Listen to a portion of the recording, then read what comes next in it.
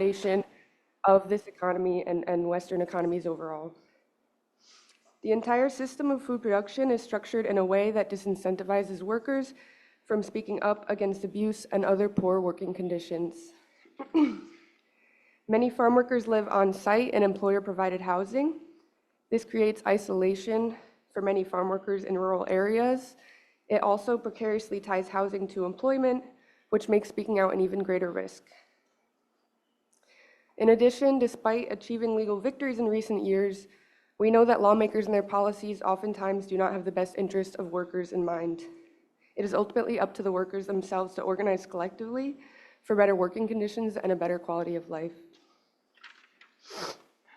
Time and again, we see lawmakers yield to the interests of farm owners and the lobby groups representing them, resulting in concessions that ultimately harm workers. For example, here in New York State in 2019, when the historic law passed that gave farm workers the right to organize, among many other important rights, this law specifically excluded the right to strike. So even though this legal victory opened the doors for union organizing in this state, it still restricts workers' ability to leverage the full power of their labor. That being said, this does not mean that farm workers across the continent do not speak up, organize, and fight back. In fact, we already know farm workers all over have a long history of organizing, of coming together to fight for better conditions. And we can see this take many forms. It doesn't look like just one type of organizing. We have comrades who are working to hold corporations accountable for imposing higher standards on the farms that supply their products. We see small-scale defense campaigns when our comrades are under attack. And we also see workers organizing informally among themselves to confront their employers. Building worker power involves raising the consciousness of workers who are otherwise intentionally kept uninformed about their rights, building that trust and support network to alleviate the fear and threat of retaliation, and bringing more and more workers into this movement. And we can clearly see that those who profit off of this labor are aware of the power that workers hold and that it scares them. We see the wave of unions and other organizing taking place across the country and across the continent, and we see the extent to which those in power will go to prevent this status quo of exploitation from being disrupted. So today, you will hear the stories of what some of our comrades have experienced as farm workers. Unfortunately, these stories are not unique or uncommon, and they also challenge the mainstream idea that our local farms, our organic farms, are somehow less exploitative or safer to work at. We will also see, in particular today, how some of these stories show the particular vulnerabilities of women in this field, or in this sector. So as Fabiola already mentioned, this tribunal is not only about highlighting the voices of workers on the front lines, but also about demanding accountability from these systems that create these conditions and from the individuals perpetuating these systems. We know that the conditions that farm workers face on a daily basis are not by mistake, they are by design. Capitalism and the systems of oppression that uphold it create the structures of these systems. And because of this, we need to keep our eyes on a long-term vision of collective liberation that involves dismantling these systems from the ground up. It is only through solidarity that we can achieve this. And at this tribunal, we're aiming to bring light to the issues of farm workers that are so often pushed to the shadows and to show that a better world is possible. Thank you.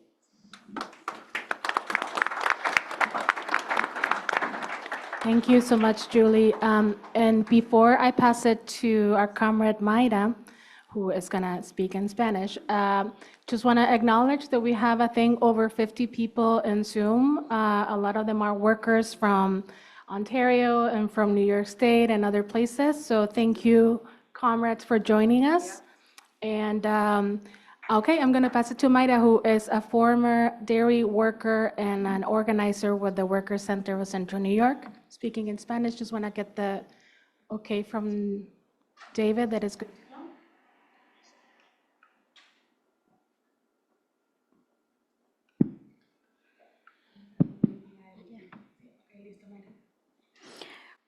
Bueno, mi nombre es Maira.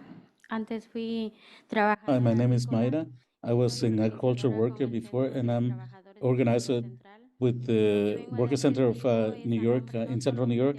I want to give witness not only to my person, but also it comes to the voices of other women workers in New York that work in different ranches. Some of us have experiences that work in different industries, in the milk industry and vegetables and others. And other women workers are also wives of other workers. And the work that they do is that they sell food to other workers. Some of our people, some of us have our sons and daughters with us, and some of us, we have them in our countries of origin, but we all live in the housing that the boss provides. The living in the fields is difficult and dangerous, and the major harms are pesticides, no heating, no privacy. Our machines like refrigerators and washing machines doesn't work, and we often have these things that these things that do affect people a lot. And one of our colleagues lived in a trailer that was very small, and the trailer was that had rat poop, and it also had fungi. And once she tried to cook in the kitchen, the stove was so dirty that all of it turned on. It took her a whole month to clean the stove, and she lost her nails cleaning. And another person, showed up in housing for workers, and she had to put boxes in a corner, and she had to place like a blanket as a door. Imagine living in these conditions during the pandemic, and someone who told their story was a person who was living also with 13 people in one trailer, and the appliances don't work, and the boss doesn't fix it. So every single day, they have to deal with all of this, and they deal with a door that doesn't close and with cockroaches. The housing is not secure for the kids and safe, and they let the children be there because they want the workers to be stable. And that the workers won't leave. It's more probably that a worker without family can leave the farm, and a lot of them. And the fact is that the bosses exploit the situation, and the women that work in the farms have to go out all day, and they have to leave the kids in the house who cannot go to school yet. One of them said, I only work one day, and then I came back, and my children were in just one room without being able to get some air.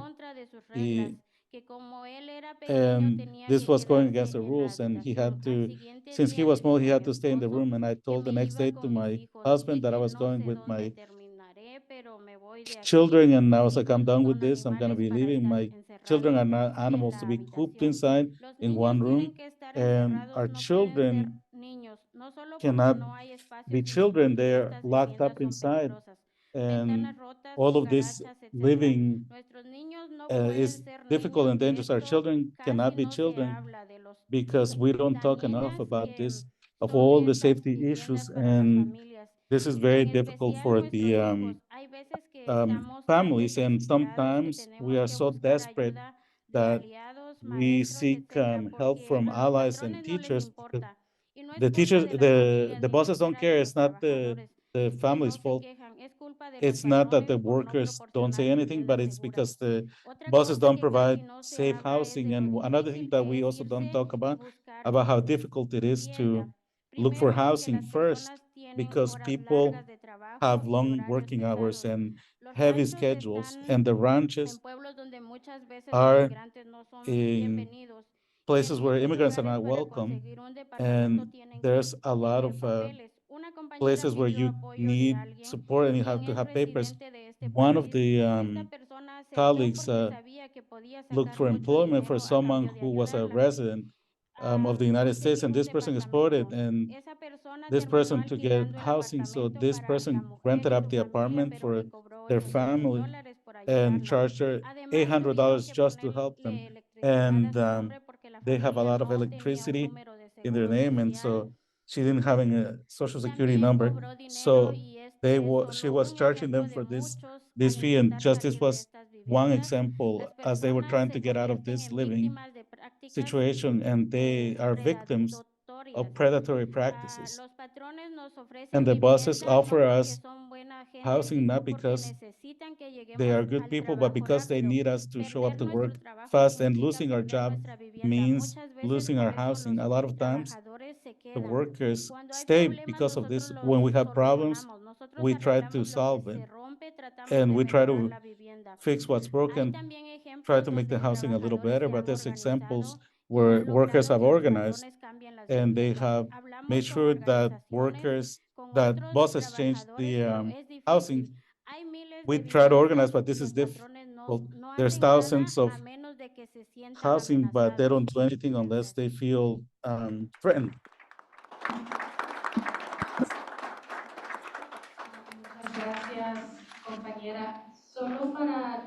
So thank you so much. Just checking that the interpretation is working well for everybody. All right. All right, so now we'll pass it over to Claudia Rosales. So she's part of the Pioneer Valley Center. Gracias. Bueno, como ya dijo So thank you so much. As Fabiola was saying, I'm Claudia Rosales. I'm a farm worker at some point, and I work at the Workers Center at the Pioneer Valley. And I just want to speak about the facilities and resources that we don't have. I'm not going to only talk about my experience, but the experience of other co-workers. So we prepare the earth, and then we plant it, and then we cut the plant and harvest it and then hang it in the ranch. So there's an open field. Usually we don't have shade. We work in the fields and we work under the sun. We work fast. You work line by line, and it's very quick. And if you don't do that, then you fall behind. One of the biggest problems that we see in health and security at the workplace is the lack of bathrooms at the fields, not only because they're far away, but we have to walk a lot to get to the bathrooms. So sometimes they're very dirty. It's very risky to go there, and it's mostly because we don't have time to go to the bathroom, because they give us a road to do and we have to keep up with it fast. And if we don't do that, then they can yell at us if we fall behind. Because sometimes we have problems with people who are managers, and they tell us to do it faster. For men, it's easier because they can just go to the bathroom, on the side, and it's no problem. But for us as women, it's harder. It's more difficult. We have to walk a lot to get to the bathrooms, and especially when it's really hot outside. And when you come back, well, your coworker is way ahead of you on the line, and we fall behind. So a couple of our colleagues spoke about how they just held in going to the bathroom, and that they ended up at the hospital. They got an infection, a urinary infection. The doctor told them to drink more water, but they said that they couldn't go to the bathroom because the boss would fire them because of that. So we're very much restricted at work from using the bathrooms. And because a lot of our colleagues didn't want to go to the boss and tell them, hey, we need a bathroom that's closer, or because they got sick or holding in, not going to the bathroom. And they also have to work in very high temperatures, and they don't go to the bathroom, they don't drink water, or else they get yelled at if they go to the bathroom. A lot of damage is done to our bodies, our health under the sun, and not drinking water can have negative consequences on the body. We can't be drinking so much water because, as the coworker said, you get 2 or 3 rows of plants to work on, and you have to harvest the plants. So if there's someone missing because they go to the bathroom, then the rows aren't even with this work. So also the coworkers get mad, right? If they're men, they say, hey, I don't want this woman here because she goes to the bathroom a lot, because she takes too long to go there. That's how we're treated. Some understand, others really don't. So another coworker also said that the bathrooms were far away, it was dirty, there was no toilet paper. Sometimes because we don't want to go into the bathroom because it's so dirty, we go um, to the bushes, because the bathrooms are really disgusting. The boss didn't want to spend any money to wash it, and that happens very often in the fields. The boss doesn't want to invest money for cleaning. Basically, he doesn't understand and doesn't care about the necessities of the people. So we could get infections. They're using the bathroom, especially women. So that is why the women are very much scared to speak about this.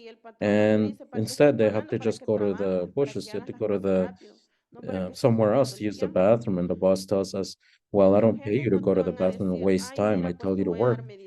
And the bosses won't tell you, well, I'm going to give you medicine for whatever ails you, or I'll give you a closer bathroom, I'll clean the bathroom. No, they don't care about that. They just care about the work and what's produced. In the summer for us, it's very important for us to have the bathrooms cleaned often.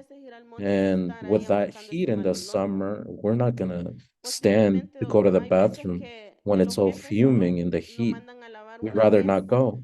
Sometimes the bosses just have it clean, the bathroom, once when the inspection comes right before.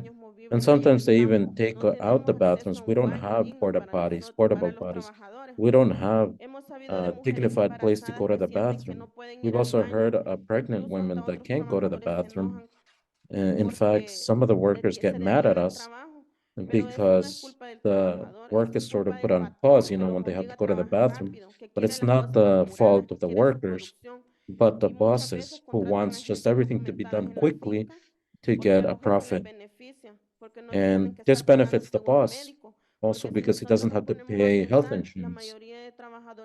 If we think about it, a lot of immigrant workers don't have access to health insurance. And they don't also have workers' compensation if they suffer an accident. All of this is what we need, us as essential workers. And if they contract a person who's an American, they need their health insurance. They demand this, that they get holidays, that they get bonuses. They demand all of this because they know what the law is and they know that they have these rights. We also have these rights, but they don't listen to us. Sometimes we work with fever, sick. They go because they fear getting fired from work. So we've seen how they abuse workers who are on here with visas. One of the workers, one woman who was working in tobacco, and she was pregnant, she had to go to the bathroom in the middle of the field when everybody was looking at her. And one coworker asked her, why did you go to the bathroom? She said, well, I'm on a contract here on a visa and I can't lose any time. The boss will yell at me. So they don't want these facilities to give us these facilities. And sometimes even if, they give us bathrooms, proper bathrooms, we don't even have time to go because we're in fear of getting fired. Because you think about also your health and your security, but bosses really don't care what we go through for our health and security, for our protections. So they lack this consciousness of the well-being of the workers. And a lot of co-workers are really in fear of speaking out about this because they're going to get fired. So thank you for listening.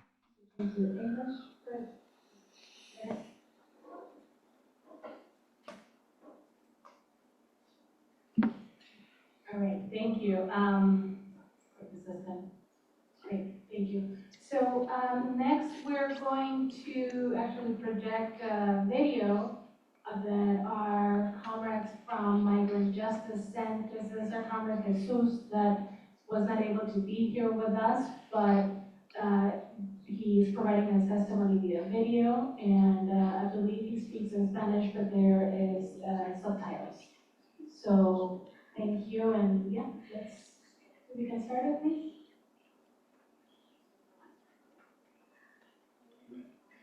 Mi nombre es Jesús Zúñiga y quiero compartir con ustedes un testimonio que me pasó en un rancho ganadero de vacas lecheras.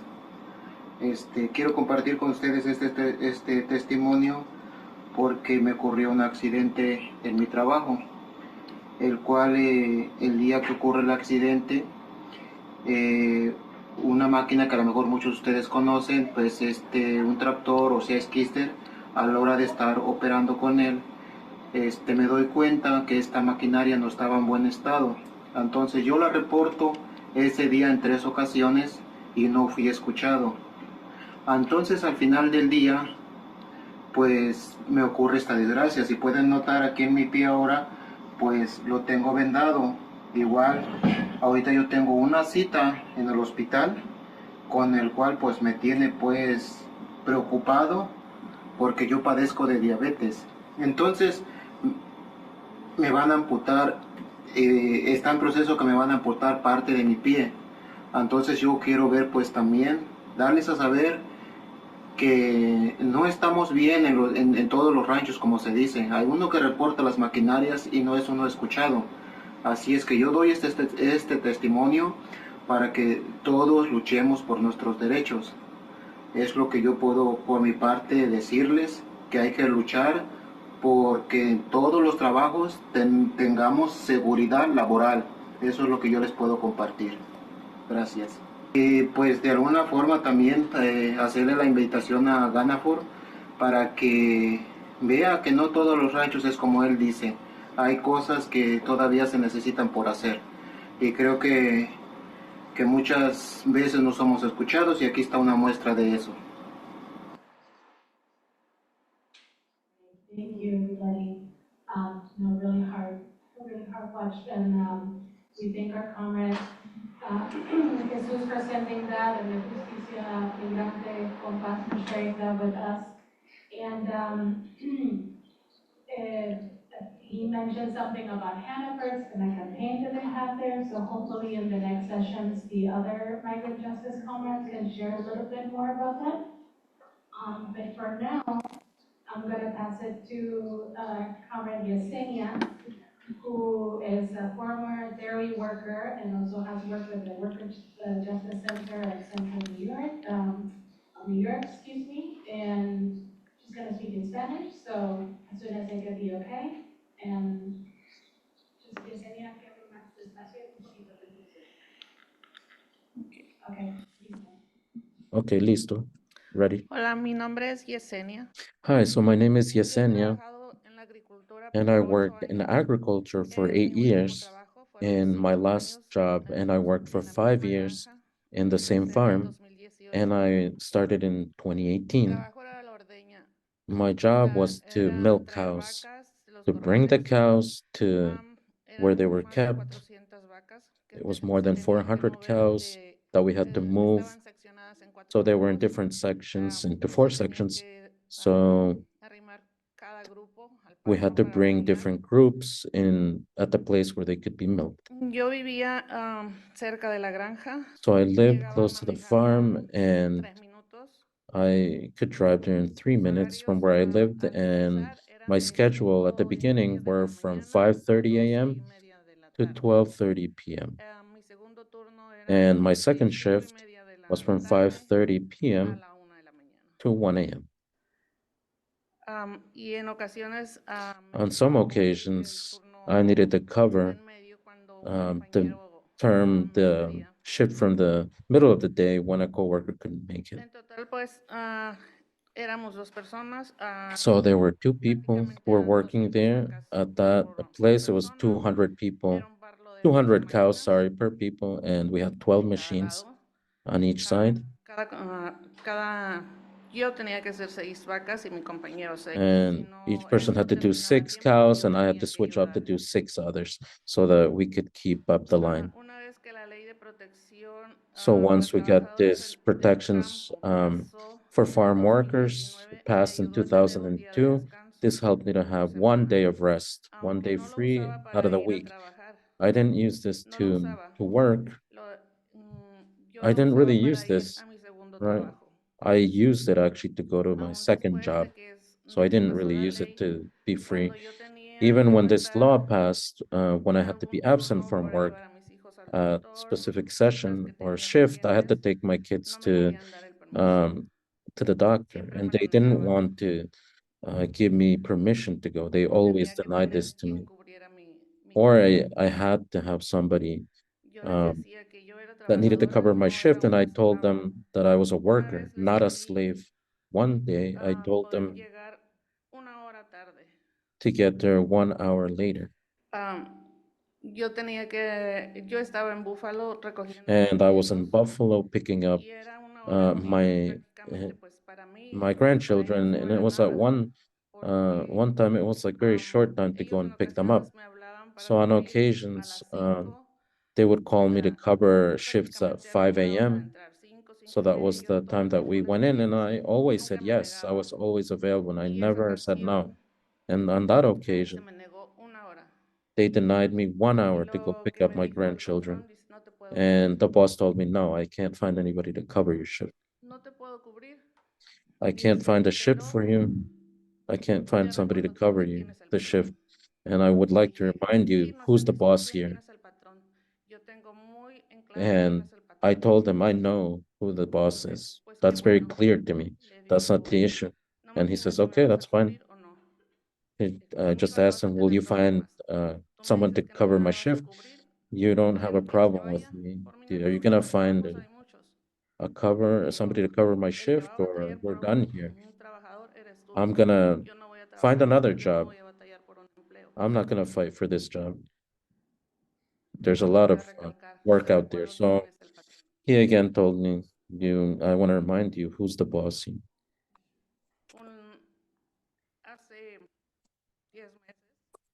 So 10 months ago, a coworker asked me to cover a shift on Sunday, and I said yes.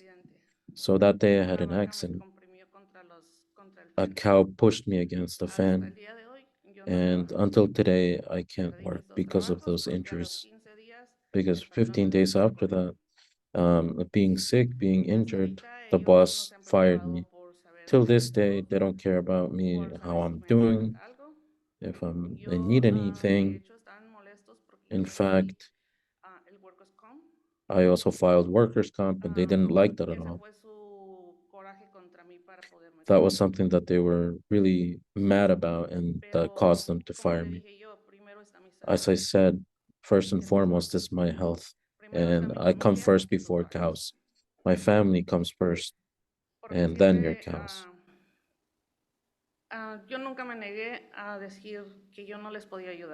So I never told them that I can't help, and that was where I faulted, where my error was, to tell them that I could always do it.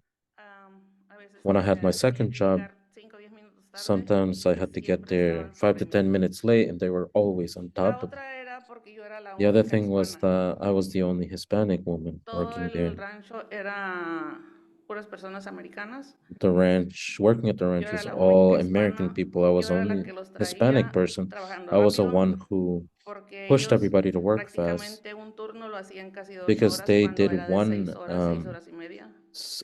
shift in 8 hours, and I did it in five and a half hours, from bringing cows over to get them to the machinery, to wash all the workplace where we had to work that day, and also disconnect the tank so that there wouldn't be any accidents and that the milk wouldn't be contaminated.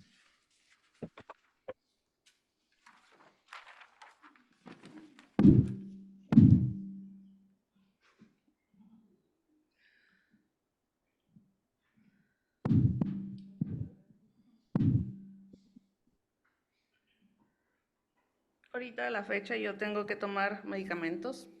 So today I still have to take a medication. I'm worse than like a really, really old woman. I have to take oxygen. I have to use this machine also to do exercise, because sometimes I can't breathe. The cartilage on my chest is very much damaged, and also my spine. So 1 gallon of milk I can't carry. It's way too much for me. And they can't see this. They really don't care. and they fired me for this. Yo entiendo que en los ranchos I understand that at the problemas. ranches there are many problems. Hay problemas que los accidentes no son And the provocados. accidents, are not. No estoy golpeando. Sorry. Y en ocasiones, pues, no See, son, so on no es culpa de occasion, uno. Ese it's día not your lo fault. que pasó fue que It's not una the bandada workers' fault. de pájaros, de So what polillas, happened is le that pegó a some birds le aleteó en la cabeza a la vaca, fue lo que se asustó was y flapping in the fue face cuando of provocó el the accidente. cow, and the cow got scared, and Estaba that's what caused the accident. empujando vacas para So I terminar was la línea, pushing up the ya cows to go prácticamente through the la última line, línea para and it was terminar. pretty much the end of the line just to finish the day of the shift. Lo que solo yo le mandé un mensaje So I sent a patrón que había tenido un message to the boss accidente. that I had an accident on the Y job. lo que él me dijo que si ya And tenía what he told tiempo, me que is si me that había pasado en el trabajo. Le dije, it sí, had happened at the estoy en el workplace. trabajo. Dice, ¿ya tienes quien And te he said, cubra? "This is at work?" And I said, "Yeah." Le digo, no. "And do you have anybody Le digo, could cover your shift?" le And I voy a said, mandar "No." mensaje I'll send over a a la message compañera. to Dice, the ok. coworker. Ya le mandé mensaje. "Yeah, Y I me dijo, already sí, sent the sí puedo message." cubrirte. All right. And she said, "Yeah, Pero I el can cover patrón your shift." prácticamente But the boss nunca se preocupó por was not worried about this, acercarse al parlo, a ver to come qué había over to our work pasado, cómo había site to sido see el what was accidente, going si yo on, estaba bien, what the si accident was ocupaba about, if I auxilio. was okay, if I needed help, if I Prácticamente needed no medical attention. no les importó. Immediately, La basically, they didn't compañera que care yo at all. tenía The tampoco coworker nada that más I se quedó had mirando, that I was pero working no me with, she asustó. just looked at me and she Yo didn't como pude come to my aid. me agarré del fan So I porque ya no managed to podía just grab respirar. onto the fan because I couldn't Porque yo breathe. sabía que si yo al I caer knew that al piso, la that when vaca I me iba a fell to the pisar, ground, se iba a asustar y the iba a estar cow would step on me, and because she corriendo would be y me iba a scared and she pisar would be y me all iba a running volver mi around, accidente. and my accident would be even worse because she Y would hasta la step on fecha, me, ellos no trample saben on me. si yo sigo bien. So to date, they don't know Pero el that I'm coraje okay que or not, tienen hacia mí es que yo les puse el but workers' comp. they are really pissed off at me because of the workers' Eso es compensation. una de tantos accidentes y So that's one of many racismo que me ha accidents and pasado racism en los ranchos that I faced at the ranches, y esperemos que esté mejor. and we hope that it's better.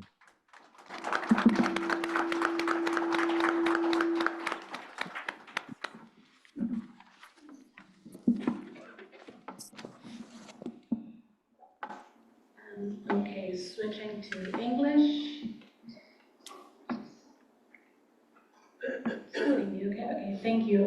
Just want to make sure that this mic is working. I think folks in Zoom were having trouble. Okay. Okay.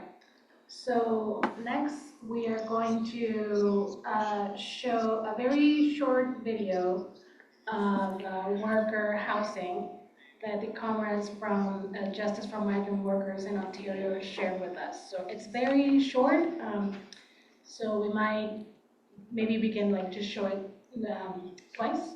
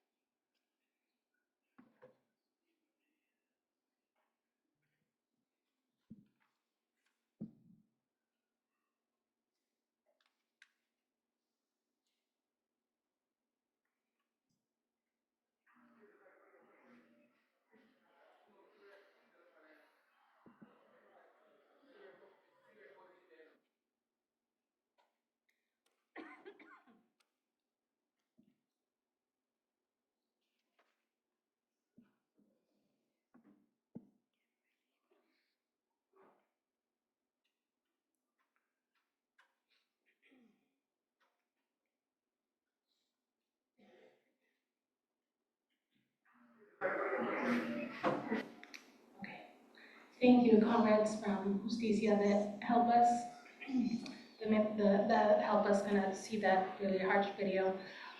Next, I'm gonna pass it to Moilene Samuels, also from Justice for Migrant Workers, Congress from Ontario. Thank you so much.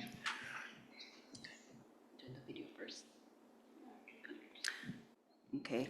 My name is Moilene. I am part of Justice for Migrant Workers, and I will be reading testimonies from several guest workers that have worked in Ontario and British Columbia. One worker says, I work in the field with chemical spraying, and even our living conditions were a bit messy. We were living in sewage for about 4 days, and when we decided to take action, some of us were sent home. Some of us didn't get a request to come back as well. I got an injury on the farm, and I haven't heard anything from the liaison. I've reached out to him since last month, and I can't get through. But I was working in a similar situation where we were in a field, the same field where they send the sprayer to come and spray more than once. I've seen it all.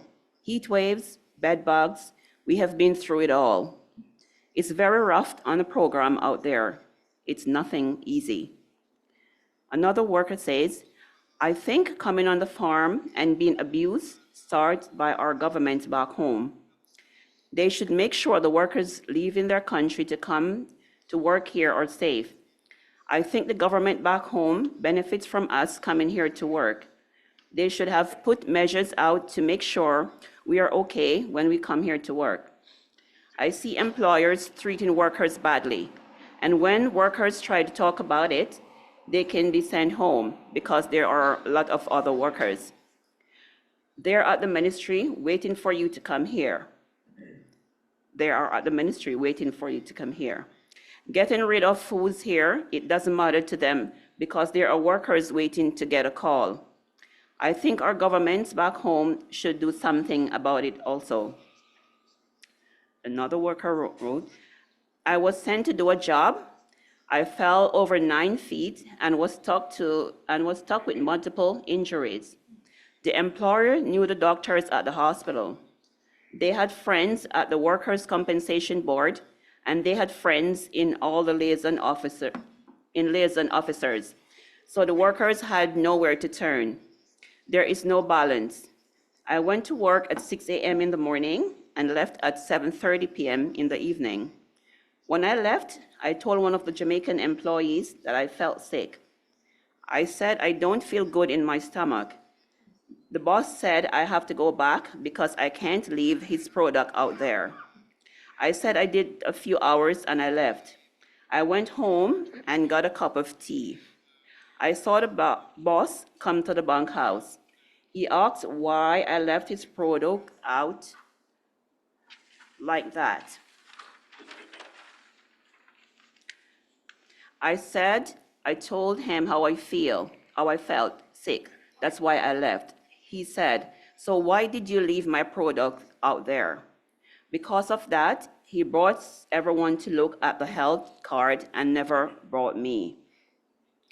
Yet another, when I got an injury on a pumpkin farm, one of the employees called the boss and told him that I got injured. So I sat in one of the trucks, and then the boss pulled up and came there. He didn't really come there quickly, and he asked me what happened. I told him what happened, and I told him I was really, really dizzy and not feeling good. The only thing the boss wanted me to do was to go back to work. He didn't ask me if I wanted to go to the hospital. He didn't bring a first aid kit or anything. He just wanted me to go back to work. He asked me if I could come tomorrow. I never did feel really good to the next morning, but I tried and went. I just worked for half an hour, and then I had to go back in the truck and start to lay down and try to recover. I didn't recover. I just saw things getting worse, so I told him that I wanted to go to the hospital. He told me that I should go home and take 2 to 3 days in the bunkhouse. I told him no, I can't bear this pain, and he called the supervisor and let her bring me to the hospital. Then she brought me to the hospital. What I experienced from the doctor I saw is like the boss already told him what to do. The WSIB doesn't want to pay out. This is from another worker. A lot of medication, you have to eat a meal before you take the medication. You don't have money for the medication or for a meal. If you find the money for the medication, you don't have the money to buy the food to get your meal. It's hard and injured farm workers. I've seen it being done to my co-workers, be it Jamaicans, Trinidadians, Barbadians, or St. Lucians. The treatment is lacking. The understanding of the culture is lacking. The ability for workers to get information is not shared with them. I've seen grown men being depressed, having to fight to get some sort of compensation from either the employer or WSIB, or so. They still have to maintain their families back home. I wish the system would change. Another worker, I think workers really do need that care and consideration when it comes to medical treatment and being able to access services. A lot of times, workers are in remote areas and they don't have access to anything at all. They have no way of getting to medical centers for any sort of aid or information or anything at all. I wish that would change and have some accessibility and people be held accountable for putting people through that and those circumstances.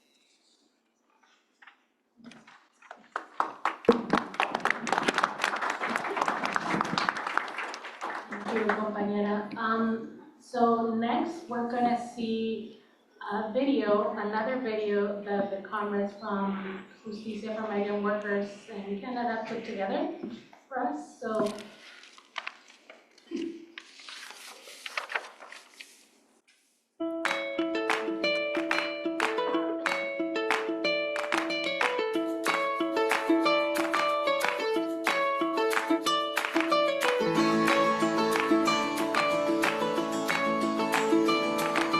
My name is Julian Todd. I'm an injured migrant farm worker. I was at work and we were traveling on a bus and the bus hit a pothole and I bumped up in the same position that I was sitting in and I landed back down flat and injured my lower back. So now I'm just here living with a spinal injury. Yeah. My name is Caperton Tomlinson. I'm an injured worker. Used to work in Canada in the Farmworkers program. I've been injured from 2015. My name is Winfred Graham. I was working in Canada on the farm harvesting tobacco. I get injured while my machine that I work on run over a foreign object, and I was sent home after getting treatment over there. Yeah, I'm Anthony Brown. I was coming from work for lunch and another guy was driving the Archer buggy and I just stripped off it. When I stripped off it, I found myself in hospital. I'm Rodolph Johnson from Jamaica. After lunch, the tractor overturned. That's where I fell and get a broken knee. Also, tree slip disc in my back.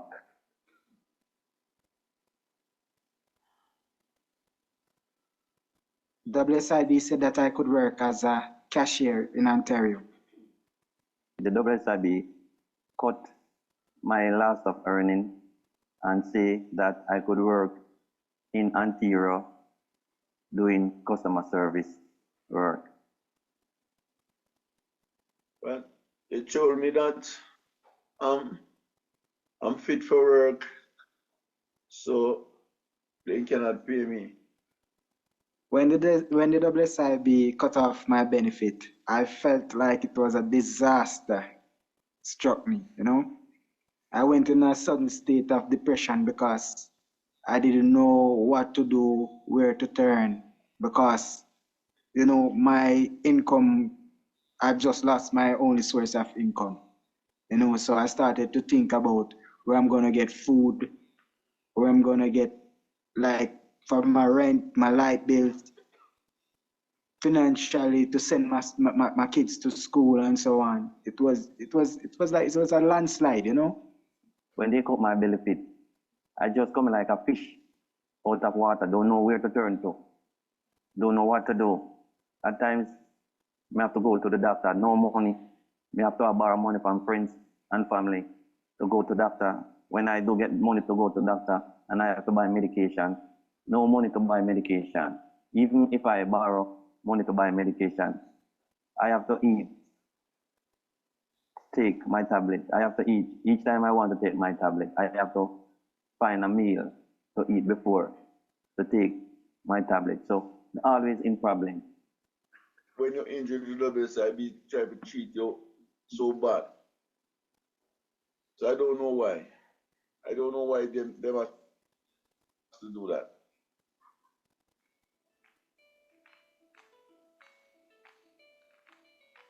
We formed a group, injured workers group, and we keep our group meetings, trying to stay active, keeping communicating with each other. So the group is very important. So we injured migrant farm worker fighting for our rights. All of us put our shoulder to the wheel and trying to get the wheel turning and turning, thus we can get a victory for what we are fighting for. Coming together with other injured migrant farm worker was very important, you know.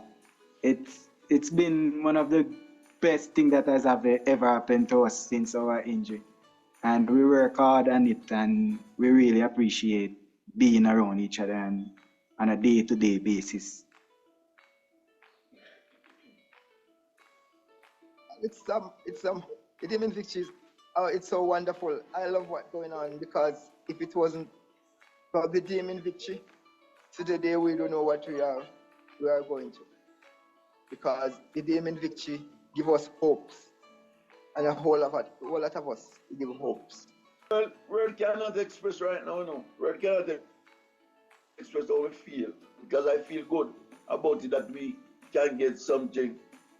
Well, although, you know, money cannot buy health, but at least we injure, so we're supposed to get something, because I feel good. And I think the rest of the guys them in the group feel very, very awesome. I feel so joyful, you know. I'm happy for each and every one of us, you know. Words not enough for me if you tell no guy thanks, and I don't know when I'm gonna see you guys. Thanks to all of the people who made it possible. Thanks other injured workers who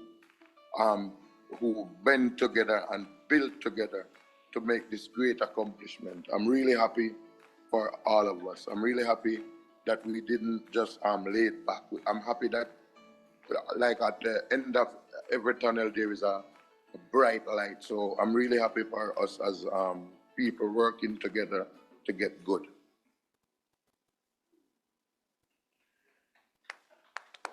It's important for all workers, regardless of where they are, Canadian workers, Jamaican workers, all over the world, for them to get proper justice. I think WSIB needs to realize that when you're hurt, they are responsible. So their responsibilities, they need to start show more to us to, like, let us feel like ordinary people who didn't get hurt. So I'm really hoping that they do something to just elevate our minds, elevate our spirit, help us to not stressed out, help us to actually be strong, help us to, like I have go do, like the people who tried with us. I hope that WSIB would just try with us a bit so that we can feel like we are humans. I want to see the WSIB make changes like start treating us injured migrant farm workers as human that we are. Because they are not seeing us as humans right now. They are seeing us as animals, you know? And I would like for them to not to get rid of the racism for starters. And once they get rid of the racism, then we can move forward. Healthcare and taking care of a family. Because if you're not getting healthcare on a proper basic, on a regular basic, so you know you're unable to get back on track in time. We have it hard when we get injured and sent down back to Jamaica. Today, we must give ourselves a pat on the back, just knowing that with any hurdle, we can overcome.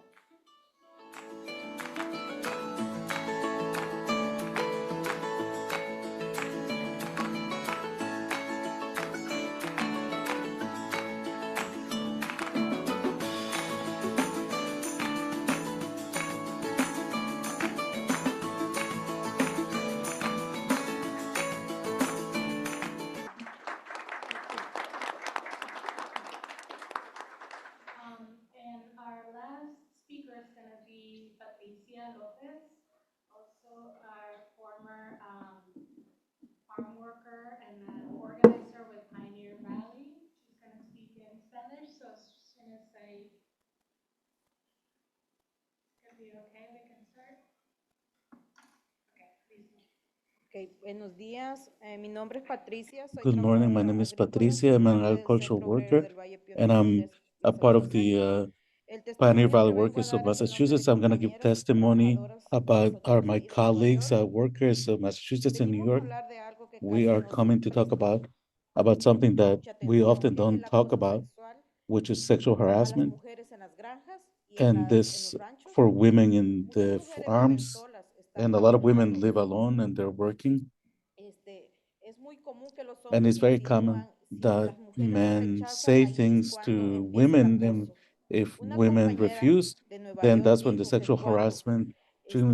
Cuando ella And trabajaba en el campo, solamente and trabajaban dos when she mujeres. works in the field, Se fue una there de were las only two mujeres, women se quedó working, ella and then sola, entre one woman left, trabajando and con only 13 hombres. she was left El with patrón working with tenía un 10, cuarto 13 donde men, la tenía a and ella, she was pues in a room, el cuarto no tenía puerta, solo era and una where she cortina. was living, and Había un señor que cuando the door llegaba didn't have ella del the trabajo, room ella didn't have llegaba cansada, se a acostaba a proper door, dormir y el and señor ya sabía que ella estaba cansada, she didn't. y no podía estar pues por el So she didn't cansancio have que ella a tenía, proper pues door, and used a blanket, and then there was a man that used to arrive, empezaba a and tocarla, la empezó a acosar. and he started touching her and Ella lo que hacía molesting her, and ella what se she did despertaba was she y se woke quedaba up, tranquila, callada. and Porque she's remained quiet because porque incluso muchas veces él because estaba borracho. sometimes this Porque man eso es lo was que drunk, pasa, que muchas and that's veces what happens. las personas que están trabajando A lot of the times, the como en people las that fincas are siempre working están in the borrachos, los hombres. fields are drunk. The men are drunk.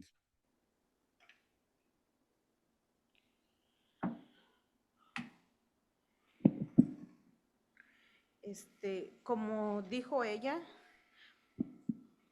As my colleague was saying, es un recuerdo muy, this is a bad memory, era un recuerdo para ella muy insoportable. and she couldn't bear to remember because it was a bad situation, and she had a lot of courage to Ella le pidió a say su what happened. patrón She asked her que si le boss podía poner una if puerta. Y él she could get a no le door, hizo and caso, the boss did porque did ella not decía que ella quería estar pay attention segura, to dormir this. She tranquila. said she wanted to sleep Pero well and be él, como le safe, vuelvo a repetir, él no le quiso but as hacer I was caso. saying, the boss didn't listen to Le her, dejó así, siempre ella seguía and she left it. siendo He acosada left por it los like mismos that, and she compañeros was del trabajo. getting sexually harassed by Otra the same compañera men. compartió And que cuando llegó a Nueva another York, colleague shared that when she arrived to era New muy York, joven, tenía she was que very young, compartir la casa and she y el had baño to con 8 share hombres. house Y era muy and bathroom with 8 desagradable men, porque los and it hombres was very empezaban a bad hablar de because ella, the como que men si ella no started estuviera talk ahí. about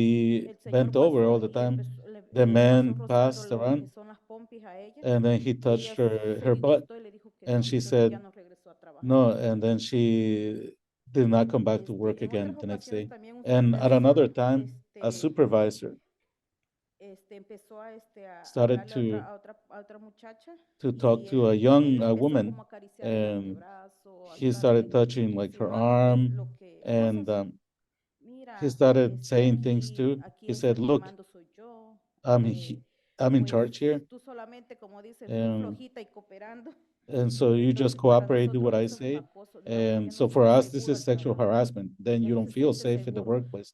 You don't feel safe because if the manager who should protect you, darte una protección y los demás compañeros ven and then the other colleagues see that you're not going to be protected, they're going to take advantage as well. al ver que ese señor va con la And insinuación de when they quererte see that that man enamorar o has estar allí this coqueteando contigo, bad los demás piensan, intentions trying to también flirt es with you, bueno, then y people, empiezan, other ya no workers say, queremos oh yeah, I trabajar can a do it. gusto, ya no Then está, you don't work well uno because está como trabajando, pero al mismo tiempo you're asustado, working, porque no but sabes also in si va a fear venir un because you don't compañero y te va a know if decir algo, another o man si en la is, forma que uno está colleague is going to trabajando, uno no está work and say pendiente, uno está something, or the way pendiente in which quién you're va detrás de working. uno, y ellos You pasan don't, you cannot always see como who's les digo, behind you, pasan and they pass tocándote by y ya solo and ellos they por touch decir, you, ay, lo siento, and then they said, oh, I'm ya sorry. uno ya no se siente And conforme then estar trabajando así con you ellos. don't feel well working with them.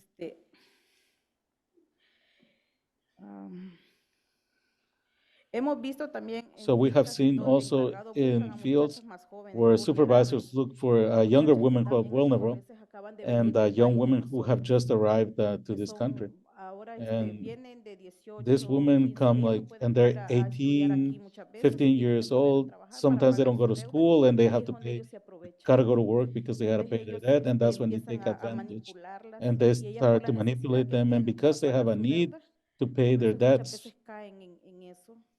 they fall into all of this. También se ha sabido de And violaciones en we also casas. know of Hemos sabido de mujeres que son violations acosadas por and rape in their personas que las houses llevan al trabajo, by people mujeres who que no bring tienen them to the acceso. work, Aquí women en el campo pues no who tenemos acceso a un don't have baño, access to bathrooms in the tenemos que ir al fields, monte, ahí and también we muchas have to veces go do our thing in por the decirnos bathroom muchas veces in como inseguras on the side por of the lo fields, que and no so tenemos un we baño. feel Muchas veces cuando tú unsafe and vas al baño insecure ellos están because pendientes, mira, ahora when you go to va the al baño bathroom, y they empiezan a are murmurar de nosotros. they start talking Entonces and ahí tracking también uno you, se and siente so insegura. you feel unsafe. El sexismo y el machismo en las So grandes tal sexism vez no sea and culpa de los machismo, patrones, it pero may not ellos be se the fault of the benefician. bosses, but they Esto benefit ayuda from a que this. los So this trabajadores helps that estén the workers divididos. are Tal vez divided, es una estrategia de mantener and un it is grupo de a trabajadores strategy débiles. to Los maintain americanos tal vez no están in haciendo el check a acoso, pero ellos group of tienen weak workers. So sus the manos limpias. American Todos bosses are merecemos not doing the respeto, sexual pero harassment, el but acoso a mujeres their es hands are muy not común clean. We y all nos da deserve temor respect, de and no sexual poder harassment for women defendernos. is very common. And Cuando, we are fearful that we cuando cannot do tienen, anything about this. cuando tienen mujeres trabajando, And tienen when que you ser have women protegidas. working, they have to be Corremos protected. más riesgo que We run the risk, que las demás personas, más los hombres que more están risk ahí. than the other Tenemos el men that are derecho de ser there. felices, de And we have the right sonreír, to be platicar. happy, No to es, talk, eso no significa que and los pueden smile. acosar. And that doesn't mean that they should abuse us and harass us. Patricia, antes de pasárselo, tal vez los So jurados thank tienen you, algún comentario o Leticia. pregunta. So Nada más quiero the reconocer jury, que do they have any lo que comenta questions? Patricia es And I historia just, de what I want diferentes to mujeres que mention están en is that esta what mesa Patricia también. Entonces says, agradecemos mucho it's a el very valor de common compartir story. historia con And nosotros y thank que you nos so much for having the courage reconocer. to let us know this. Gonna switch to English now.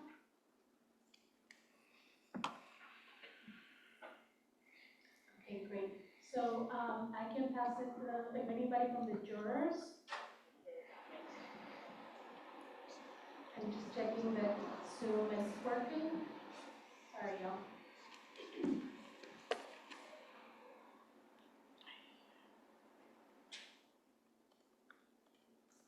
Okay. How's that? Bueno. So a little quiet? Okay. So Casi no just se to escucha see if bien. the jurors have any comments or any questions they would like to hear. Rob, do you want to start? Bueno, puedes empezar tú, Rob. Okay. Okay, so I'm going to pass it to Rob. Le voy a I'm going to use this pasar mic. I hope that's okay. Thank you. Palabra, Rob. So I Bueno. first want to thank you all Muchas for the gracias courage por to estar share aquí. these stories. Very powerful, very Y moving. Nobody should have to go through Nadie what any of you have tiene que experienced or any of your experimentar comrades esto. have experienced. Y esta es una But it is experiencia important muy that fea. you continue to share these stories Y so mientras that we build the power necessary continuamos to make a social estas change. So historias, I'm getting double. continue. It's difficult. I know it's difficult, but you're in the right space right now. Pero And tú there will be other estás en spaces el like this where you can espacio share your correcto. stories. And I encourage you to Y continue yo to share the quiero stories que because that's how we build our collective continúen power. contando sus historias. Good luck to all of you. As a jury member, Y como as un somebody miembro who's del formerly jurado, homeless, I understand yo the entiendo struggles las and how luchas we make change. y los We desafíos y think this cómo is the hacemos el best cambio. country in the world. Y pensamos I don't que este agree es with el that. mejor país del mundo.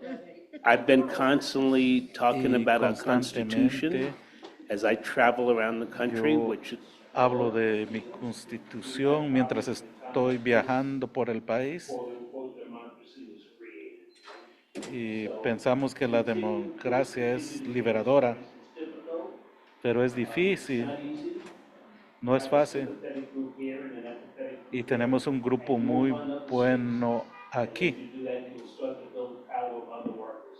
Y qué bueno que ustedes cuentan sus historias para que otros trabajadores las escuchen.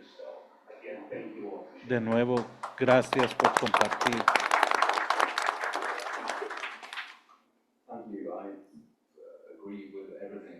Yo estoy de acuerdo con todo lo que ustedes dijeron.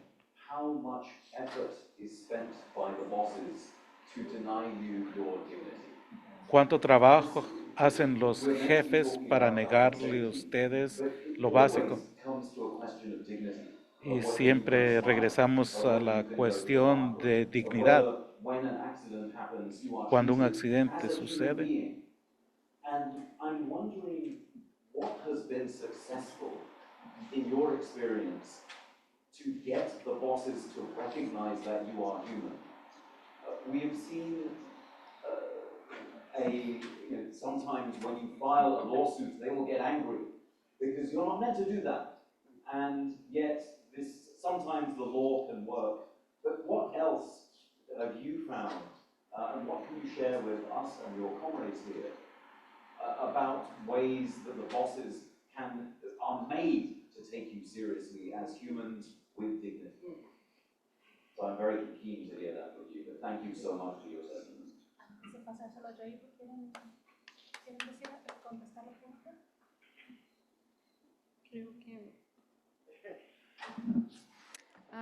Respondiendo a la pregunta que él nos hace a nosotros, answering the question that he's doing, tenemos que hacer es what we buscar have to organizaciones que nos do puedan is to look for dar el organizations apoyo that para can poder support nosotros us.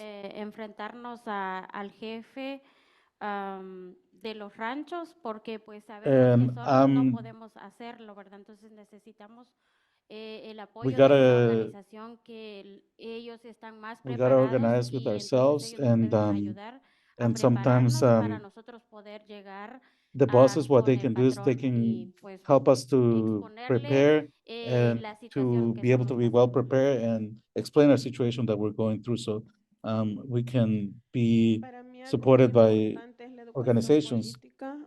Yo cuando trabajaba en el campo no conocía mis derechos. And for me, this is important.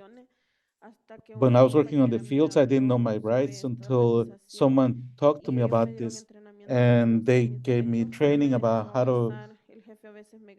to know my rights.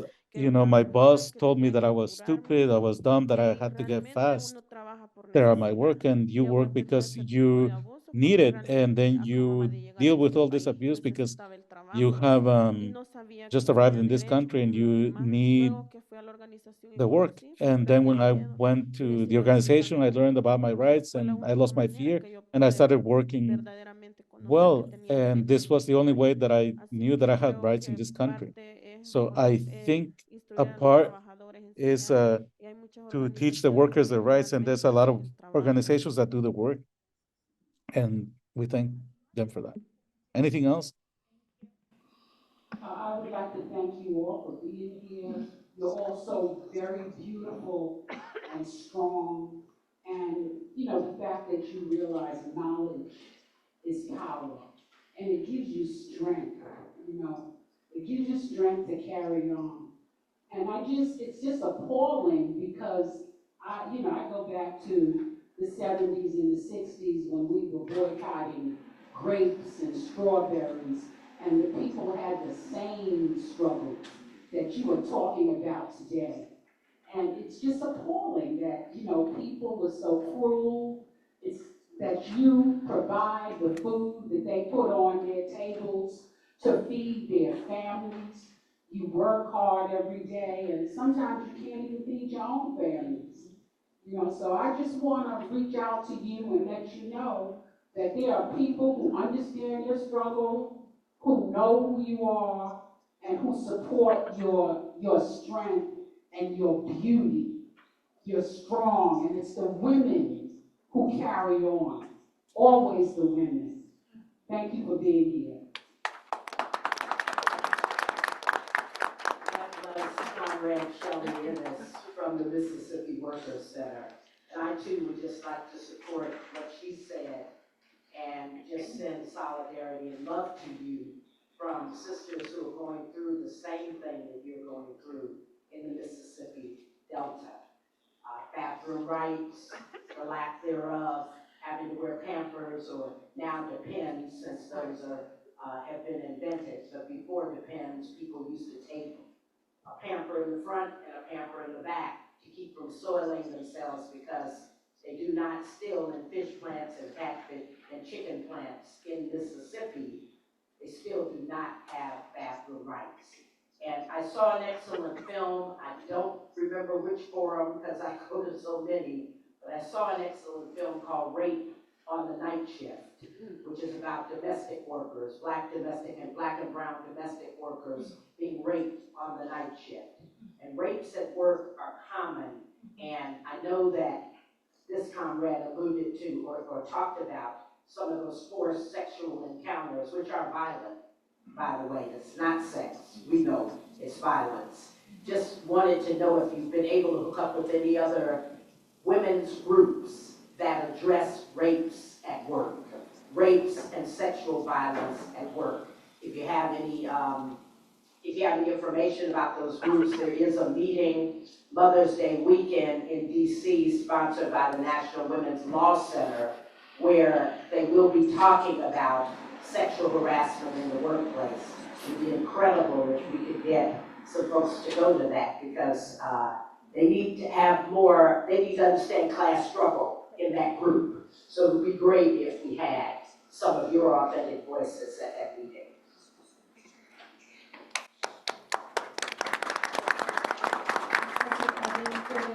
Anybody wants to answer Jerry's question? Anybody has an answer to that?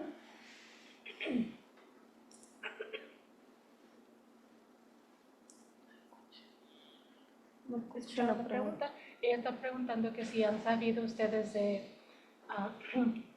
está preguntando que si han So she's asking if anybody has heard about groups of women who specifically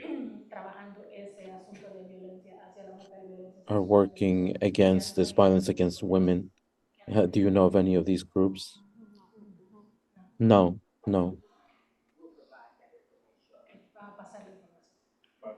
Okay. Sure. That's to Rob. That might be cannot hear us. Okay. Yeah, it's very faint. Okay. Yeah?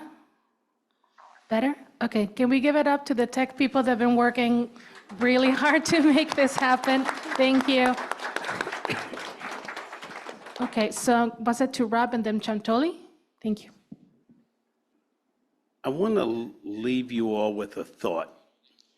As somebody who is a believer in human rights over civil rights, you have to use a bathroom. That is human anatomy. You have to go to the bathroom. And that is part of being a human being. And I think language is strong. You'll never hear out of my mouth, as much as I practice human rights, that I'm a human rights defender. I'm a human rights enforcer. The fact that we live and we're human beings, we enforce those rights that are intrinsic to us. And I want you guys to start using that language. not defender. I'm not a human rights defender. I'm a human rights enforcer.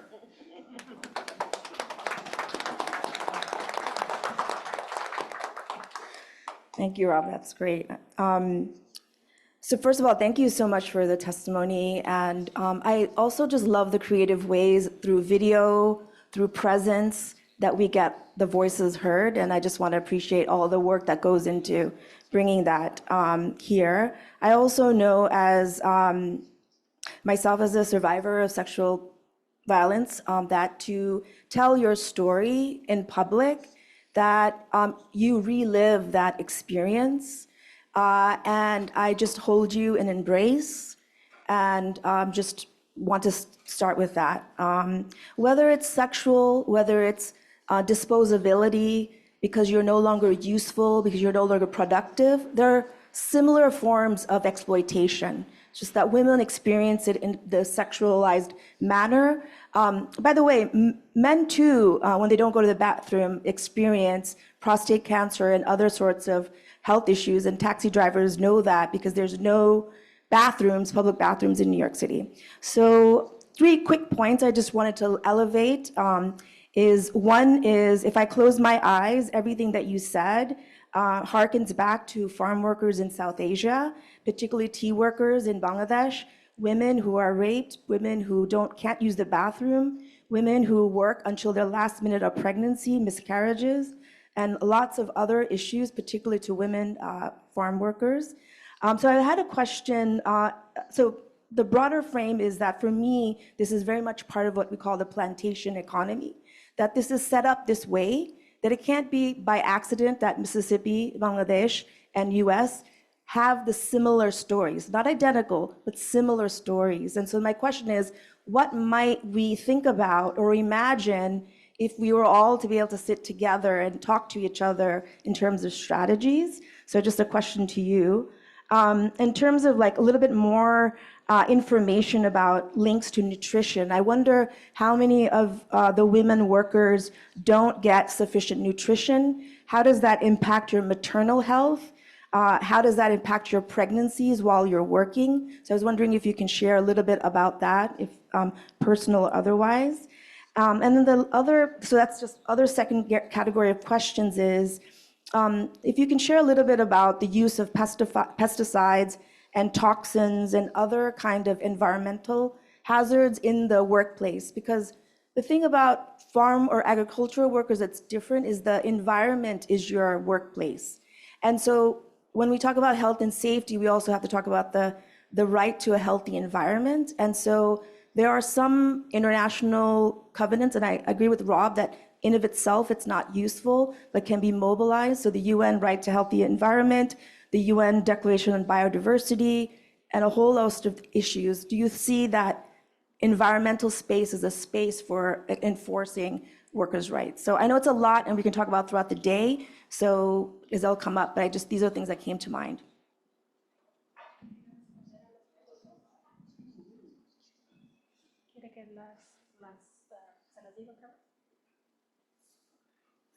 Okay, ella estaba preguntando que no es un accidente que todos estemos pasando por lo mismo en Asia, en el sur, en el norte. Entonces, la primera pregunta es cómo trabajamos juntos. So she was asking about how do we work together with everyone here in the South, in the US, and in Asia. And she's just explaining what the question was to them, just reiterating what the question was about. Can't hear her so much because she doesn't have the microphone next to her speaking. So she's just asking who would like to answer. Creo que de la manera que podemos unirnos, como yo So I believe in the way that we can get together, and because we know that we have a lot of organization. You know, we need the political education. There are a lot of organizations in Springfield that are together with us, and we organize the farm in the summer, and we do outreach. We do surveys, we do trainings as well, and we do education for them as well. And we organize them, we motivate them, we empower them, and that's the key. Empower the workers so that they can lose this fear And that way, as organizers and where we are in our states, they can lose that fear and organize. And I think that nutrition definitely affects the workers more than anything, pregnant women. I've known women that have worked until the last moment before birth, and a lot of times they do it because out of need. They don't get the proper nutrition that they need through this period. And sometimes they have fainted at work, passed out, and other types of illnesses because under the sun, under that temperature, it's very risky and damaging. And I've seen many of this happen. And regarding pesticides, what I worked in this 6 years in agriculture, I had a lot of allergies because of this that we use for the plants because the employer didn't give us the gloves. Sometimes we bought it ourselves, but we would forget to bring it every day. But when I didn't bring my gloves, my hands got a lot of allergies because of that rashes. It might have been because of the pesticides. They also didn't give us goggles. I remember once that I got a rock right in my eyes and I ended up in the hospital. We don't have access to protection, and people still don't have that sort of protection for themselves. So it's very important to do campaigns for people to raise awareness and consciousness of this because we say a lot, oh, these workers are essential, but we don't really put in the work to recognize that they are essential workers and to provide them with what they need and so that they can ask and get from their employers what they need to thrive. Moilene from Justice for Migrant Workers. And on the topic of pesticides, yes, we have some of our workers complaining about the pesticides being sprayed in the greenhouses that they're working in. I mean, it's kind of a common sense thing, but for the government, but I guess government don't think common sense. So I hope they're not listening to me. Well, I hope they're listening to me. Yes. Okay. There should be a time between the spraying and when the workers continue their work. That doesn't exist. I think they go during or right after. And the fact that the workers are not provided the hazard suits, mask, proper gears to protect them from, this poison. My comrade Chris over there or Gabriel, they could tell the name of the pesticides that they shouldn't be, that should not be used in the greenhouses or that the workers shouldn't be working with. Can't recall the name right now. Our workers complain of breathing problems, asthma, skin rashes, discoloration where it burns their skin. A matter of fact, I have personal, one of my family member back home in Jamaica. I'm trying to get him now to the fact that WSIB has agreed to compensate. I'm trying to get him to return or at least call to see if he can be compensated as well. His two hands are all discolored and from burn. I guess he's an older worker, so it would be way back when there was no restrictions or something like that, maybe illegal ones or something. Yes. So our workers do get affected terribly from pesticides. Yes.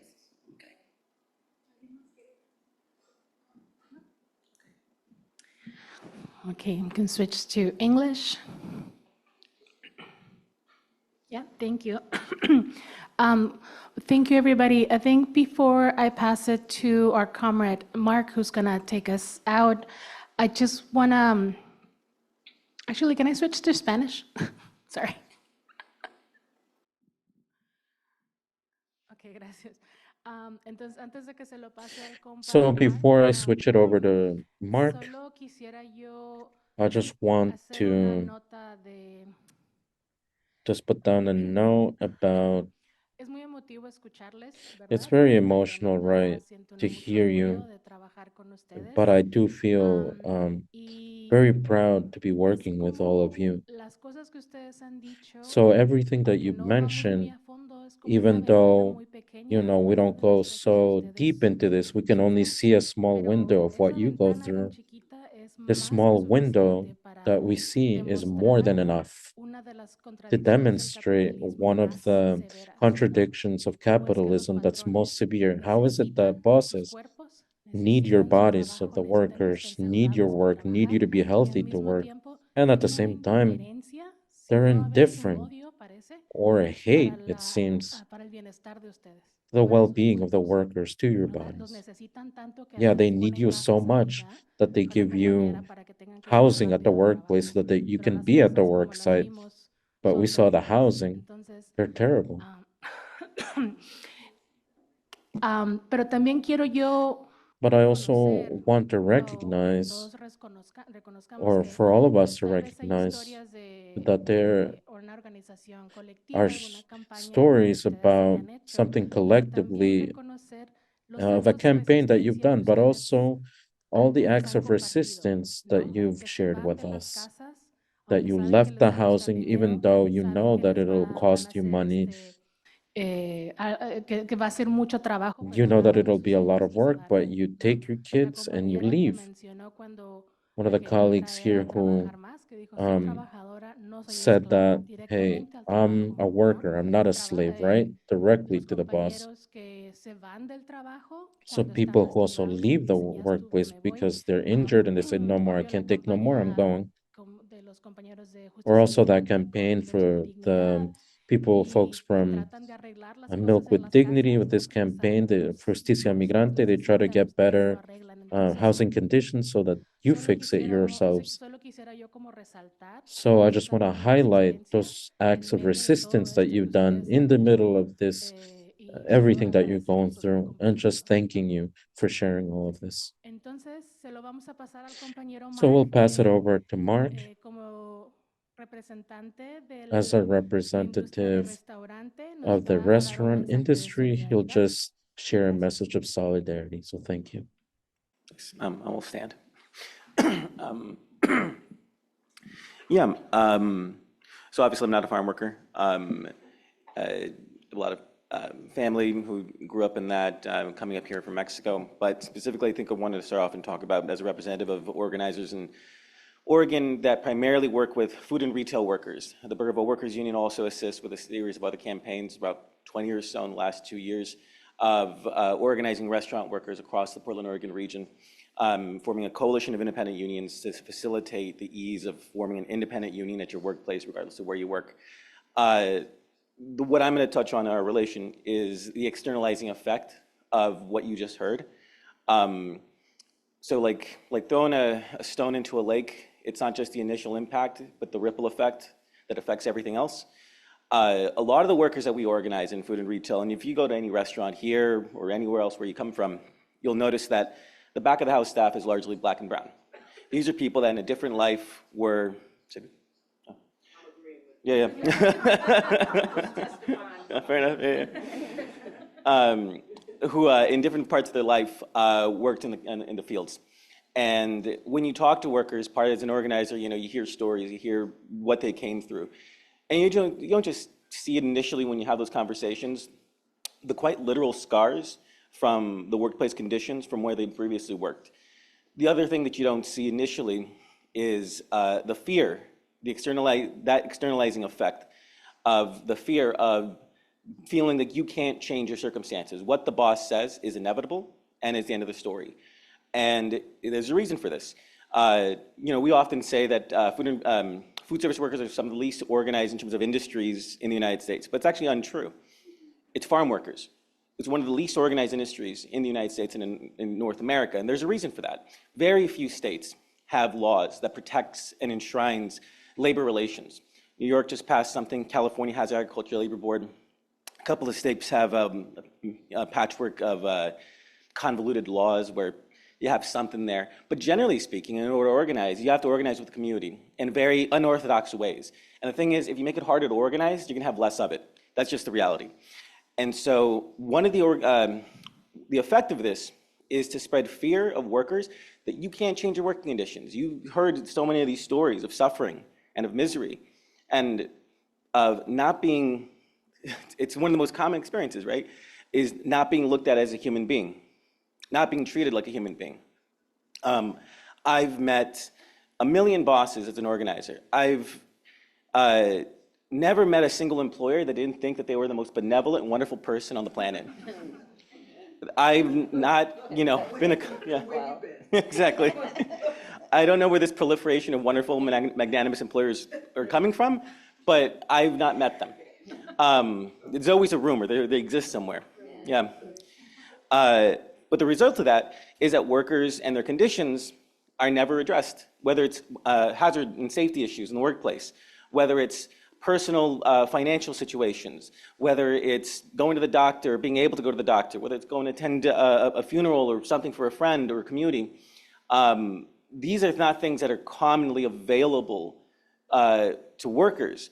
And what that has, when they join food and retail, the food and retail space, as they leave fields and come to the cities for work, you see that they have that same sense of fear in their hearts, which has a depressing effect on wages. If you as a worker are informed by your past as a farm worker that wages are low and they're always going to be low, and that is just a lot in life that you get, it's going to be that much more difficult for you and your coworkers to think, I'm going to organize. It's going to be that much more difficult for you to believe that talking to a state agency is going to assist because you've had an experience where there is no state agency. These laws and these benefits are more theoretical in your mind. And so that is the negative aspect to it. It has a cultural aspect of instilling fear in our communities, or Black and brown communities. I'm from Los Angeles, East LA. There is a chilling effect that comes from that. The other, I will say, since I'm ending it, or this section of it, I want to leave with a little bit of hope. Just as fear permeates everything and just as misery permeates everything in these situations, one hand washes the other. And solidarity is also a virtuous cycle that can take an effect. While you may see all these undignified situations from these employers are not all powerful. They may think so. They may like to convince you that they are, but they're not. Solidarity wins out. Numbers wins out. Hope does win out. And it may not look like that every day in our struggles, but you look around here and you see all these flags from these different organizations. Clearly, people don't believe that the fight is over, that the work is done. Clearly, we have aspirations and goals of a better future, and one in which immiseration is not inevitable. And am I good on time? Sorry. Sorry. I didn't want to go over. Each one of these flags here from these different organizations is a testament to a struggle that is ongoing and that I think can win, and I've seen win. And when you see these victories by these same immigrant workers, when they lose their point of fear and they move in the direction of not just justice for themselves, but for their families, their communities, for people that they'll never know, that's a wonderful thing. I've seen a worker who had to, who was a farm worker, this is in 2019, who had to give up their son for adoption because of the poverty of her situation. No mother should be put in that situation. I saw that same mother within a couple of months organizing her coworkers to go on strike in one of the largest fast food strikes in the Pacific Northwest. Later that year, we won not just wage increases for a series of workers, we also won a medium-sized employer in Portland, Oregon, or in Oregon. We won protections for undocumented workers. We got the company to remove themselves from E-Verify, and we had that codified in our contract language. That was a success. Successes like that show to workers everywhere else that you yourself can do have these kinds of victories. I would finish up with this. Yesterday I said, you don't have to last forever. You just have to last one day longer than the boss. Which is true. But the other thing is, there is an immediate and urgency in telling these stories. We often know and think, farm workers have these very terrible conditions. But it's one thing to hear it, and it's another thing to hear it specifically from them. And you have to be reminded about that. Otherwise, you have to put faces to the stories, names to the stories. That is the beginning of how we start to collectivize this sense of justice, is when we know that there's a person behind that. So I want to leave it with this. The importance of hearing these stories is that you have to remember that in whatever you do, in whatever form of organizing that you do, whether it's in agricultural workers or anything else, that justice is not going to be done by someone else. No one's coming to the rescue. It's you and your coworkers in our communities are the only people that you can ever depend on. Fight, even if your voice shakes. Stand up, even if you think no one's listening. Brothers and sisters, hermanos y hermanas, fight because really it depends on us to make these changes. Fight like the working class depends on it, because it does. What you do is important. Go out there and in whatever struggle you do, take it one day longer. Keep the fight going. Thank you.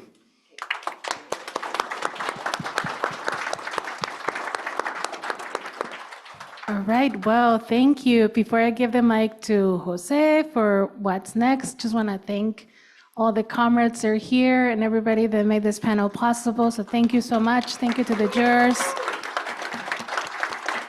Thank you. All right, so Jose, te toca.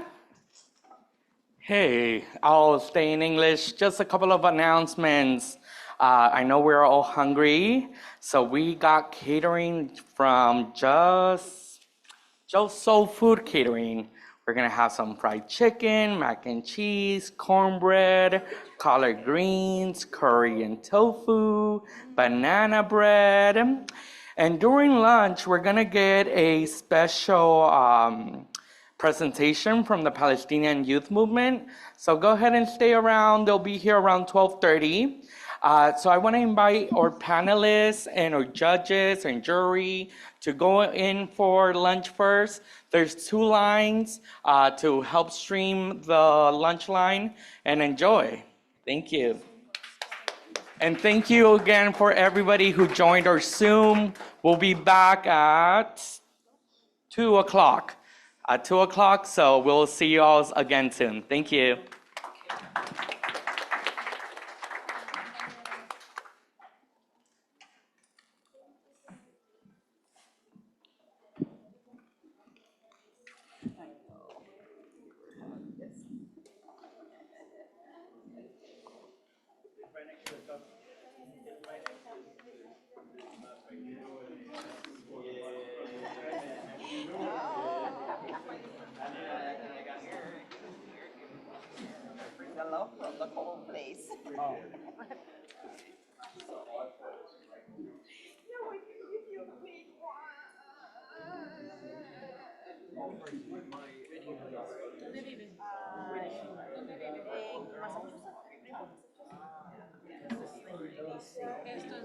Cosas que hacemos y después del Día de la Tierra, que es hoy, que es el tema de una manifestación, una protesta muy grande que vamos a tener en Times Square hoy a las 5. Esperamos que algunos de ustedes pueden venir y estar con nosotros.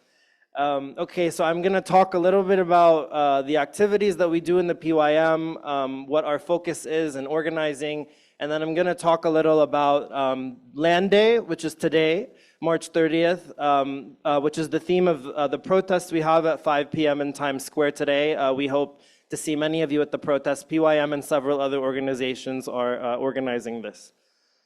Entonces nosotros hacemos varias cosas para poder luchar y estar en solidaridad con nuestro pueblo, nuestra gente en Palestina.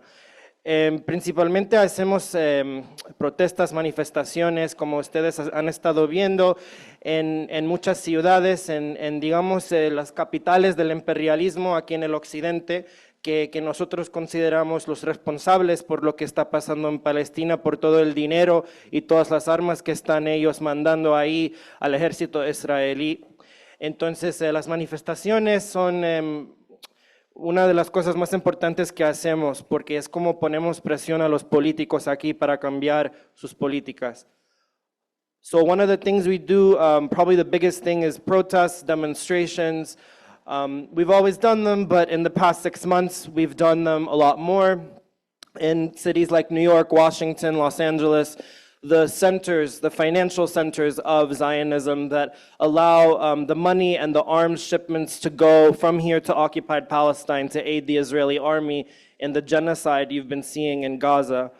And so in doing these protests, our objective is to put pressure on the politicians here in the United States and Canada and Europe to change their policies by making Palestine unavoidable for them as an issue.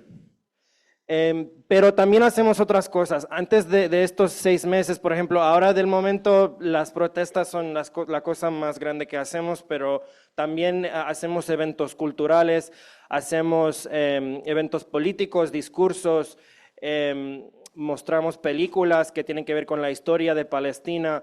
En este momento que es bastante urgente, un poco menos, pero eso es para retener nuestra identidad nacional como palestinos, como árabes, y para, aunque estamos muy lejos del momento de nuestra tierra, seguir siendo conectado a nuestra tierra y con una identidad fuerte para poder volver, ojalá, a Palestina. This one, I like literally forgot everything I just said. Okay, so we normally do other activities. We've done them a little less the past 6 months because of how urgent of a moment we're in, but we do, cultural events. We do political events like panels, speeches, film screenings about Palestine, the history of the Palestinian resistance and our struggle for liberation. And we do this because we feel that this allows us to retain our identity as Palestinians, as Arabs.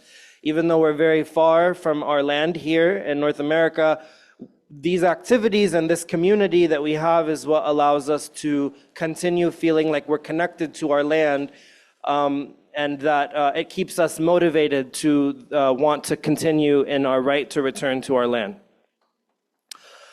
Ahora voy a hablar un poco sobre el Día de la Tierra y qué significa históricamente y la protesta que tenemos hoy. El Día de la Tierra comenzó en 1976 en Palestina. Este día, 30 de marzo, fue un día donde todos los sectores de la sociedad palestina, los trabajadores, los estudiantes, los políticos, los sindicatos, me refiero, que todos los sectores de la sociedad organizaron para poder tener un día en que salieron todos a la calle a hacer manifestaciones, a estar de huelga, a no trabajar, para estar en contra de lo que estaba pasando en esos días, que era que el régimen israelí anunciaron que iban a intentar colonizar una zona bastante grande cerca de Jerusalén. Entonces, ese fue el primer día, la primera vez que toda la sociedad palestina salió a la misma vez, todos los sectores, y en una forma muy organizada para enfrentar al sionismo. So, Land Day the first Land Day was March 30th, 1976. It was really the first time that all sectors of Palestinian society, the labor unions, the farmers, like the rural peasantry, the academics and the universities, everybody went out to the street and basically was on strike, did not work, did not go to class, did not participate in society that day except to march in the street against Zionism and against Israel, which had announced that it was going to annex a very large portion of land near Jerusalem to be for Jewish-only settlements. Entonces, el Día de la Tierra fue la primera cosa importante para el Día de la Tierra, que mostró que la sociedad, que el pueblo palestino es capaz de organizar y de organizar contra el sionismo en una forma impresionante, en una forma muy poderosa. Y también el otro significado, la otra importancia de ese día es la importancia de la tierra misma al pueblo palestino, que es, no era solamente, por ejemplo, no sé si ustedes han visto el mapa de Palestina o cómo Israel ha intentado dividir todo el territorio, como por ejemplo en Gaza y el West Bank, no sé cómo decir, y dividir la tierra en pedazos para poder cortar la identidad y la continuación geográficamente. Bueno, pero ese día todos los palestinos en todos los lugares por la primera vez salieron a la calle, en Gaza, en Jerusalén, en Haifa. Entonces fue como una forma de decir, esta tierra, toda esta tierra es Palestina, que ustedes llevan 3 generaciones intentando quitarnos la tierra, pero todos nosotros en todas las ciudades en que estamos salimos para decir que no, que esto es toda Palestina. So the second important thing with Land Day was the geographic continuity of the land. So the idea was that, previously protests had been local. So for example, if the Israeli army was going to take one town or one neighborhood, that town or neighborhood would protest. But this day, everyone, everywhere in Palestine, in Gaza, in the West Bank, in Jerusalem, in Haifa, everywhere in historic Palestine, participated to make the idea that, this land geographically is contiguous. To us, you can never deny us the continuity of our land or our identity, even after 3 generations of attempting to fragment us politically, geographically, culturally. You have failed and you will always fail at this. Okay? Entonces, hoy es el día 48, no el día 48, the 48th time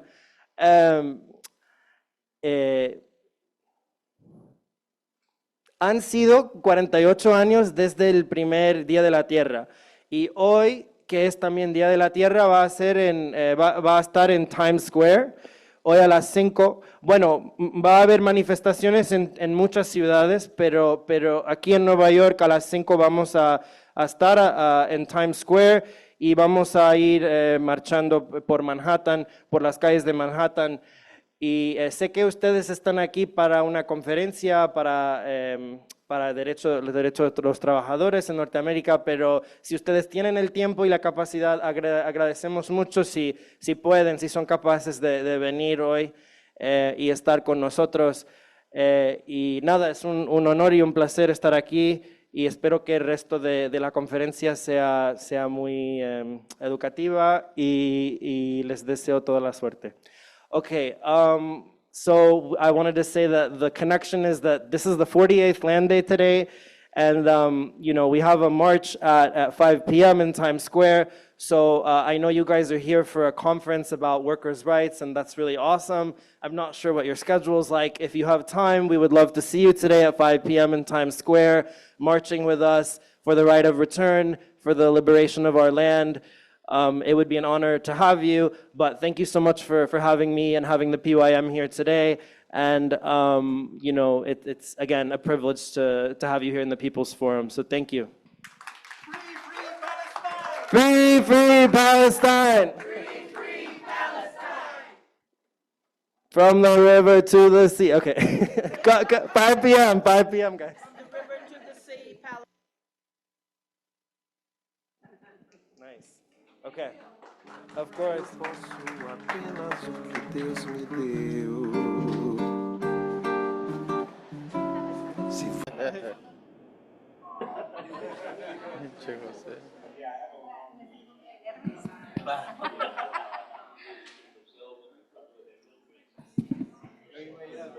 Ya sabía.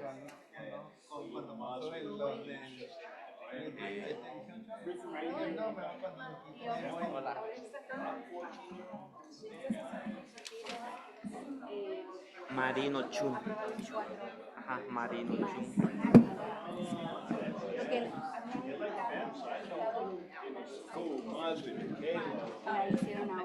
Y por ejemplo, si yo vuelo, por ejemplo, aquí para nosotros para volar, no nos piden el pasaporte, nada más con la licencia.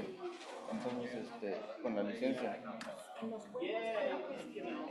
Entonces, si yo vuelo con mi licencia y llego allá, cuando quiero regresar de allá para acá, ¿puedo usar mi licencia o porque sí, pero que no dijeron que no van a permitir o nada más es tránsito? La policía de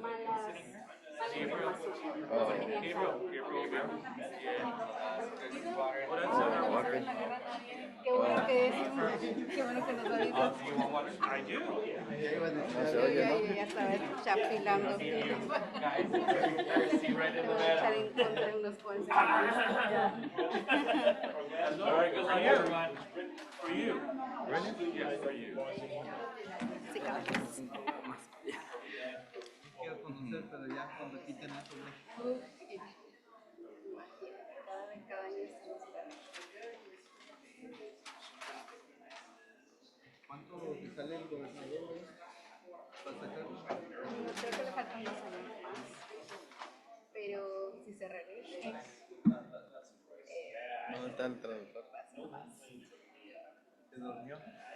No, está. Sí, no lo veo. The translator's not here.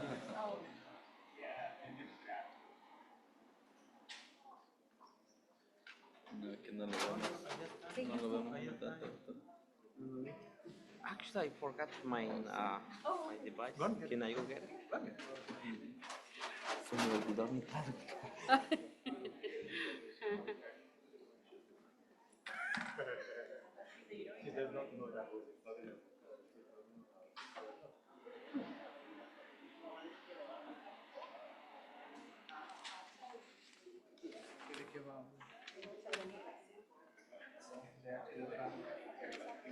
Entonces, ¿qué vas a hablar? Sobre el libertad del movimiento también, qué es cómo nosotros vivimos en frontera, ¿no? Hay patrulla y todo, y cómo se siente la gente. Good afternoon, everyone. Okay. Right, we're going to get started with our second session, which is on freedom of movement. Hope everyone had a great lunch break and feels energized to listen and share. So my name is Tanita Doma, and I am an organizer and member of Justice for Migrant Workers, which is based out of Ontario in Canada. And I will be facilitating today's session on freedom of movement, which is a huge component of farm worker organizing, since it's so often that the people growing our food are guest workers, undocumented workers, and folks with precarious status. So before we get into the testimonies from our amazing panelists today, I did want to share 2 messages of solidarity that have been shared with us from our juror, Shamtoli Huck. And I think it also kind of sets a good context for the transnational nature of our discussion that's going to be happening over the next couple of hours. So one of the messages is a video, and it's in Bengali, and it's from a farmers movement in Bangladesh. And they have provided a very powerful video message in solidarity with the tribunal that's happening today. So can show it again. Oh, and also just before it's played, it will be played in Bengali, but Shamtoli is going to give us a great summary in English, so the rest of us who don't know Bengali will be able to understand a bit of what's happening. Krishi, Zindabad, Zindabad. Noya Krishi, Zindabad, Zindabad. Noya Krishi Ralo, Gare Gare Zalo. Noya Krishi Ralo, Gare Gare Zalo. Noya Krishi Ralo, Gare Gare Zalo. কৃষকের বীজ রক্ষা করো কৃষকের বীজ রক্ষা করো কৃষকের অধিকার দিতে হবে কৃষকের অধিকার দিতে হবে দেশীয় বীজ রক্ষা করো দেশীয় বীজ রক্ষা করো হাইব্রিড বীজ বন্ধ করো হাইব্রিড বীজ বন্ধ করো আমরা নয়া কৃষির কৃষকেরা জেনেছি উত্তর আমেরিকায় খাদ্য উৎপাদন কাজে নিয়োজিত কৃষক শ্রমিকদের সম্মেলন অনুষ্ঠিত হচ্ছে। এই সম্মেলনের প্রতি আমরা নয়া কৃষির পক্ষ থেকে পূর্ণ সংহতি প্রকাশ করছি এবং এই সম্মেলনের সাফল্য কামনা করছি। আমরা নয়া কৃষি আন্দোলন রাসায়নিক সার বিষের বিরুদ্ধে কাজ করি, বীজ রক্ষার কাজ করি, কৃষক শ্রমিক ভাইদের অধিকার, নারীর অধিকার রক্ষার কাজ করি। আমরা চাই উত্তর আমেরিকায় খাদ্য উৎপাদন কাজে নিয়োজিত শ্রমিক ভাইদের অধিকার এই সম্মেলনের মাধ্যমে এই অধিকার রক্ষা পাবে। যেসব কোম্পানি রাসায়নিক সার বিষ ব্যবহার করে পুরো পৃথিবীকে বিষাক্ত করে তুলছে, আমরা চাই নয়া কৃষি আন্দোলনের কৃষক এবং উত্তর আমেরিকায় খাদ্য উৎপাদন কাজে নিয়োজিত কৃষক সকলে একত্রে মিলে এই সব কোম্পানির বিরুদ্ধে ঐক্যবদ্ধ হয়ে কাজ করব। নয়া কৃষি জিন্দাবাদ জিন্দাবাদ, নয়া কৃষি জিন্দাবাদ জিন্দাবাদ, নয়া কৃষির আলো ঘরে ঘরে জ্বালো, নয়া কৃষির আলো ঘরে ঘরে জ্বালো।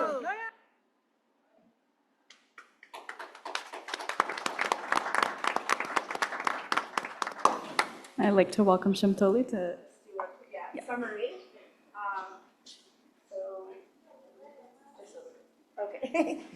So that was actually from one of the ecological centers in Bangladesh. So you're all welcome to maybe have the next summit there if you'd like. It was basically started with Zindabad. Zindabad is kind of the equivalent of si se puede. So maybe later we can say Zindabad, si se puede together. The first was like Naya Krishi is a new agricultural movement that started with 300,000 farmers in Bangladesh. And they have 10 principles amongst workers' rights, women's rights, against pesticides, and support of ecological agriculture. So basically says Noya Krishi, which is new agriculture, should enlighten the homes of all farmers. Seeds should remain in the hands of women. It's about food sovereignty because these multinational companies, they make farmers buy GMO seeds and Terminator seeds, and that's how they make farmers remain in debt. If you understand why the Indian farmers protest and all the farmer suicides is because of these multinational corporations. So the women are singing, it's the role of women to preserve seeds.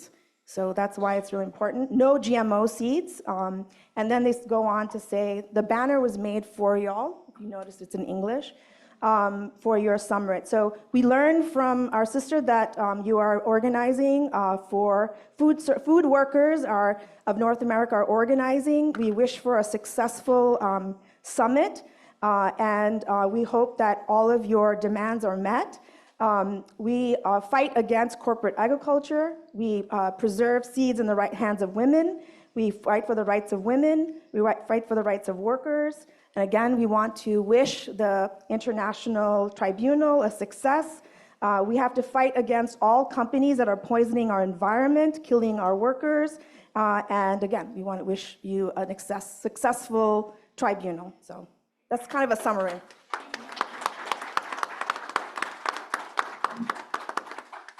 Thank you again, Shimtoli, for that wonderful translation. And that was an amazing start to our session for the next couple hours.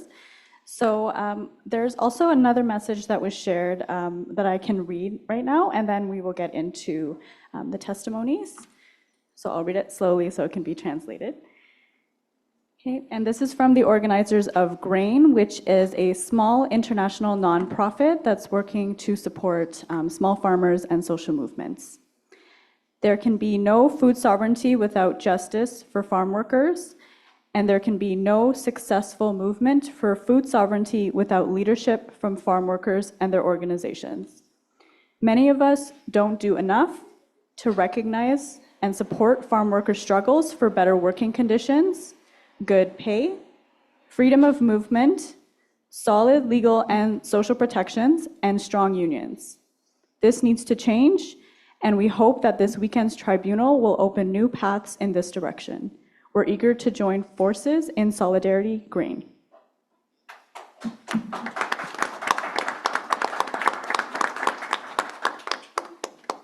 All right.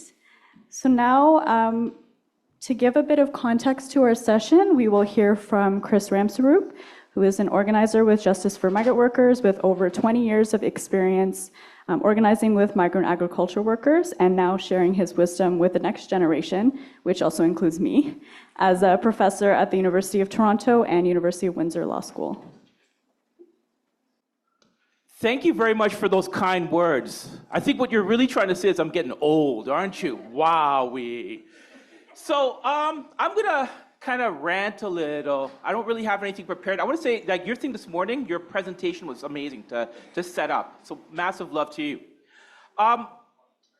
what I want us to do for a second here is think about who has freedom of movement and who doesn't have freedom of movement. Who does, who doesn't, right? Let's also think about this notion about liberation. Let's think about the idea about the freedom to move and the freedom to stay. I want to challenge all of us for a second. Don't be afraid to dream, yo.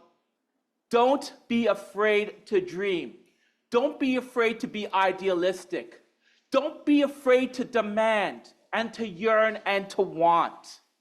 Let's not be beholden to the corporate philanthropy and the limitations of what those with power deem to us what they say is possible. All right? Don't let $50,000 or $100,000 from the nonprofit industrial complex try to tell us what should we be our demands or what should our organizing models should be. Let's think about what a true vision is of what we want. Now, freedom of movement is a vision, but I also want us to consider this as an organizing tool.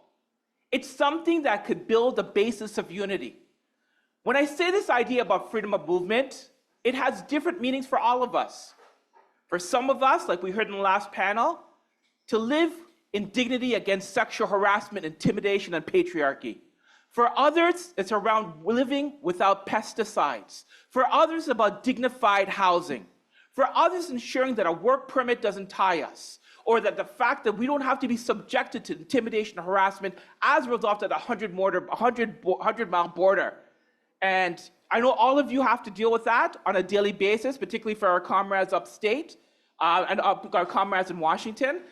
For some of us who've been on a Greyhound bus as well, we've seen what you have to go through on a daily basis and the way that permits and our status basically limits our idea of freedom of a movement. Give me a second before I continue to rant. I want us also, my comrade earlier talked about this idea about the plantation economy, and I know some of my Caribbean studies students know what the plantation economy is.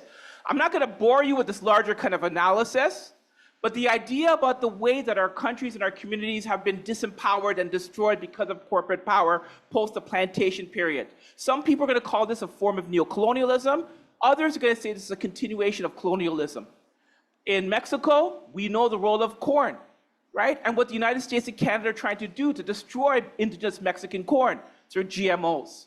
In the Caribbean, we've seen our food systems, whether it's bananas in St. Lucia or in other places, being displaced as a role of the World Trade Organization and trade liberalization. But there's another important part about the idea about the plantation economy and why it relates to our freedom of movement conversation before you all fall asleep.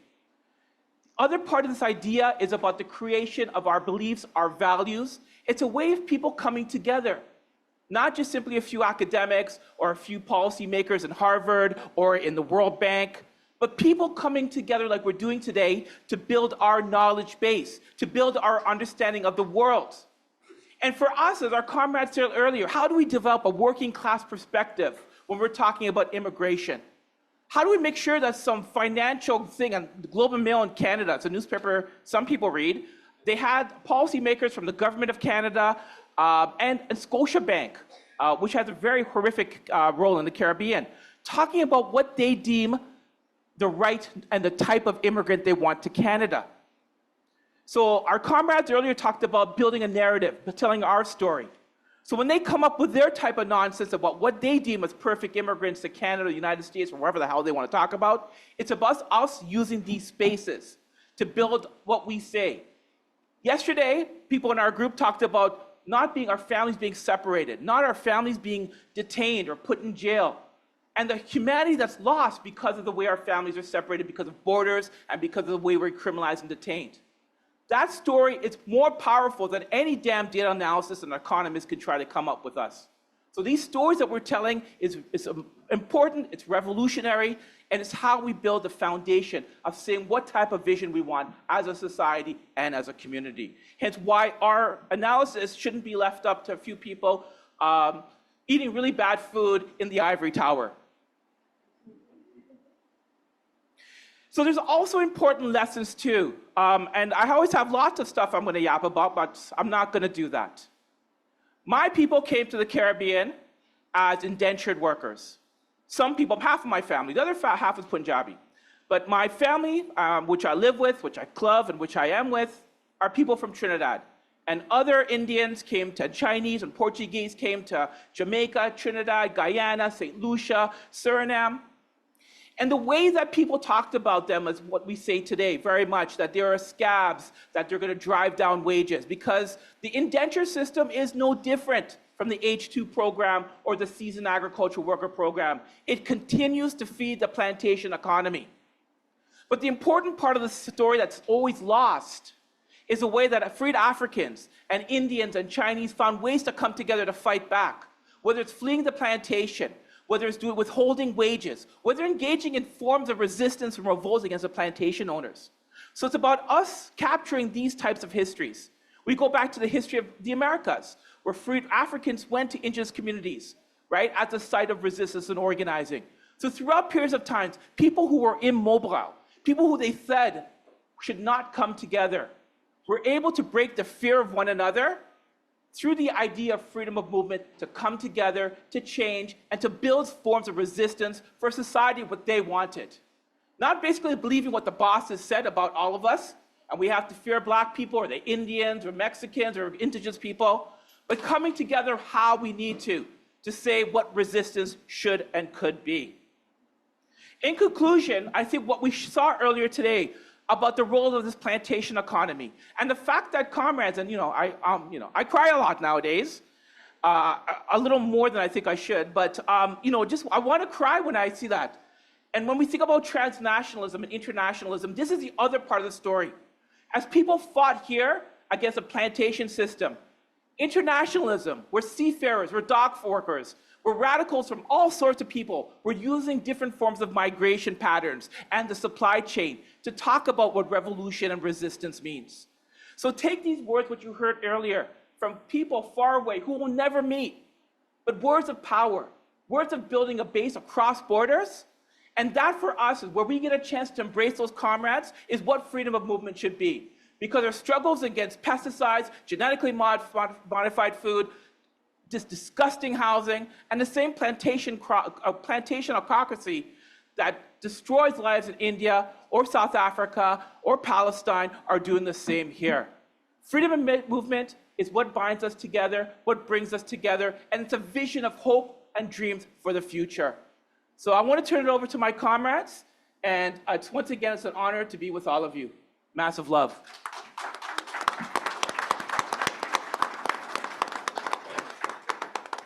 Thank you so much for that context, Chris. It's really grounding and hopefully will be a good springboard for us to hear from the other folks on our panel today. So I'm going to start at the end with Luis Jimenez, who is with Alianza Agricola. We're just going to start at the end and then move over to the middle. I hope that's okay. Okay, and please go ahead when you're ready. Oh, but I think we needed a moment just to get the Spanish slide ready. Okay, we're good. Okay, mi nombre es Luis Jiménez. My name is Luis Jimenez, and I'm an agricultural worker. In New York, I'm a member of Alianza Agrícola. And when we hear the migration, we usually think of the south frontier and the border, but New York is a frontier state. But when people hear New York, they only think of the city, but we are in the north. We are in the rural area, and we know that the frontier with the border with Canada is also a risk. New York also counts with a frontier that's within 100 miles of the border, and this is where immigration and ICE customs has jurisdiction, and they can search your vehicle when they reasonably believe that there is Latino people or because you look brown. And so to live in New York means to live at risk, not only of being detained by immigration, but it also means that there's a bigger risk because local police and state police collaborate with immigration in rural areas, especially where they have the ranches where we work. It is very common to find the collusion between the frontier patrol and with the police and detain people who are usually undocumented. There's a lot of cases in which the collusion between local police and migration has turned out to be deportation proceedings and has separated families. A member of Alianza Agrícola went out with some friends and the police stopped them. They asked if they were legally here in this country, if they had any ID. And because they had fear, they said, yes. And then the police didn't believe them. And then they called immigration. Another case, another woman colleague, they were checking on the street, making sure that everybody had seat belts. And even though our colleague had her seatbelt on, and the police called immigration, another colleague that was coming from celebrating his daughter's birthday, and police also detained him. And Alberg, also another place that's within striking distance of the border, and the police set up checkpoints, and they're looking for an excuse to detain you and call immigration. So, for example, another colleague from Guatemala, the police took her passport when she got detained. And as these cases, we can share so many. The important thing to know here is that migration shows up really quick because they are already lurking around the roads and the area. And in the past, there have been a lot of incidents where immigration checks up in the buses when the people from the south come up traveling, and they don't think that this is going to happen, but immigration is there usually. And even though this affects them, it affects our bosses too, because the workers are undocumented. There's have been cases in which they also threaten you that they will call immigration. One of my women colleagues, shared that she worked in a ranch. A cow slipped and fell, and the boss didn't like it, and he maltreated the father of the daughters, and he hit her with a hose. And one of the workers wanted to call the police, and when the police arrived, the boss kicked him out of the house. He arrived at 5 a.m. and took off the things, and then called immigration, and threatened them with this. And especially in the small ranches where people have tried to organize with their rights, the bosses sometimes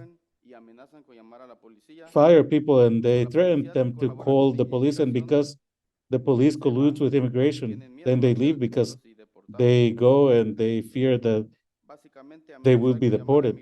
So they basically threaten you to call immigration. It's the same thing. It's the same as calling the police because you'll be detained. Everything goes to immigration. Some of our guys called us as an organization and said that their boss threatened them to call the police if they didn't leave when he fired them. And as we have heard now, and before, in the session of health and safety, if they kick you out, you lose your house. This is one of the biggest barriers for the workers to organize. There's been cases when immigration does raids, when immigration is looking for someone who has a deportation case and then they don't show up. The workers hide so that they can be seen because, they often think they have an excuse of looking for someone, and they take everyone who lives in the houses. In a raid, it's very common to see immigration pass by the farms, especially in the north of the state. One time, immigration showed up to a ranch in the north, and the ranchers, they complained because they didn't have they had enough influence, they left them alone. When Trump won, for example, as well, a lot of bosses told the workers, you cannot go out of the farm. si tenían o no tenían licencia. Pero If eso no they significa que did or nosotros did not have a driver's license, it didn't mean that the bosses were good and that they wanted to protect us. You know, it's most likely that they did not want to lose their workers. On the contrary, we're never gonna see the bosses fight for a permit for us or for immigration reform. But with a workers permit, we would be more independent. We could organize better, and we could look for more different type of work that's easier, maybe. But our bosses are not gonna be doing this because they don't want to lose their control, and they will never advocate for a permit for us.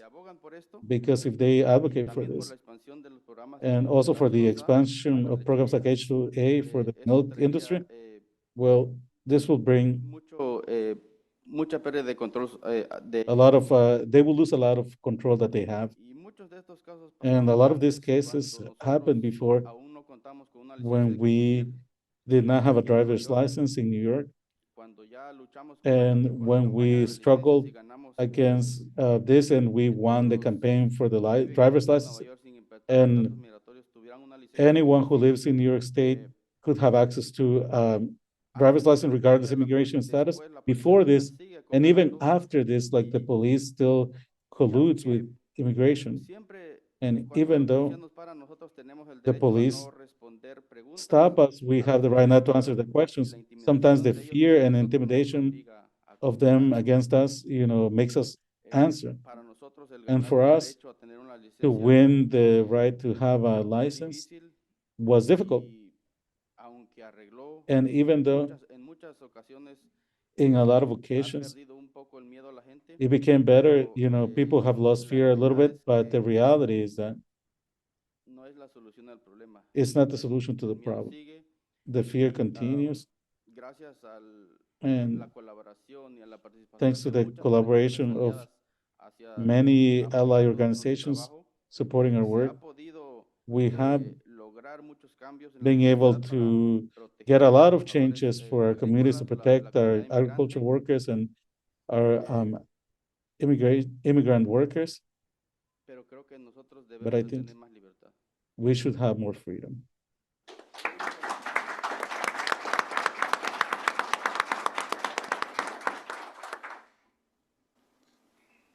Thank you so much, Luis. Next, we're going to hear from Alfredo Juarez, who will be giving testimony on behalf of Community to Community. And Community to Community is working to build a just food system for Washington State.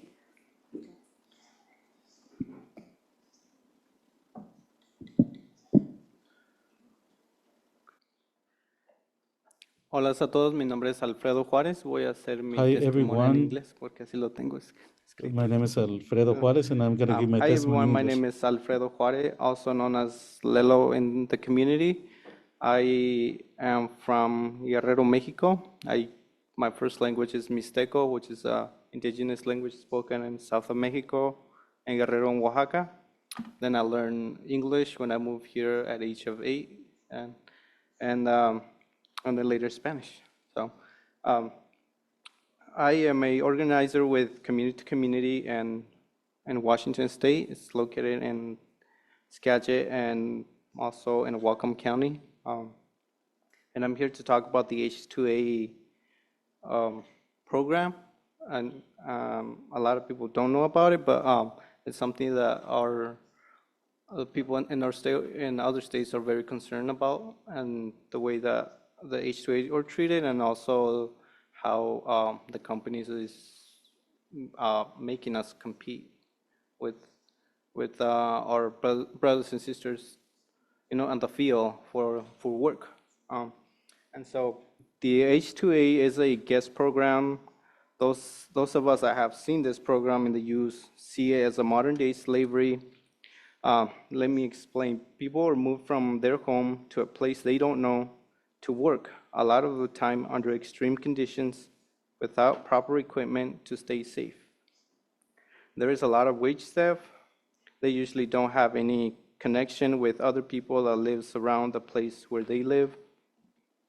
The company that brings them here in the U.S. holds onto the worker's passport any point that those workers do things that the company doesn't like, the workers can get deported at any time the company decides to. They could be put on a blacklist where they can't apply to work at any company in the U.S. ever. And so H-2A workers don't know their right. Those that speak up or threaten with being deported because of this, H-2A workers stay silent. There's a lot of wage theft again. So again, with C2C, how we know a lot about H2A is because we get, with both C2C and Familias Unidas, the union, we have been getting a lot of phone calls from H2A workers telling us everything that happens at their workplace. I personally spoken to a lot of H2A workers that have asked for help, and it's hard to help them. Like, we want to help them, but it's very hard to help them. Company hires H-2A workers because the company have complete control over them. Something we hear a lot is that the companies don't want to hire local workers because they cost too much, and also they have appointments. For those that have families, if something happens, they go and tend to their family, whether that's take them to a hospital or go pick up their kids from school, and the company says that's a bad thing because they can't count on those workers. But and so they rather bring H-2A worker, or which are mostly single males that are brought in here. And so another thing is that the company say they will go bankrupt again because the local worker costs too much. In many cases, local workers get paid per hour, which is the minimum, which is the state minimum where they live. In other cases, they get paid by piece rate, which is you get paid for the amount of pounds you produce, or depending on where you're at, but you get paid for what at the end of the day you produce. And for H-2A workers, the company recruiting them must pay for their travel from their country of origin to the place where they will be staying. The company have to provide housing sometimes, food, and cover transportation from home to work. Hosting H-2A costs a lot of money, but the company rather do that than give local workers here a better wage and a better working conditions because, again, of the control they have over them. In Linden, Washington, there is a company called Enfield Farm that used to hire local workers, now hires a huge number of H-2A workers because it's a seasonal job. After the picking, workers go to other companies to look for work and then come back before the picking season returns for the next year. In May of 2023, when local workers went to apply at Enfield, a lot of the people were told that the company had a lot of workers already. Others were given a small piece of paper that says, go apply online. In Linden, almost all workers there don't speak English or can't read in English. A lot of the workers called C2C and the union. We responded. We invited as much people as we could to meetings. I went to the Enfield online link that were given to the workers and looked at the application and saw that it was only in English. So even for me as an English speaker, it was hard to help those people apply for work. A lot of them did not get the job. The H-2A people got the job. The company Enfield brought in over 96 H-2A worker in 2023. That's 96 local workers that don't have jobs now. Those that have been working for the company for many years saw their work hours reduced. There was a mom that had been working for the company for many years. She told us that since the H-2A workers arrived, her work hours have reduced. She went from working 8 hours or more every day to only working 3 hours and 3 days in a week. because she doesn't make enough anymore. She went on to a different job like many other workers. And this is the way the companies quietly fires local workers. And when those local workers go to look for job at other places, the company turns around and says, we don't have a lot of local workers coming to apply to work, so we need to recruit more H-2A workers. A lot of the companies claim that they will go bankrupt if they pay local workers more. The reason these companies go bankrupt is because of bad investments, and a huge reason is that big companies buy small companies, which makes it harder for small companies to compete. In my 12 years as a farm worker and as an organizer, I have never heard of a company go bankrupt because they pay and treat their workers better. And also I just added this, but I just wanted to tell you guys that I'm very excited to be here in this tribunal.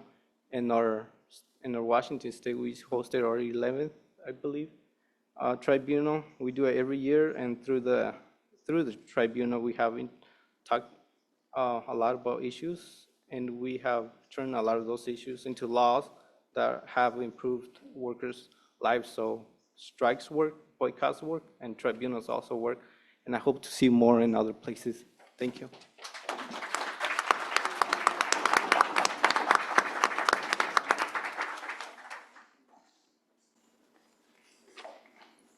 Thank you so much, Alfredo.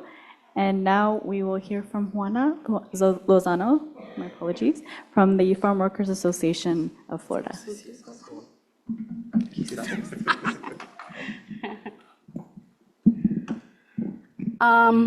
Hola, buenas tardes. Mi nombre es Juana Lozano.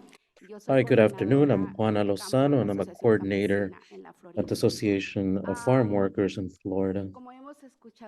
So as we have heard, and some of you have heard about how hostile Florida is for immigrants in the last few years, over the last few days or every day, we're more and more worried about immigration matters. So what I will share is experiences from my experience and also from my community and what people are going through now, people who don't have documents, who are immigrants and who have a temporary status. So last year, in July, this SB 1718 law came in, and this made a lot of people fear in Florida as immigrants. So that was the start of something that is bigger. So some people opted to get out of the country, out of Florida. And one of my coworkers who had been there for more than 23 years with her children, and with a lot of effort, she bought her own house. People who have their own companies, like construction companies, or mowing lawns, or selling food. And these women and these workers opted to get out of the state from Florida and start from zero somewhere else, from scratch. So this has been very complicated for the families, not only for the parents to get rid of all their things, their properties, but also the instability that is caused in the children to move and have this drastic change. It seems that the government in Florida doesn't seem to care or to notice it at all. And what they comment and what they say is that this situation has caused them a lot of panic, and people are very much afraid because people who are US citizens and who have the permits to drive would drive them somewhere, to buy groceries, would be afraid because their kids may be arrested and would have to pay very high fees for transporting them. So many people were able to calm down a little bit once the law was enacted because they made a few modifications and it wouldn't be so drastic in terms of fees and things that they would charge people because they didn't want it to impact the family so much. But all the same, a lot of people left Florida and some came back because they couldn't find the work that they thought that they would find somewhere else outside of Florida. Esto también causó mucho revuelo con los So empleadores en un this caused a principio, lot of porque ellos estaban preocupados negative things with employers because they were very much worried because the E-Verify program would be required by all companies. It wasn't clear at the beginning how that would work. Después se dieron cuenta Afterward, they noticed that E-Verify was only going to be for the new employees, not for the companies that had their people already hired and stable workers. So this was good for the employers, right? Because they could keep the people that they already had, the workers that they already had.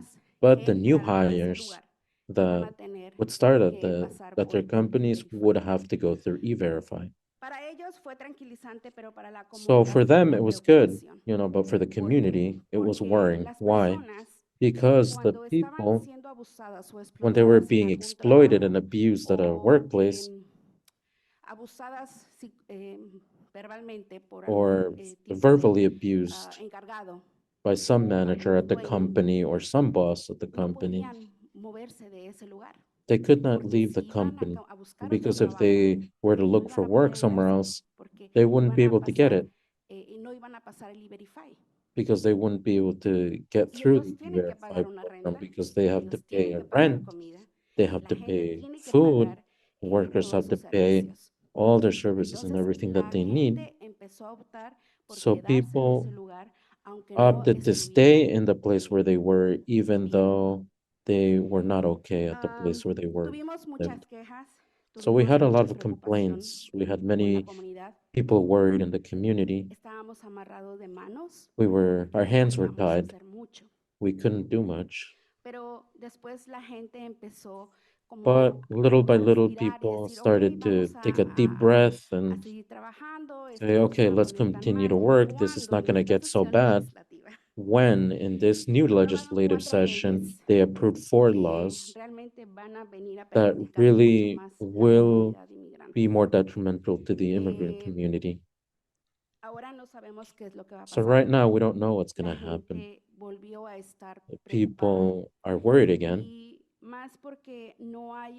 And more so because there is no security. People don't know if they will keep their jobs, if they can be detained by taking their kids to school, simply driving them and maybe arrested by a police officer. Or if somebody has more than 3 tickets for driving without a license, then they can be at risk for deportation. And apart from just paying a fee and being a couple of days in jail. So this is very difficult for the community, this not knowing of what will happen. So we speak about the H-2A workers, right? These people that have contracts is what we call them. And we know that it's a modern day slavery system. It is a system of people who, in my point of view, personal, a white mafia, the white collar mafia, that's what I call it. Why? Because everybody knows what happens with them, right? But they don't care. The employers don't care because they're getting money. The people in the fields, they say that these people are paid more, but they exploit them a lot more.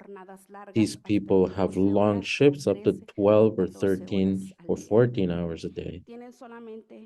And they only have 1 lunch break, 1 break at all. And when a boss is good, they get food. Well, we can say that it's, it passes as food. But we know that there have been companies where they get bad food that's gone bad already. So they have to buy their own food. But the contractor, this takes this bad food away from their paycheck each week. And then they're still forced to buy their own food because obviously they can't eat this bad food. So apart from earning more than the people who are local workers, los ganan mucho menos, they earn a lot less por once mucho they más trabajo for a lot y more work mucho más irregularidades. and more Porque a veces irregularities. las viviendas donde ellos So a lot of the están times, the son places where they realmente live una are porquería de really vivienda. pigsty of Y place to ellos live. lo único que tienen que hacer es quedarse callados, porque si no And entonces they la can't do próxima vez anything. They just stay silent because next time, y for aunque the following muchos season, they won't be de called to nuestros come and work. compañeros que son locales lo A lot of our saben, local workers know ellos this tampoco too. pueden decir nada, They can't porque say pueden anything perder su trabajo. because they can also lose their job if Entonces, they say anything. realmente estamos en una situación So we're de really in a migración situation, completamente an muy preocupante immigration y muy situation that's inestable very en la worrisome and Florida. unstable in Otras Florida. personas que Some other estaban people reunidas con nosotros, ellos who hablaron are sobre part of our en donde organization una persona que estaba and trabajando part of our community, they spoke about a person who was who was working 25 personas, with 25 other workers. ellos pensaban que el patrón los iba a They correr. thought that the boss was going Cuando to el fire patrón them. se dio cuenta So when the que boss solamente noticed implicaba a la gente nueva, that it had only to do with new people, new hires, he was fine. que There were buscaron several nos employers buscaron a nosotros como who asociación looked for us as para an poder explicarle a la association gente, to para explain to poder people tranquilizarlos. and to calm Pero no them era para los from their empleados, worries, but era it por wasn't ellos. for their employees, it Y was for cuando them, se dieron the cuenta employers, que esto not the iba a perjudicar employees. más a los nuevos So when they empleados, saw that this ellos program ya no would, les importó. or these new laws would affect Nosotros new workers pensábamos more, hacer un then they didn't movimiento care. con empleadores. So we thought Dijimos, to make a bueno, movement with ahora these es employers el because we tiempo de said, hacer all algo right, por la this is comunidad. a time to do something for our Pero cuando community. se hizo esta modificación, But when these las cosas modifications were made cambiaron to the laws, completamente then con things ellos. changed Y ya completely with alguien them. decía por ahí Somebody said, que we a los heard, empleadores no van a mover un dedo employers si are se not going to sienten move a ellos finger if they don't feel amenazados que van a perder algo that de they're at sus risk beneficios. of losing something from their Y pockets. nosotros estamos encargados de hacer un entrenamiento So we're in calma. charge of doing trainings about heat stress. En una de esos entrenamientos una So in persona one of dijo, those trainings, one of the ese people said, entrenamiento se lo deberían de dar that al patrón, training we should definitely give to no my a boss, nosotros. not to us as Porque si mi workers. patrón supiera todo Because if my eso, boss would know all of las this, cosas para nosotros serían things for diferentes. us would be different. Y eso es verdad. And that's true. Si las agencias del gobierno If the pusieran a government hacer su agencies would start doing their jobs, the en los lugares situations de trabajo serían at the mucho workplaces mejor. would be a lot Las better. personas tendrían agua People would have limpia water, en su clean trabajo. water at their workplace. Los baños estuvieran limpios. The toilets and En the algún bathrooms would be lado clean. vi un anuncio donde I decía saw an announcement que se somewhere tienen que that limpiar los baños por lo menos you have to clean the veces al día. toilets at least 2 times a day. Perdón, 2 veces a la semana. I'm sorry, 2 times a week. Eso es algo ilógico. That's not Los logical, baños right? tienen que estar limpios Bathrooms todos los have to días. be cleaned every day, Pero las personas no dicen nada. Y but people ahora, don't say con esto de anything. inmigración, las So personas now quieren with this, with quedarse calladas. immigration, they Si just antes want to era stay muy quiet. difícil mover a la If comunidad, before it ahora was very es hard to mucho más move the difícil. community, now it's a lot harder Porque ellos no quieren perder su because they don't trabajo. want to lose their job. Después de ahí, Because ellos after no that, tienen seguro que vayan a poder they don't have tener any otro trabajo. security for Porque van a jobs pasar anywhere por else E-Verify. because they have to go through E-Verify. Entonces, la situación está So muy the complicada. situation is very complex. Ellos, al final, lo único que dijeron fue So at the end of the day, what they said que es que tratamos de vivir sin miedo, is that they try to estamos live without tratando de fear, vivir la vida, that they're trying to live their lives, aunque el asunto, aunque asustó mucho al principio, even though it scared a lot of pues people. uno tiene que seguir viviendo. You have to keep on going. Life goes on. Entonces, esto es lo que estamos viviendo So this en is la what we're Florida, going este through in ambiente Florida, con nuestros this legisladores. environment that Esto es our legislators have lo que set forth. están aprobando This las is what they're personas que son las approving. responsables The people de that are las in leyes en power nuestros are putting the estados. laws in our states. Y a veces hablamos And de educar a la sometimes comunidad. we talk about educating the community, giving them the power. Creo que los que tendríamos But I que think empezar a educar that serían a where los we have to start gobernantes doing the o a educating esas is personas que the están people who are in ahí power. sin saber por qué people that are there and don't know what they're doing. Así que tengo mucho que decir. So I have a lot to Pero say. creo que lo más preocupante para nosotros en este momento es The eso. most No worrying sabemos todavía qué va a part is pasar that cuando we don't know cuatro leyes what will empiecen a happen entrar when en these vigor. 4 laws will be enacted and will Quizás be muchas personas put into van a salir place. de la Florida otra So a lot vez. of people Y may leave los que Florida se again, queden van a tener and que those that will stay sobrevivir will have to y survive estar viviendo and will con have to live la intriga de que si with salen this a la sort of tienda, por lo uncertainty menos a that if they comprar comida, go o las out to the mamás a llevar a store sus to hijos a buy la food escuela, or the pueden ser moms to take their arrestados kids y to quizás school, they no can be alcancen a regresar arrested a recoger a and sus maybe they hijos. not make it to get their kids that day. El miedo que les van a implementar That a los fear niños. that is Dice, oh, put in the estamos creando children, niños enfermos. you know, Claro, we're having kids that are tú nos not so estás well, ayudando right? a Well, crearlos enfermos. the Y no government is solamente helping us física, to have these también mentalmente. children that are not well, not only physically, but Porque mentally. entonces no pones algo que ayude a tener la Why can't estabilidad, no we solamente do para las something to personas. have Recuerda que stability esa for these persona people? inmigrante tiene Remember hijos that this ciudadanos immigrant person americanos. has kids that are US citizens, Y que no solamente está perjudicando and a that la it's not persona, también está that you're just perjudicando doing al something ciudadano bad to this americano, person, you know, but you're also que tiene el doing mismo bad things to derecho the que US cualquier citizen who otro has ciudadano all the americano. rights as any other US citizen. Solamente que su defecto fue The only haber thing nacido en un is hogar that de they were padres born inmigrantes sin to estatus parents who legal are en immigrants Estados without Unidos. Ese fue documents su here in the único United pecado. States. That was their only sin. Así que esto está en la mesa. So Eso es lo this que is at the estamos viviendo en table, la and Florida. that's what we're going Gracias. through in Florida. Thank you.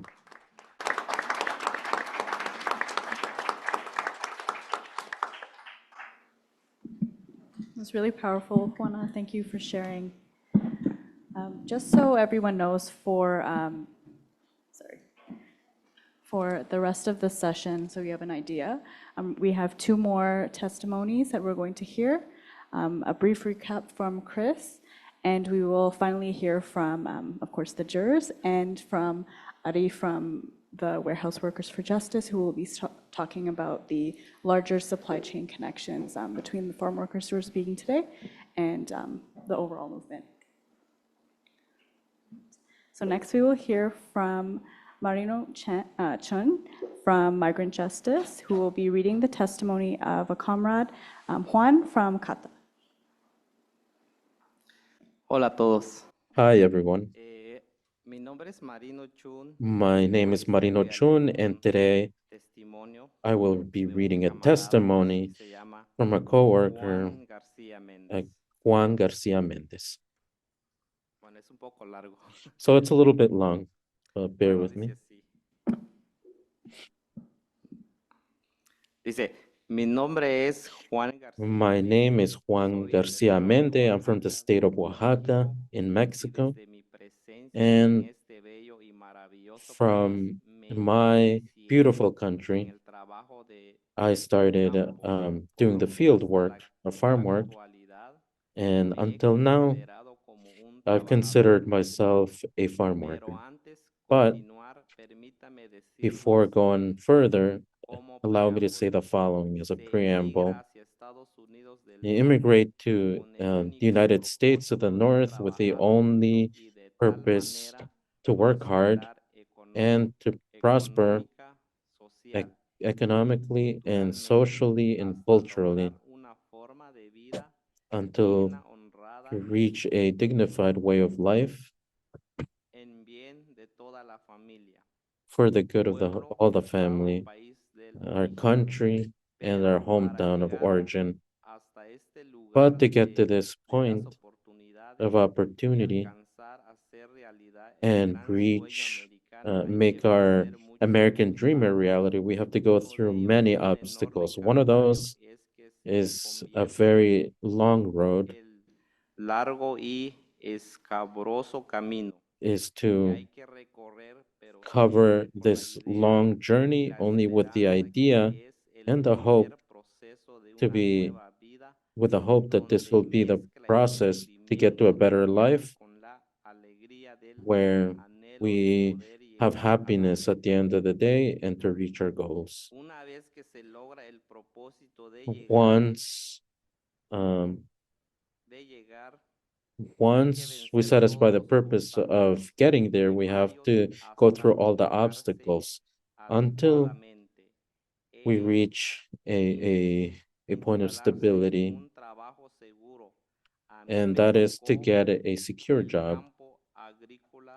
And I had to be at a farm work, and that took me to get there for 2 decades.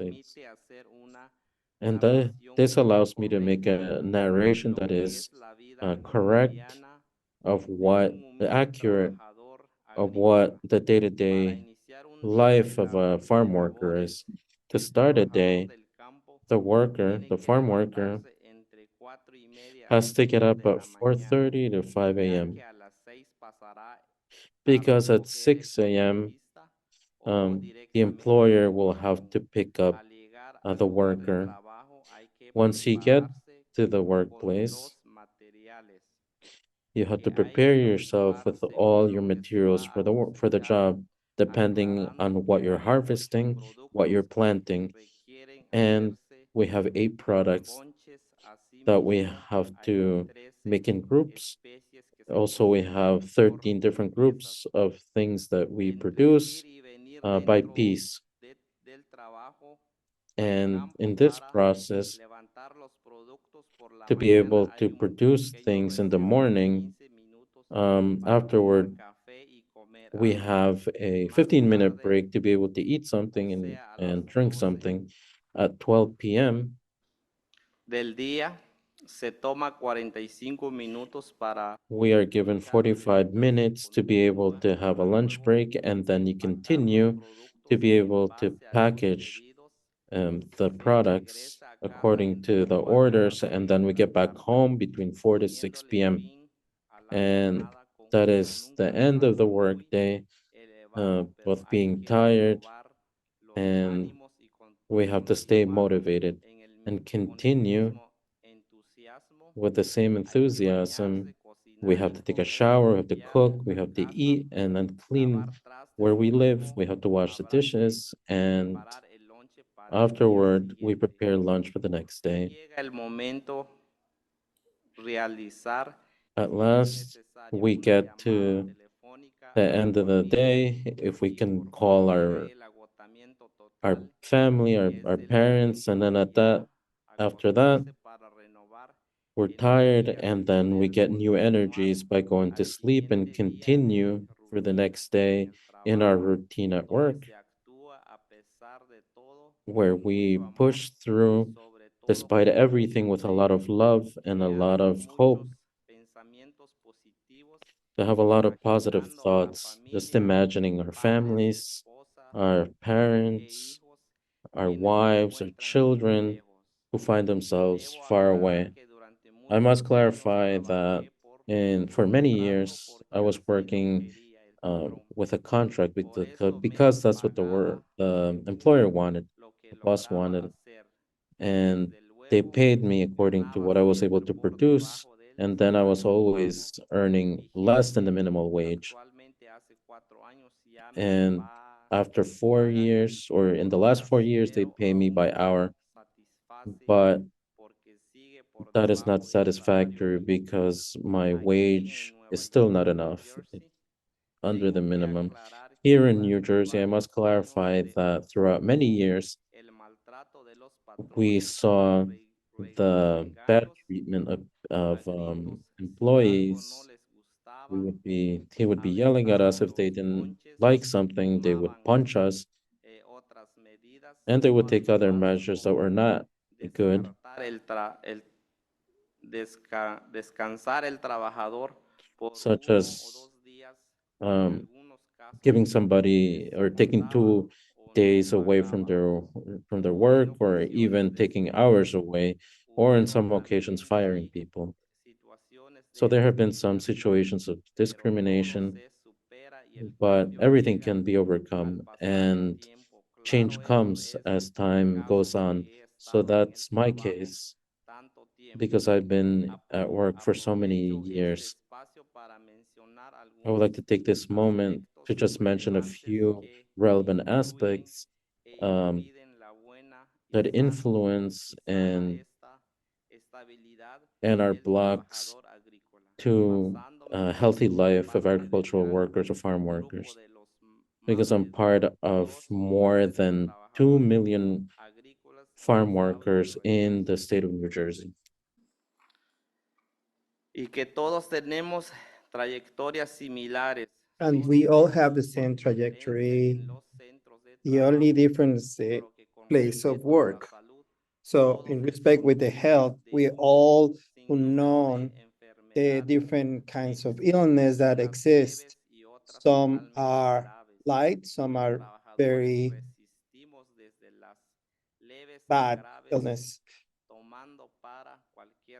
And we give any kind of medicines, teas or pills that are over the counter without good results. That as workers, we are exposed to to many illnesses. It depends on each physical condition, and of course, there is a bad food that we have to eat, and there is a lot of infection centers in our jobs. For example, the bad working conditions, the lack of clean bathrooms, and all the working place, the field where we are harvesting or we are planting, there is lack of water,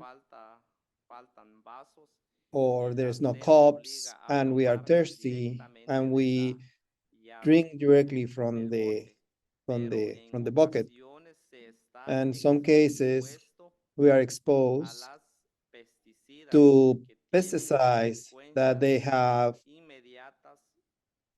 short-term and long-term consequences.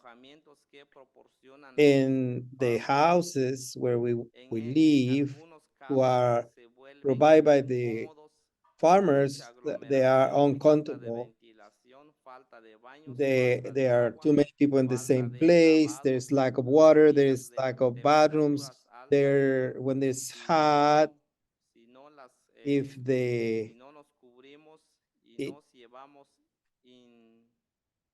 we don't,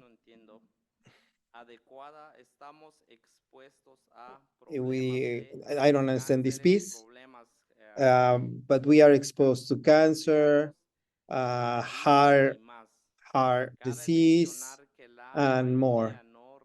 We have to say that the majority doesn't receive health care because there's many barriers. For example, the legal status, language, the cost, the price of medicines, and also some employers who doesn't let us go. The lack of knowledge that where the clinics are, who provide services for low income families, but we don't know where they are. We have to point out as well that the worker is focusing on the work. And it is not easy to make some time to have time security. The farm worker has been always been on risk, is at risk. Starting with the home, if they have a bad installation, for instance, smoke alarms, security when we are in the transportation between the house and the fields, and vehicles who the doors are opening by themselves, so the engine have fails in the fields. There is risk with the machinery and other tools of work of the farm. In the packing houses, there's also risk If the structure is in bad conditions, it can fall on top of us. When we work on the rain, it is very scary with the thunderstorms.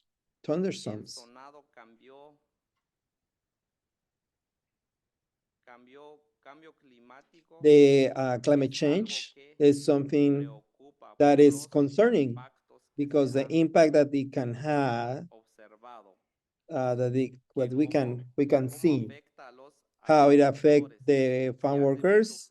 If it's very cold, the plants don't grow. If it's too hot, the produce get in bad shape. If there is windy, they fall. If there's a lot of water, the plants don't grow because they drown on that much water. If the heat, it's also damaging the harvest. The climate change affect all working days. Any kind of impact on the weather affect our economy, and it's already a weak economy. Migration, and migration is like a monster who get us sick psychologically. We consider that half of the farm workers don't have documents. So we have been living under the shadow currently in the current administration. Thank God we have a little bit of calm, but we have not stopped of having concerns because we know that further away we might have the order break again, and it's going to be with us in the house, in the street, any place we go. Meanwhile, we are trying to keep the hope that someday the politicians are going to get into an agreement, and at least they are going to give us a working permit, because at least we are going to be less afraid of deportation, because it will stop our goals immediately. We are going to stay here against thunder and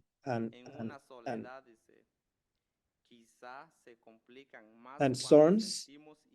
And sometimes it gets more complicated when we see that the society and the government don't look at us or value our work. That is very hard. However, day by day, we keep renewing our effort, our courage, our faith, and with a lot of love, stay ready to keep doing what we know, work and work hard. Know that the seed that we put in the ground and we harvest with our hands, it becomes fruits and vegetables, seeds.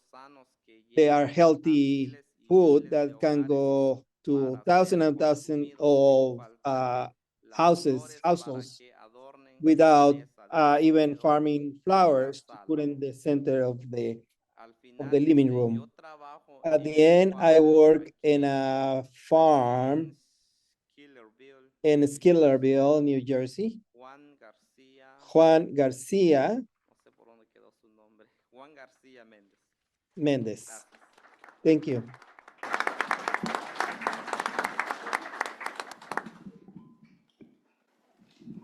It would have been wonderful to hear from Juan, but thank you so much, Marino, for reading his testimony today. Technical.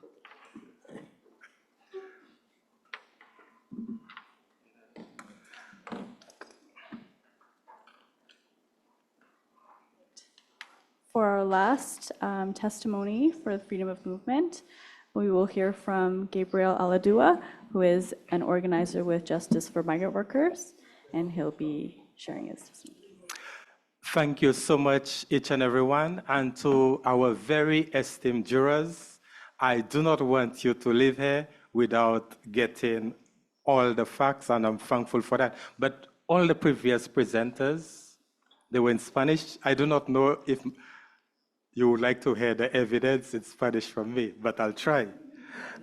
First of all, in my home country, no news is good news. When I got the opportunity to work in Canada, to me that was the perfect place because Canada has a culture of silence. Nobody says anything. The loudest noise in my head was the silence of the good people in Canada. The silence of the good people.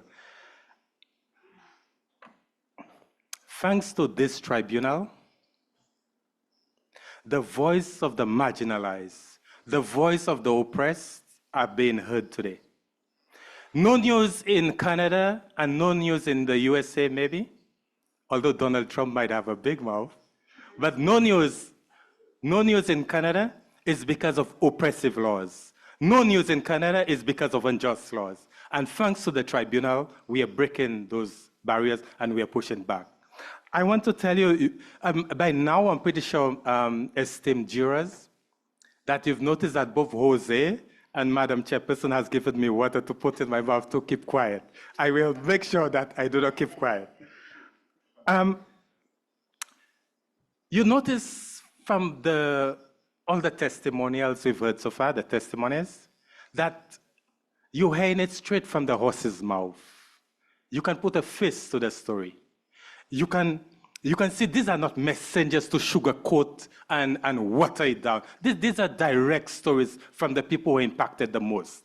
I want to tell you, in my home country, red and white means love. What does red and white mean in the USA? Even the flag here has a lot of red and white. Red and white means love. And in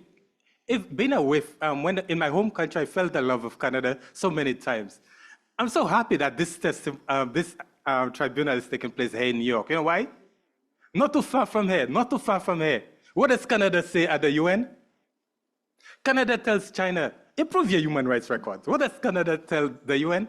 The same rights and privileges that my citizens enjoy, I'll extend them to refugees. On the world stage, Canada tells the world, I'm a country of love. Not too far from here. But they never tell you the complete story. And that is why I'm happy to be in New York to tell you the other part of the story. The same Canada. In my home country, red alone means danger. And that leaf here, that red leaf, it reminds me of the dangerous conditions that migrant workers face to produce food in Canada. Dangerous conditions. Do they tell you that complete story? Is that an accident? Or is that by design? Let us go. In Canada, only in Canada, I've seen a tree with a telephone number. And that telephone number is basically the program that brought me to Canada is like a telephone number. This first number here is 58. The program that brought me to Canada, a while ago I heard from H2 program, it's called the Seasonal Agricultural Workers Program. Seasonal, this year it is 58 years old. And if there's any Jamaican here, the program started in Jamaica, 58 years. But when I look through the crowd, I cannot see anybody who's 58 or, that program started way before everybody there. This number here, number 3. This number 3 here, it stands for the 3 pillars of the program. The 3 pillars. What are the 3 pillars of the program? 1, we are here to do jobs Canadians do not want to do. What are the jobs Canadians do not want to do? The jobs, dirty work, difficult work, dangerous work, deadly work. In Canada, an average of 2 workers are dying every year. If workers are dying, can you imagine how many more are getting injured? The dirty work. For a minute, I want you to think about non-unionized working conditions. That's what we do. So 1 pillar of the program is to do jobs Canadians do not want to do. Number 2, another pillar of the program is we cannot apply for status. And what is the equivalent of status in the USA? It is what? Green card. I have a red card here. I must be. But in Canada, it's called status. Let me take a minute to try and explain status. Status is a 2-edged sword. If I have status, It takes care of my immigration vulnerability. I'm not being afraid of being sent back home. Because with status, I can stay in the country. Status. It takes care of my immigration vulnerability. If I have status, I have an open work permit. What does that mean in Canada? I can work for any employer who's willing to employ me. I do not have a tied work permit. So imagine we are here in Canada to do those dirty work, those non-unionized work, and we cannot apply for status. What does status mean? We are tied to our employer. We have immigration vulnerability, and we have labor vulnerabilities. So, and what is the third pillar of that program? We have a tied work permit. So let me see if I can summarize that. I have a tied work permit. I'm tied to my employer to do non-unionized work, to do difficult work, and at the same time, I am vulnerable. My immigration is vulnerable. My labor, I have labor vulnerabilities. That is the program.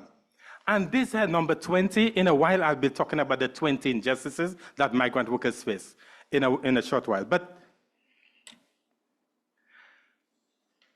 to summarize it, because you've received so much information, my esteemed jurors, I'll try to summarize it. But the problem is I cannot spell very well. During my school days, I couldn't spell debt. And right now, debt is a big issue right now. So I hope everybody at the end of this session, everybody will be living a debt-free life. I struggle with debt. I used to spell debt as DET. But what does DET mean? I struggle with debt in school. But my whole life is I've struggled with debt. What does debt stand for? In Canada, debt stands for denied, excluded, and tied. Let us go. Migrant workers are denied basic human rights in Canada. And I can give you a whole evidence of that. And these things are enshrined in Canadian law. And I just told you, is that an accident or is that by design? So in very Canadian law, we are denied basic human rights. Basic human rights. In fact, let me tell you to you in another way. Consistently, Canada, in the 150 odd years of Canada, consistently, Canada had a program or have a program that dehumanize and exploit people consistently. Canada is very, they're quiet, but they're consistent with that. Having a program that dehumanize and exploit. That's one. Exclude. The laws that are designed to protect workers in Canada, migrant workers are excluded from that. Overtime pay, minimum, we excluded from those things. Excluded. What is another word for migrant worker in Canada? Excluded. And what does T stand for? Tied. We have a tied work permit. So imagine, that, in fact, DET, that's the best gift. That is the best gift. That is the best gift the government has given to employers. DET is the best gift the government has given to employers. What does that mean? To tie the workers and deny them. Isn't that a great gift? Isn't that a great gift? So you can imagine the people who are profiting from that. Will they watch and allow us to push back, or will they fight with all their might? Because they're profiting from that system. On the other hand, I struggle with science, and one of the things I really struggle with is DDT. And this might be the longest thing you've ever seen, the name for the longest chemical, maybe. But what does DDT stand for in Canada? DDT. Canada is saying to Europeans, we cannot deny you freedom. We cannot deny you right. We cannot tie you to your employer. So you can see the line is clearly drawn along race. Let me open that book for you a little bit. So what I've told you there, what I've tried to tell everybody here is the very definition for vulnerability is DET, vulnerable. To tie somebody, to deny them, and that is the definition for vulnerability. And that is what the Tribunal is trying to do, to bring a voice to those people who are vulnerable. Another thing it's bringing out, exploitation. To tie somebody, to exclude them, that is the definition for exploitation. And because of time, I would like to encourage each and everybody to watch that documentary, Life and Death. Life and Death, it really spells out the many, many reasons that push migrant workers, to become, basically push us to become migrants. Nobody really, had we come here freely, willingly, lovingly, would be a tourist, would be a visitor. But there are lots of things that push us, that force us, literally force us. So I would like to encourage everybody to watch this documentary. Now, in Canada, because of fear, okay, let me go through this real quick.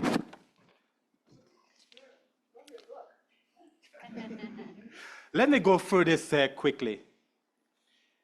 I have a little playing field there. I'm in the middle of the playing field of migrant workers. And look at the stakeholders, employers, the unions, the government, the citizens. What does the employers want? Profit, profit, profit. How does the government ensure that employers get profit? By bringing migrant workers. Who is a migrant worker? They're denied. They're excluded and tied. So the government is bringing people to the employers by tying them, denying, and excluded. That's guaranteeing profit. Isn't the government happy? Isn't the employer happy? Happy, happy, happy. They're sleeping in the same bed, I guess. The unions, what does the unions want? When there's a strike, that the unions want, when there's a strike, that the strike is effective. They want better conditions. And what is the best way is by having strike. So what they want, when there's a strike, that they want that the employers kind of tap into a pool of cheap labor. But how does the government keep the unions happy? By bringing migrant workers. Who are migrant workers? They're tied to the employer. They cannot go anywhere. So nobody can tap into that cheap labor because they're already tied. I have the word citizens, but that's a very watered down word. What does the citizens want? The citizens of Canada, what do they want? Racial purity. Keep these guys off the farm. Let them live on the farm. Where do we live? Do we live in society, integrated in society, or we live on the property? In Canada, we live on the farmer's property. We are the farmer's property. At the entrance of the farm, what do we see? Private property, no trespassing. What does that make us? A human being? Are we first class? Are we second class? Or we have no class in Canada? The government. How does the government keep these people happy? By ensuring the government keep those people happy by being migrant workers. Where do we live? We live on the farmer's property. So these people are happy. Even the government is happy. Well, how does the government keep itself happy? We pay, or we make all the normal deductions, the legal deductions. We pay into social safety net and we cannot access it. Even the government too is happy. Does anybody have a calculator? From 1966, we've been paying into those social safety net. From 1966, right? And thousands and thousands and thousands of workers are coming. Can you calculate a figure for me? How much money? Everybody is milking migrant workers. So in Canada, there's a lot of fear. The program has a lot of fear, lots and lots of fear. And in a short while, I'll be able to explain a few things to you. And because of fear, we cannot bring a lot of workers to this big apple. And they've given me, because of fear, they cannot come. So I have to read some of the testimonies of some workers. So I hope you bear with me. My name is Gabriel. That's the first thing I should have said. I didn't say that, right? My name is Gabriel. I'm a former migrant farm worker, and now I'm an organizer of the group Justice for Migrant Workers. I would like to share with you the voices of guest workers from Ontario and British Columbia. Imagine that. 2 of the supervisors are out in the field. If they don't like you, they will go and book your flight. They are the people who book your flight, and they are in control of you. The liaisons who are supposed to defend you, instead of that, they work with the employers, not sharing what's happening with you. I remember when I reached out to my liaison, the liaison eventually told me that if I wanted her help, I must go back to the farm. I told her that if you were in my position, won't you leave? She said that she understood, but if I really wanted her help, I have to go back to the farm. The only thing they are missing is for them to have a stick to beat you. If you're feeling sick, you can't tell them. It's really sad because you get your own people going against you, because it's not like the employees that are out in the field all day. It's the people who are from your country. It's your colleagues that they use to keep you oppressed. Status is very important because status is very important because that will hold employees accountable for better treatment. They will know that you now have the power and can leave whenever to work wherever you want. They can't control anymore. You are not tired. The employer books your flight and everything. This is like having a dog on a leash. The tied work permit that ties workers to one employer is the cause of this. And also the issue of better living conditions. Don't give us dirty water. Don't work us out in the field, and you have to walk a mile to get water. You'll faint before you reach that water. This leaves a bitter taste in my mouth, and every day it's still affecting me. This is really ridiculous. It's a high power imbalance. We need that system to change so that there's a balance of power. The current laws and system are in favor of employers and puts us at their mercy. We need better laws to be implemented to hold them accountable because they believe they are untouchable. We deserve to be treated like human beings and not workers to death like we are mules or machines. Our documents are being taken away from us, and they can book our flights back home in a minute. They keep our passports. We are told we cannot leave the compound unless they take us. You can only shop where they choose to take you. And sometimes the food is expired. The entire system has to change. The whole colonial system that they have in place has to be taken out completely. Everything has to change from the top. Because of the government's unjust laws and policies, it has given employees the legal right to just treat us however they feel, because it is legal to do so. They know that they won't be held responsible for what they are doing. We are not called by our name. We are called by numbers. We are not seen as people. We are seen as animals. We are seen as something else. We are seen as broken. If you are seen as broken, you are thrown out. If you speak up or say something, they consider you to be unruly or a troublemaker, and immediately they will book your ticket to fly out. They take your suitcase. The liaison puts an F, a red F, so you are banned. You don't even know it, and you don't know why. This is how it is set up when you are injured. You are going straight home. They will only tell you, let me take care of you. They rush you, and they don't want you to take any time. We need status on arrival, because with status, we can access everything we need on our own. We need to access healthcare and everything else that we need. Sometimes workers get ill on the job, and the farmer wants them to come to work. They don't take it seriously. You feel like you are in prison sometimes because you can't get any visitors to come to you, and you can't go to see anyone. It's like you go from home to work, from work to home. Even if you have visitors, it's embarrassing because sometimes the farmers come and say that workers can't have visitors. It's unfair and it's not right.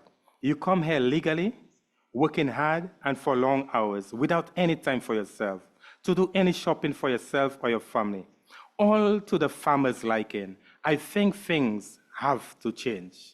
And because I spent 4 years as a migrant farm worker, I spent some time documenting the injustices that migrant workers face. I hope I have time to go through them. And two things about it. One, I hope it will summarize some of the testimonies that you've heard, and also it will also prepare you for the other evidence that will be coming in a short while.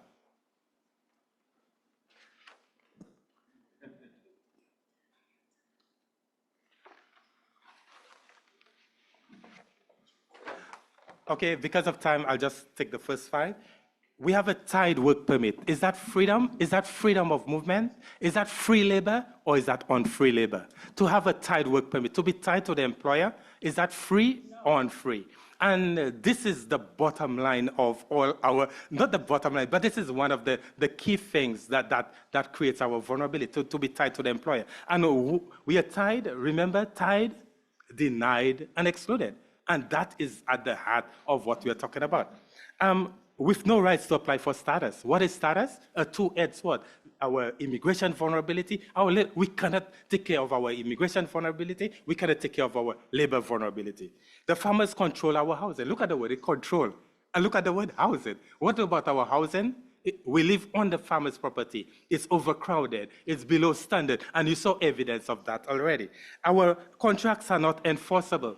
Our contracts are not enforceable, and again, who are migrant workers? We are the voiceless. The threat of deportation keeps us quiet. The threat of deportation keeps us quiet. Imagine in Canada, Our employers control the travel agency that's booking our flight in and out of Canada. Who is our employer? Who is our employer? Our employer is not just our employer. Our employer controls every aspect of our life. Our employer is our employer. Our employer is our landlord. Our employer is our immigration. Our employer controls every. Are we a human being or are we second class, first class, or no class in Canada? So in a nutshell, I want to tell everybody, because of time, they gave me a time limit. I have to go to the UN to tell the UN. I want to tell everybody that red and white is danger, and the life of migrant workers are really in difficult conditions. But the good thing is, there's a lot of power in our hands, and that is what the tribunal is telling us. There's a lot of power in our hands, and individually, I can have a big mouth, a long mouth, but collectively, we can have a louder voice, we can have more power, and that is what the tribunal is hoping to do. Thank you.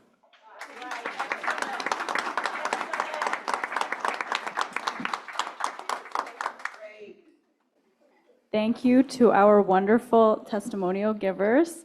We heard from many different experiences, many different contexts, and I'll just give Chris a couple minutes to summarize, and then we will hear from our jurors.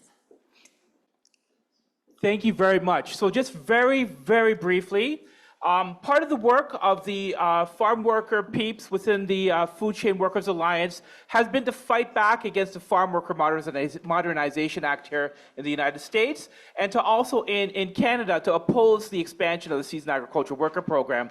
Some of you might be aware that yesterday, I believe, in the Senate, the Modernization Act is being reintroduced.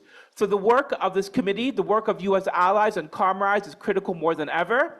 I want us to basically heed the words of Gabriel here and think about the status upon arrival, the fact that no one's immigration status should be used against them, to think about it as a way to try to bring people together, to take away the power of bosses, to divide workers, and the use of threats and fears to try to subjugate workers and to subordinate workers. So this is why status upon arrival is an important critical organizing principle for all of us. We know that all you peeps here, we know about why food is a right and why we should be thinking about the role of food sovereignty, right? Through the work of cooperatives and other types of manifestations that people are doing here as members of this alliance. Number 3, what the hell is financial equity? Why are a bunch of financial equity people on Bay Street in Toronto and Wall Street, somewhere in the middle of nowhere, California, running our food system? Continuously, you see, like the comrades in Washington State that are being run by a place in Toronto. In California, the recent peach farm that went under. All these people are doing are buying up property and shutting down farms and taking away good jobs from good comrades.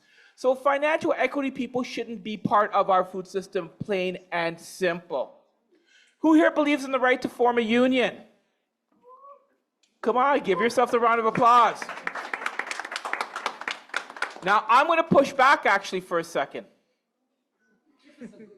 I'm going to let you all think about this for a second. And you can throw stuff at me, okay?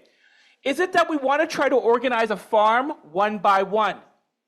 Or do we want to try to build power across the entire sector, across the entire industry?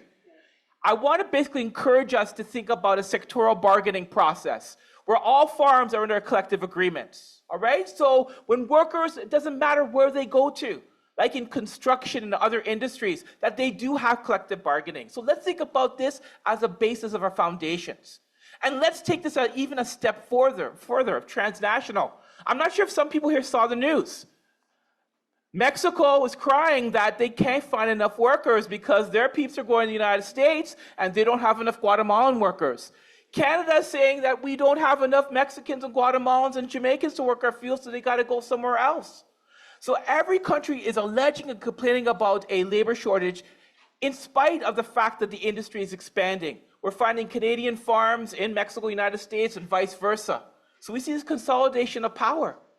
So what the hell is this? Why can't workers across the industries and across the continent organize to bring wages up and bringing conditions up? So let's think about transnational organizing and the role of sectoral organizing as a foundation of what we need to do. The last thing before we leave today, and I have a cautionary tale, which we will talk afterwards because I don't want to bore you. But let's think about the role of history.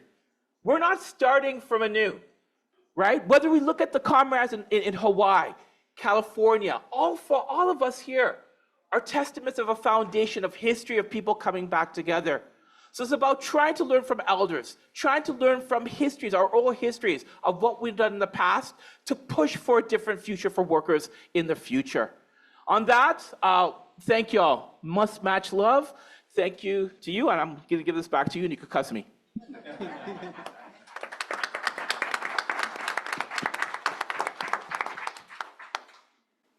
Just keeping an eye on the time, so we have about 45 minutes left. I wanted to give the jurors a chance to share some of their thoughts and ask any questions with the remaining bit of our time, and then we will hear from Ari from Warehouse Workers for Justice.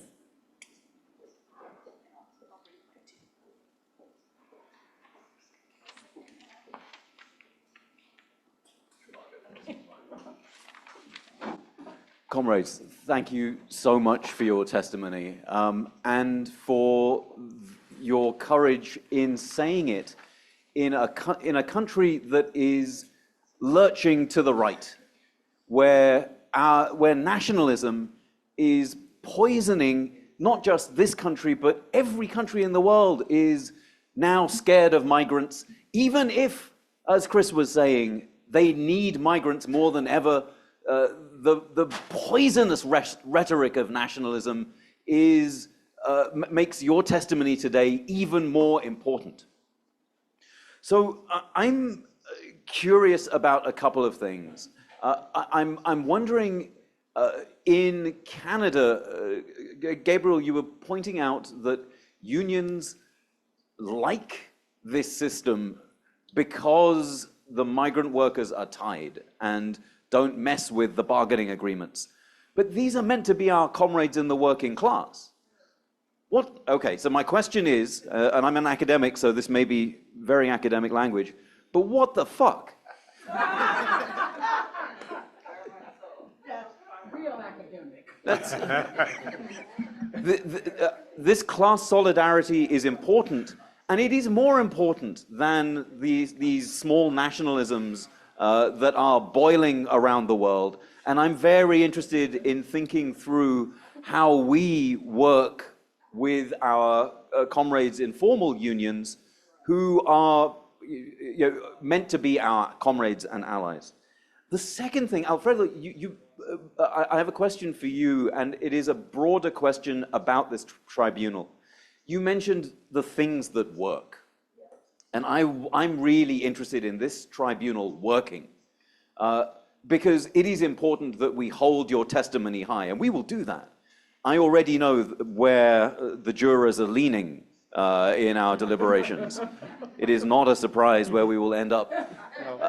But once we make that decision, how do we make it work? How do we make what we do matter? How do we take your leadership in a way that makes this tribunal a foundation for the kinds of organizing and education that needs to happen, not just in the United States, but internationally as well? So these are two very specific questions, but I would also like to hear from the rest of our witnesses about both the relationship to the rest of the labor movement and about what this tribunal needs to do to serve you. Thank you. Wow, it's hard to follow. I've done a lot of my political education from the perspective of the Brazilian people. The Union of Workers Without Land, the MST, are family to me. They have their own school. I've been educated in that school. And the one thing that I learned from them and that I'm hearing from the first two discussions here is about land. As an housing organizer, I came out of shelter, I came out of homelessness, banging tables saying, we need affordable housing, especially in a city like this. And I quickly learned from the Brazilian people, you'll never control the housing until you control the land. So I would love for you guys, as you go forward, to talk more about not living on the land of these ranches or farms, as you call them, but controlling that land, right? There are more of us than it is of them. So we have to change that dynamic. I'm not sitting here pretending that it's easy, but we have to understand that control of land is what we're struggling for here. You know, as an academic, as Roger's an academic, one of the things I learned about is where our pension funds are being invested. And Tia Kref, for those academics in the room, you know, a lot of our pension funds were going to land grabbing around the world and controlling the manufacturing of food. So we need to understand all these entry points as we go through. Not putting that on you guys, us as witnesses and those who are living through that, that's our responsibility and collaboration and solidarity with you guys. So I'm committed to that. I hope other people in this room are committed, but I would love you guys to, going forward, to talk more about controlling that land. If you control the land, you control water, you control food, right? The Brazilian Constitution says land has to serve a social function or social purpose. And the MST grew itself by taking over land and now reappropriating land, right? So they grew themselves into a 2 million strong movement just that way, right? In 26 states all over Brazil. So we have the power. Chris talked a lot about internationalism. Chris knows me, it's something, and you guys are hearing it come out of my voice. I was just talking to Raj about my connections in Africa. Internationalism is so important. We build power by coming together, right? And it's not just us here in North America. It's us with the Global South. It's us with Asian folks. It's us with African folks, all coming together and understanding that our struggles are the same. Transnational organizing is a must. And we must figure out how to come together and build our power to rise up. But again, as I said to the first panel, thank you guys for sharing the stories. It is so important that we have what I like to refer to as data, right? Storytelling is data. In our communities, we think of data as surveillance. No. Data can work for you or against you. It depends on how you use that data that you've collected. And what we're learning in our community is how to take data and push back on a system that has been oppressive to us. So thank you all for sharing. Thank you for your stories. Thank you for the work that you do. And, you know, we all stand behind you.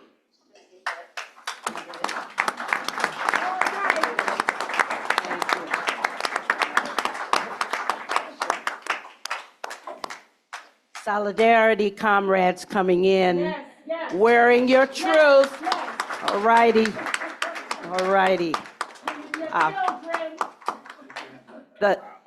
First of all, I just would love to take Gabriel everywhere I go. Your pedagogy, your methodology, your way of putting it out there, brother, is the way. The visuals and the clarity. Thank you.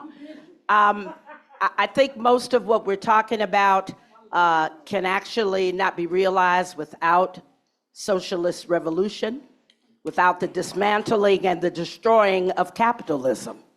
The dismantling and the destruction of capitalism. International solidarity is important, and my question goes to the dogs who have not been mentioned throughout the tribunal so far. The corporate dogs. Can we get a roll call on some of the companies that are directly responsible for global suffering in the US, wherever people languish under the system of US imperialism? Can we get a roll call on some of the corporate dogs who are grinding us into the ground and destroying our opportunities in this world? So since we don't want to become petty capitalists, we don't want to become fake-ass petty capitalists, we got to always be standing against that system. And the way that we show up in this country, and we don't denounce and indict those corporations, we're not really doing the serious work. So can we get roll call on some of the major culprits that are responsible for the suffering that each of our comrades have described?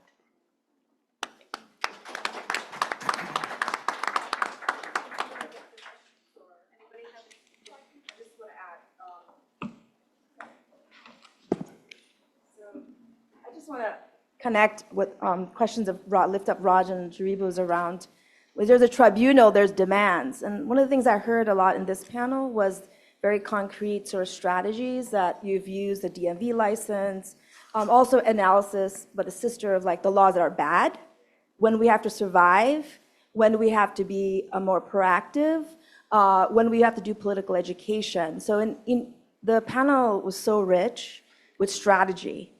And so I don't have time to like unpack each one because it's just nuggets of strategy in each of your testimony. So I just wanted to kind of maybe at some point like amplify that. So what are other things that needs to be happening? Who are the targets, as Sister said, what is the work that those of us who are in allyship or in the movement with you need to be doing?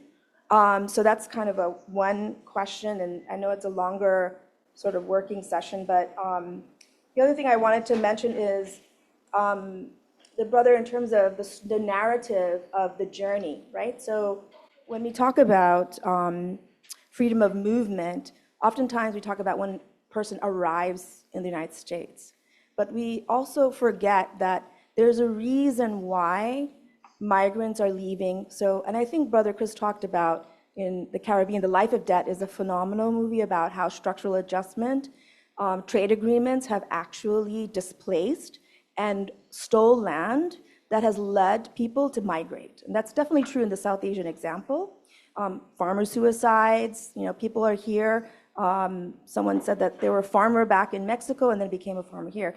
That is by design. Like maybe Gabriel can raise the flag when I say that. So for us to understand that design, I think for us to break down that structure is going to be important. So I was curious. So the second question is like, how do you see this structure? Like, I think we can talk about internationalism, but we really need to break down as to like what Brother Rob said is about the entry points. Where are the pressure points that can be utilized to get towards this dignity movement that you're talking about? So what are the demands, kind of where are those sort of strategic pressure points? And then the last thing I just wanted to like amplify was that history. I'm a big proponent of the IWW, the International Workers of the World. And in the turn of the century, there was a struggle of two types of labor movements in the United States. One was called business unions, like, okay, it's like what the Gabriel's chart. You're in a union and we just want members. And IWW said, no, we need to actually build a revolutionary class. And so it can't be workplace by workplace. It's not entirely sectoral, but sectoral is better than now. And you can't necessarily rely on law, because what all of you have shown through the guest worker program is actually it's the law itself that is exploitative. So then how do we use it for the DMV license as a protection, but then actually how do we actually dismantle it because it keeps us in this plantation economy? So I guess the kind of last point is like, are there other models that we should be looking at globally? You talked about the indentured servitude in terms of the Caribbean, the Indo-Caribbean example, in terms of the small farmers in Kenya and the grain example. So anyway, I think the last is just really like, are there some case studies that we should like, as revolutionaries, sort of study? Because I think there are some blueprints that we don't have to redo the work from our own histories. I'm not talking about United States. I mean, we're all from different parts of the world. So sorry, it's a little bit long-winded, but really essentially 3 questions.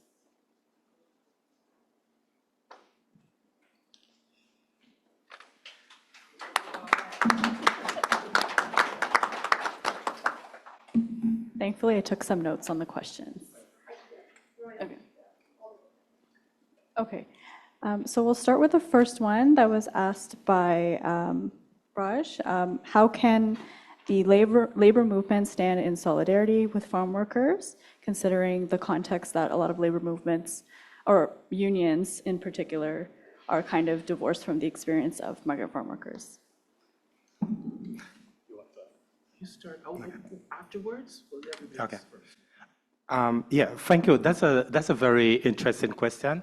And I keep saying we do non-unionized work, non-unionized work. So why the unions not in support of that? A couple of little things that I know. I'm not the expert on that, but I can tell you a few things. One, before NAFTA, they said the number of unionized workers in North America was that high, and from NAFTA, there's been a steady decline. Okay, so that's one. Number two, I'm surprised that some unions in Canada invite me to talk about our injustices, and some members of the union are telling me that the hierarchy is white. and in the unions, they had something, a group of members that are called BIPOC. BIPOC, what is BIPOC? Black, indigenous, people of color. So it is stratified. And what is the union? The union is supposed to be blind and working for equality for everyone, but yet still the unions in Canada, they're stratified. So is it surprising? If the union itself cannot make itself right, who are we, migrant workers, to be fighting for? In a nutshell, it's just racism. That is my take on it. Any of the other panelists want to share their thoughts?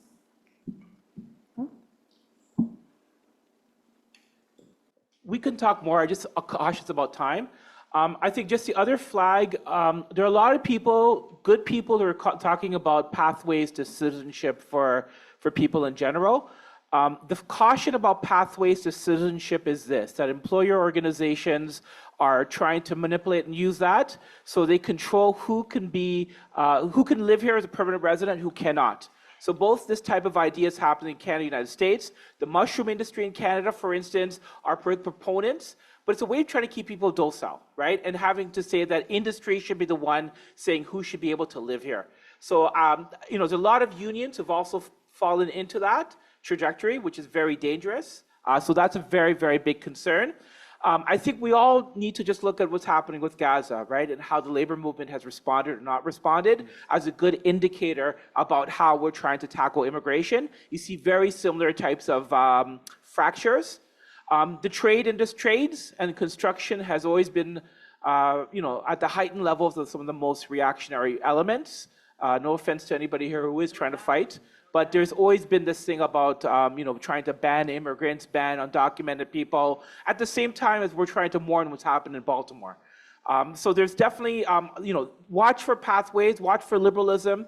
But the other important thing that we do have is here in this room, trying to address and think amongst ourselves, what does the immigration status mean amongst us? What does it mean when workers try to come up and develop their own analysis and not depend on what an industry expert, or a labor expert who's detached from what's happening in this room. So I want to focus on that, and I apologize. I don't want to take up time. Yeah, that was union. That was the whole union part. Sorry. Giving everyone a chance to share. I'm going to combine two of the questions, one about what the demands for this tribunal can be, and also what can come out of this tribunal. Like, what can those of us who are allies or those of us who are not farm workers do to push things forward after hearing all the testimonies that have been shared today? So is my question going to be answered? Just really briefly, teachers' pension plans. Okay, no, that's not a good answer, and I don't want you to answer. Let me I want see. to hear from the panelists, what do you think some of the main corporate culprits are that we need to target when we talk about corporate accountability or the lack of corporate accountability? Who are some of the enemies that we need to be naming and shaming and exposing for the practices that you described? I didn't stutter. That was my question. I don't want anybody to translate it. I want these brothers and sisters to answer it. I'm not the. If you feel comfortable. That's right. Yeah. If you feel comfortable. I am not the best person to answer for the US, but however, in Canada, continuously the audience asking me, where's a good place I can go and buy ethically grown food, right? Where's a good place? But in Canada, I love when the politicians say from coast to coast to coast. You feel the whole country is covered. I love when the politicians in Canada say a Canadian is a Canadian is a completeness. But they can never say that a worker is a worker because of the unfair treatment. What I can tell you is I have a big mouth because I want a Canadian food system that is healthy, that is sustainable, and that is just. So I do not want to tell you in New York there's 1 or 2 supermarkets where you can get, no, from coast to coast, that's what I want. I do not care if there's one that is, or what we want to get to the root of it, to the root. And what is the root of it? What is the root of it? Our injustices, the injustices that we have faced, it is legal. That is at the root of it. Our problem is a political problem. It is legal. So what is the solution? By knowing the problem, you know what's the solution. Our problem is political. Our injustices are legal. They are legal. What is the solution? Pressuring the politicians to change those unjust laws. And I do not need to know how many corporations or this and that. What I need to know is that the laws, the system that creates it, we can get to the root of it. That's one. And also the issue, there's another point about my friend also, I need to connect that to a question my friends raised. He who controls the land, controls food. He who controls your food controls you. But the question is, are you concerned? Are we concerned? That is the question. Are we concerned? What did COVID teach us? In Canada, there's a large place, and in the US too, I heard, there's a large place, it's called Cargill. It's a meat processing place. And because of COVID, it was closed on 2 or 3 occasions. I'm not too sure. And in the US, I'm pretty sure there were instances of similar things, large corporations closing because of COVID. What did COVID teach us? That increasingly, our food system is in the hands of few people, few corporations. Is that safe? That's what COVID taught us. Is that safe? Are we concerned? Or should we fight back? And increasingly, that is where in North America, that is where food is going, that to put the food in the hands of a few people. Are we concerned? Are we concerned? And what happens with the corporations? What are they concerned about? The bottom line, profit. Workers are not workers. Workers are just numbers, right? Profit. So are we concerned? I like that conversation in America. Why I like it in America? The champion for democracy, that's what they say, right? I have to laugh at that. What is democracy? Government of the people, by the people, for the people. Isn't that what they say? Democracy. But yet still, how can these two devils, how can an angel and a devil sleep in the same bed? Democracy and capitalism. Democracy, what does democracy say? Majority rule. What does capitalism say? 1% control. Can these two, an angel and a devil sleep in the same bed? Isn't that the big lie that we're living in America? And that's what it is.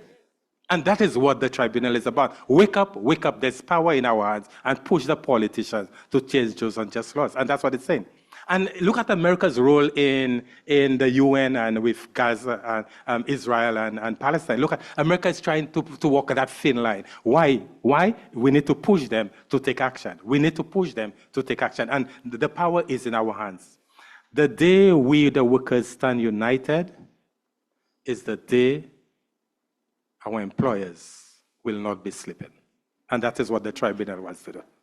Can I just make one clarification since I raised that question? I'm old enough to remember the struggle against colonialism in South Africa.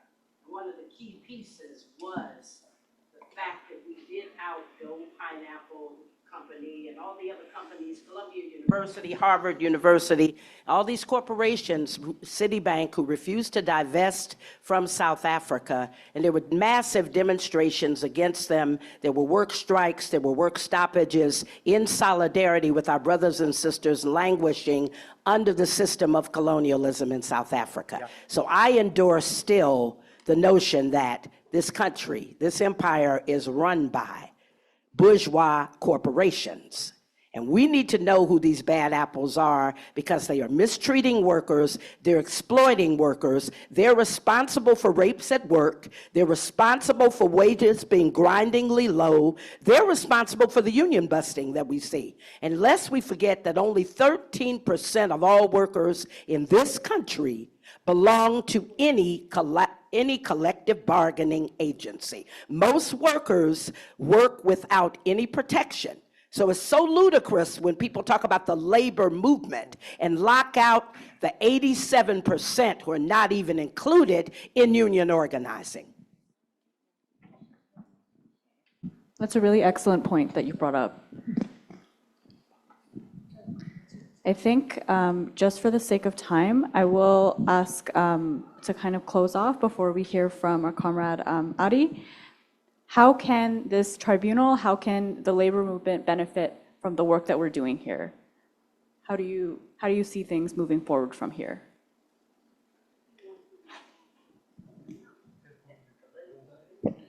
Para agregar un poco a la pregunta de ella, ¿quiénes son los responsables? To add a little bit about the responsible of all what is happening and based on the conditions, on the bad conditions of workers, as the big corporations and monopolies that are that get the benefits of our work.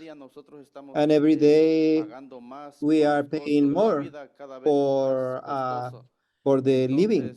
Every day it is more expensive. Our expenses are higher. For us that we are in the dairy industry, the corporations or the cooperatives that are the largest that buy what we produce to be precise.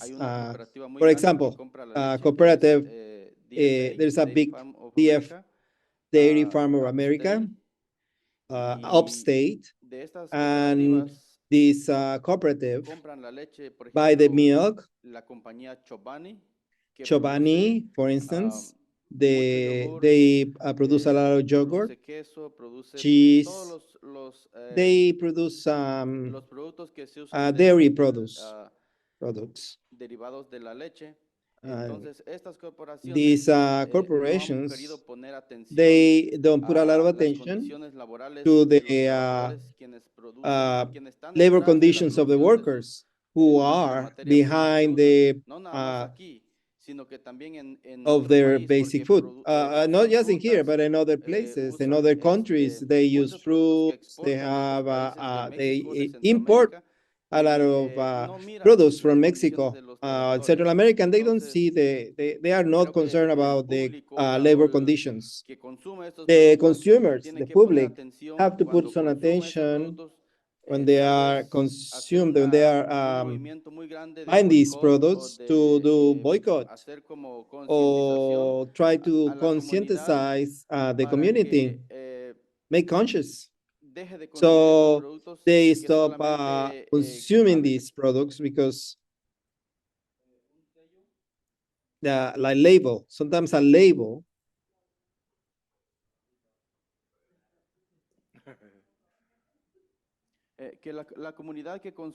the community that consume these products, they don't have an idea of how these products get to their hands. It looks very pretty, but the corporations that produce all that are exploiting the workers. Why? Because they create programs that are on their own benefit, but not on the benefit of the workers. We have trying to sit on the table with Giovanni to have some negotiations to create a program of standards on the standards of they respect the voices of the workers, and they have never have the willingness to respond. They have not wanted to deal, to come to an arrangement. We hope that the result of this tribunal and some studies can help to put some more attention, create more attention into these corporations, and that we are trying to change how the community see all this and how these are taking advantage of us.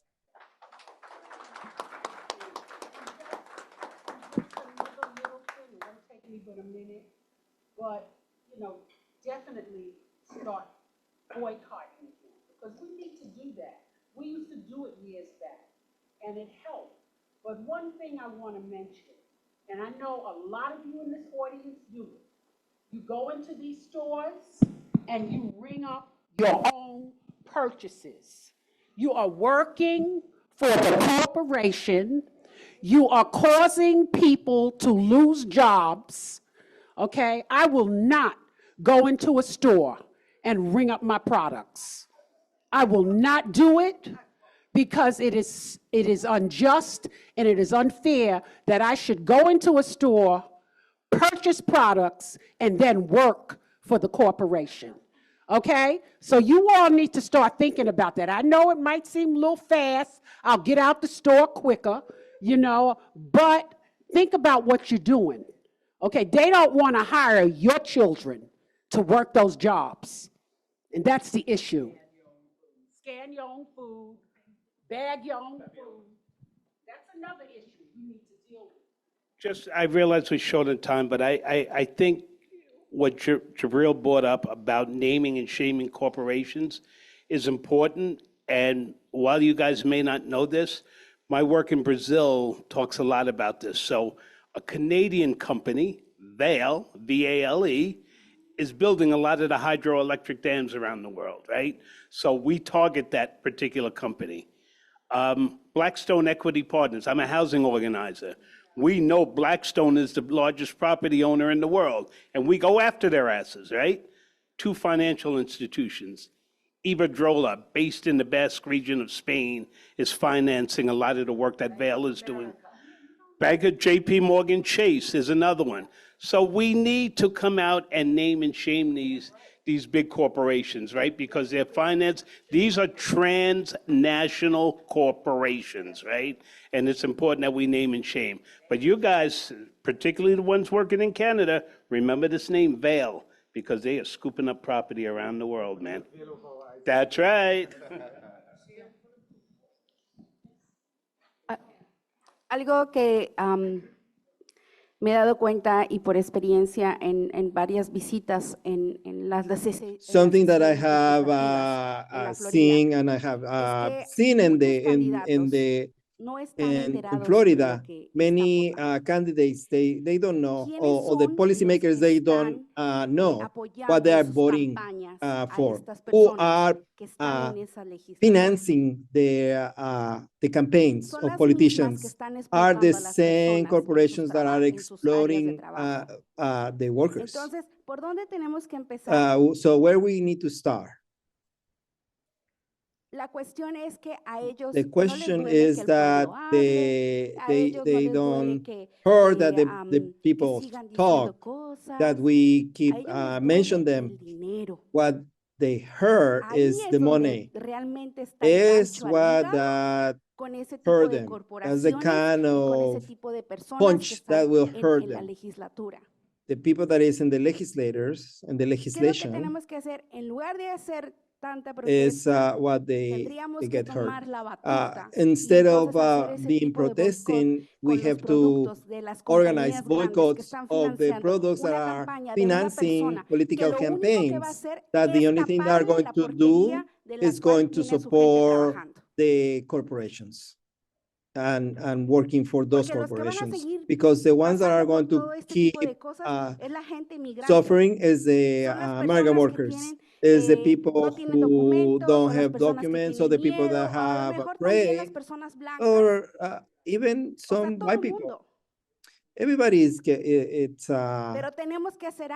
hurt, and we have to do something. But there is many things as organizations that we have a lot of challenges, and we are working on this for many years, and we might not be doing enough. We need to go step by step. We know who are the corporations who are giving the funds, politicians with power. Those people that have power are covering for the corporations and when they are doing legislation.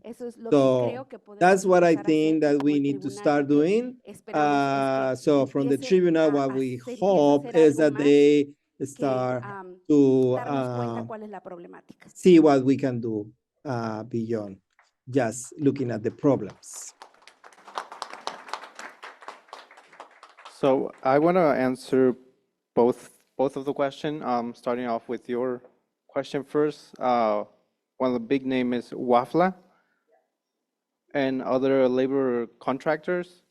but also Dan Newhouse from Washington State, who is the author of Modernization Act, and everybody that are pushing for the Farm Worker Modernization Act. We know that this is going to tie people up. That's if you qualify to get a status under that, which would tie you to just one employer, and we don't want that. That is completely against freedom of movement. And to the second question is educate those who approves or denies things that impact us without them understanding what our needs are or what our community needs are. The other is to educate our community and encourage them to speak up and give them space too, like here. So yeah, and one of the things that frustrate me a lot is when I've got the opportunity to participate in many things, but one of the big ones are when you sit across from people who have the voting power to change it, but decide not to, because they're gonna lose a bit of money. That's like the very frustrating things to me, is that like you can do it. It's not gonna cost you that much, but you just decide not to. And so, yeah, I'll end there.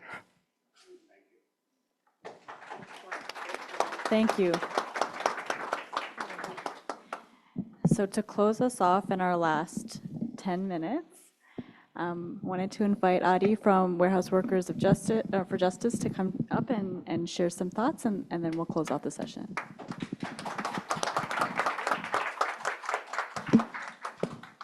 Hi, everyone. I'm Adi from Warehouse Workers for Justice. I'm an organizer with them. And first, thank you guys for your stories and the previous panel as well. Although I work with warehouse workers, I relate personally because my family's from Mexico. They're all farmers. My grandpa still works in El Campo. So yeah, thank you guys. So again, the workers I organize are warehouse workers from many industries, including food, and the injustices are the same all across the board. So in my opinion, the workers who don't have freedom of movement are the undocumented workers who've been working at these warehouses for decades, and also our brown and black brothers and sisters who are coming out of incarceration, who are coming back into, the grind and getting to work, basically. And both of these people, or groups, thank you, they're staffed by staffing agencies. So Trader Joe's, for example, it's one of the big warehouses near Joliet, and they pretty much exclusively use staffing agencies to hire their workers. And so these groups don't have the freedom to work where they want to work or seek different jobs. They're stuck at places like Trader Joe's, just one of many, many places where they're suffering at work. And so, these groups, they're in the same struggle, but they're also pinned against each other at work.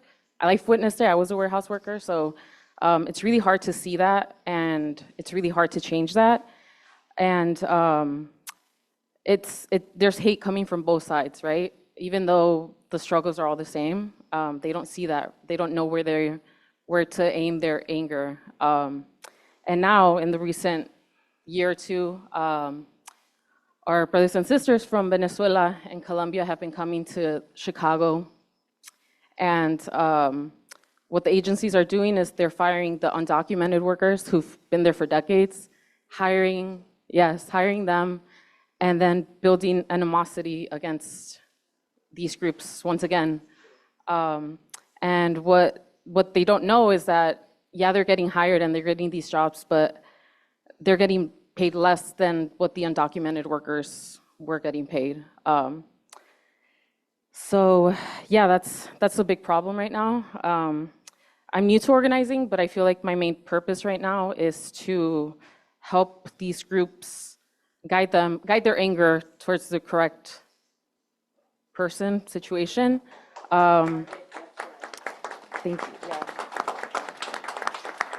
And so capitalism, right, their goal is to get the cheapest labor they can get.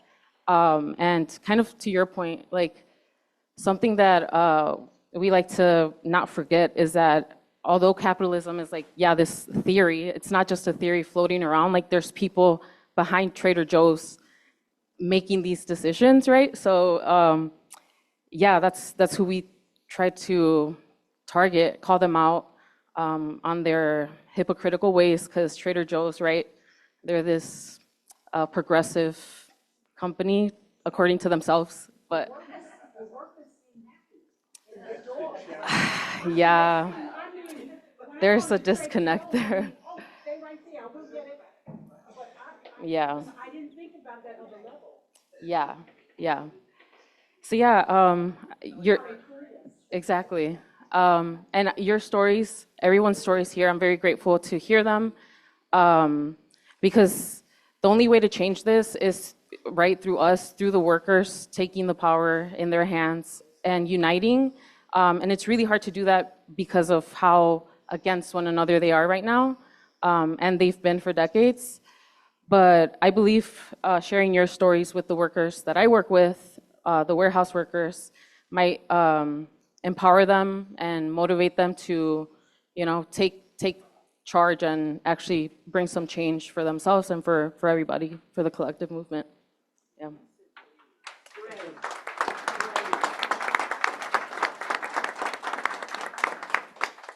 And that brings us to the end of our session on freedom of movement. Before we take a break, I did receive a message that there's going to be a raffle for 3 of Gabriel's books. He is now a published author. He's written a book called Harvesting Freedom about his experiences working in Canada. 3 of these books are going to be raffled off during the break. So you just need to write your name on a slip of paper, and it'll be put into a jar or something. And you'll have a chance to win one of his books. Okay, and I think we're on break now for half an hour until 5 o'clock for our next session on climate justice. Thanks, everyone.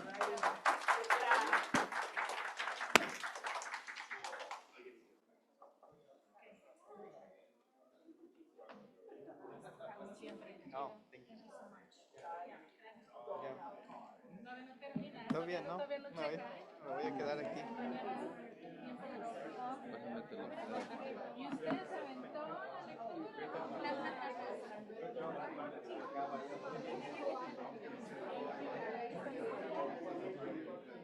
¿No más nombre o? ¿No más nombre? Creo que sí. Pues no tenemos números.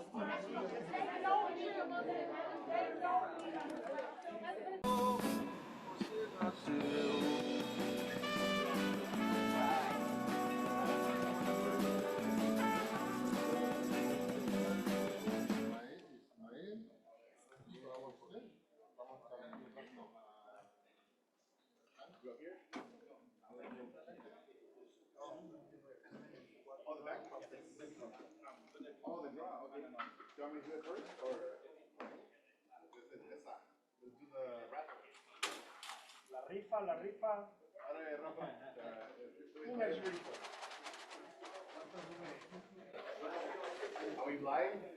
No importa el orden, nos sentemos. 1, 2, 3. Ustedes están en la lista, no sé. ¿Dónde está? Alfredo Juárez aquí. Okay, we're going to be providing interpretation to this channel in English, so we're just waiting for folks to get ready, and we'll be starting very soon.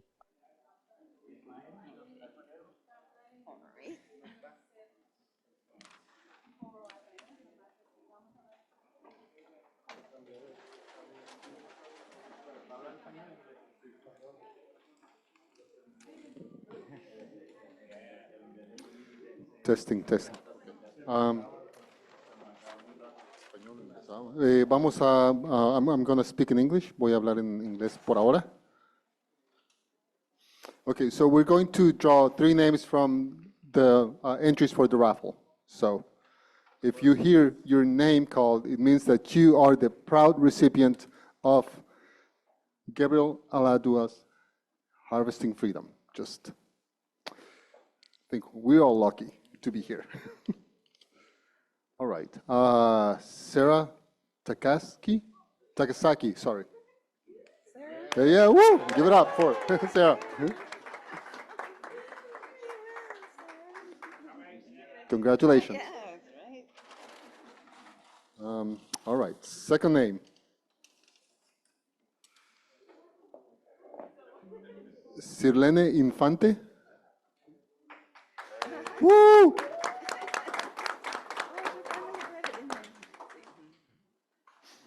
Congratulations. And the last proud recipient of Harvesting Freedom is Pablo León.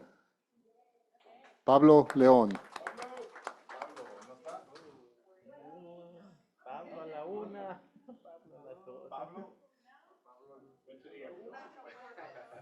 Forfeit?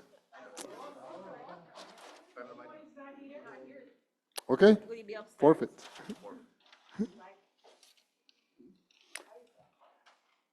Emilio Samayoa. Woo! Is that Pablo? No, no, Emilio. Felicidades.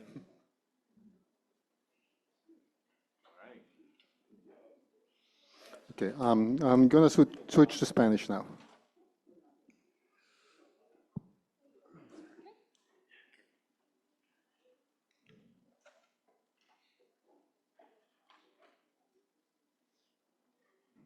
Bueno, muchas gracias nuevamente a todos los que nos acompañan. Thank you so much for everyone who's here. It has been a long day of hearing the stories, the empowering stories, and of constructing a stronger movement to bring those stories beyond this forum. I want to say thank you so much for the members of the jury, and I want to take a moment to introduce a new jury member who has just joined, Max Isle. If you can lift up your fist. Max, is Max here? I'm not sure he's here. Well, in any case, let me take a moment to read his biography, and I'm going to be switching to English. Max Isle is a fellow at the University of Tunis, MICAM, a senior fellow in the Department of Conflict and Development Studies at Ghent University, and a researcher with the Tunisian Observatory for Food Sovereignty and the Environment. He researches climate politics, Tunisian national liberation, agrarian politics in the Arab region, the Arab North African intellectual history. He is an editor of Agrarian South and Journal of Labor and Society. He has written for Journal of Peasant Studies, Globalization's Review of African Political Economy, and Monthly Review. He's the author of A People's Green New Deal, which you can buy here. He has been active in anti-war and anti-Zionist work and does popular education around agrarian issues. Thank you. Bueno, no, aún no lo veo.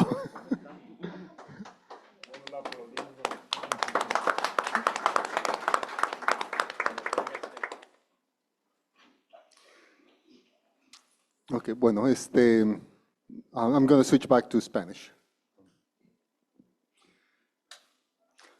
Bueno, nuevamente muchas gracias. So once again, thank you very much. I'm going to be the facilitator of this climate justice section.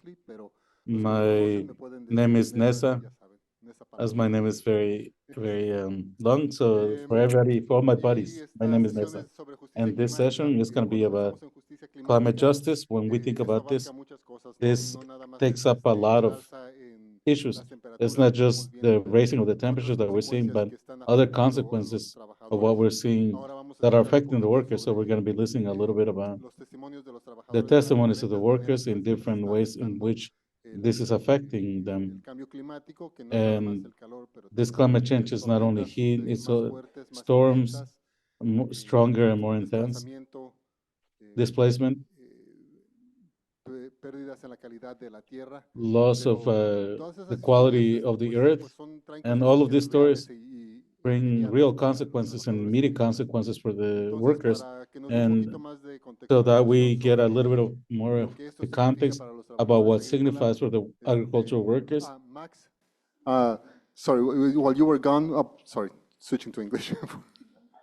While you were gone, we introduced you. So would you just like raise your fist up in the air so people know who you are? Thank you. Sorry to put you on the spot. Bueno, entonces quiero pasarle el micrófono a mi amigo. So I want to give the microphone to my great work for Familias Unidas por la Justicia, Families United for Migrant Justice. Good afternoon, everybody. Edgar is my name. We're gonna have the conclusion of this great day, this tribunal, binational tribunal for agricultural workers. So I'm very happy to be a part of this section, which is about climate justice. And I was thinking about how to introduce this topic. And I can speak a little bit fast about the experience. This experience for me is a topic that is very personalized, and that this has to do with how do you organize with agricultural workers in 2017 in Washington State, where we live. We live close to the Canadian border, very close to British Columbia, and there were fires, strong, and one of the fires that has been one of the biggest in the recent history in the northeast of Canada. And this created like a cloud of smoke. This was in the summer, and of course summer gets hot. With the smoke, it created like a greenhouse, and it was getting even hotter. And on top of that, you're smelling all this smoke, working outside. So we got a call in a ranch close to the border on our side in Washington. They said that there was a strike of workers that were fired because they were protesting. And they, were walking on the streets like this, and they called us, and they were very fearful.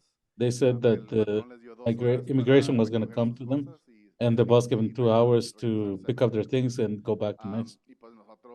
And so we're going to be, it was hard for us to get to know the workers because it was a very rural area, and we had never gone there. It was another colleague of mine, and we saw a lot of people that were with their suitcases, and they were working. And we showed up at a house where they were working, and the workers had gotten to know, we got to know someone, a family there, and we made friends with them, and we showed up there. And it was about 100 workers, and they were frazzled. They didn't know what to do. They thought that they were going to be deported. So they told us that days before, one of their colleagues was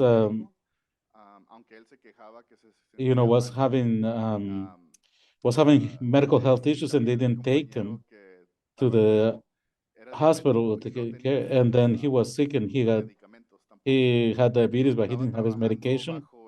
And he was working under this intense heat, and they denied his medication, and he asked for rest, and they denied it to him. And a few days after, he fainted in his cabin, and they had to pull him back to his cabin, and they took him out to Seattle. He had a stroke, and unfortunately, he died. He was a worker, contracted worker, H2A, but we were talking with the workers, and we got to know that on top of the labor abuses that they were experiencing, also the climate and the heat had a lot to do with the death of this worker and his health, that the workers who were working there was they had a lot of ailments, and this was due to the climate change and the heat, the smoke, all of these factors, lack of water, lack of breaks, all of this, and all this combination made a chaos there. And this is where we realized the kind of organizing work that you need to do to organize workers, and that this work should involve climate justice. You have to see how the conditions of the climate conditions affect the workers. And a lot of the times, these workers have, we don't have too much to do with this, with the global warming, but because of the work that we are doing, which exploits us, we are the most vulnerable to this. The laws and regulations that govern the workers are not written by the workers. They're written by bosses and big corporations. Even though climate heating affects everybody, it can be in Canada, in the US, Mexico, but it affects all of us in different ways. Of course, people who are wealthy, they can go to a colder place or a place that's better for them, and they can put air conditioning. They can have all these luxuries so that they don't feel the effects of the heat or the cold or the intensity of the temperature outside. But if you're poor, you work in the fields, you don't have too many options. We don't have too many options about how to escape this, and the laws that exist are not enough or strong enough or enforced enough to protect us. So that is more or less when we decided as a union to take up this topic of climate change as a central theme. And for us, we formed a union. What can we contribute to the labor movement and the climate change movement to assure that deaths do not occur like this worker again, so that families who come to this place, like they go back as they came, and that they are not exploited, to see also what kind of laws we can write from our point of view and our experiences to better workers' lives, what kind of wage, what kind of health issues and care they need, and how we become involved in changing the laws to mitigate the effects of climate change, because it's a topic that is very local, but it's also international at the same time. We are united by the local struggles globally, and what we do locally affects other places. And I think that this is the importance, talking with all the workers here and organizers who are here, to give you more context and about the experience that we have been having, and how the solutions that come from the base to do the necessary changes so that the boss or the companies don't decide about our lives, especially about the health, our health and well-being. So I leave you with that. Gracias, Edgar.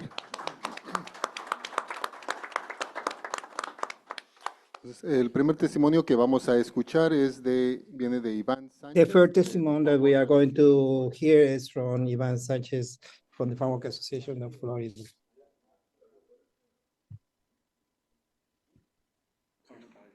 Ahora.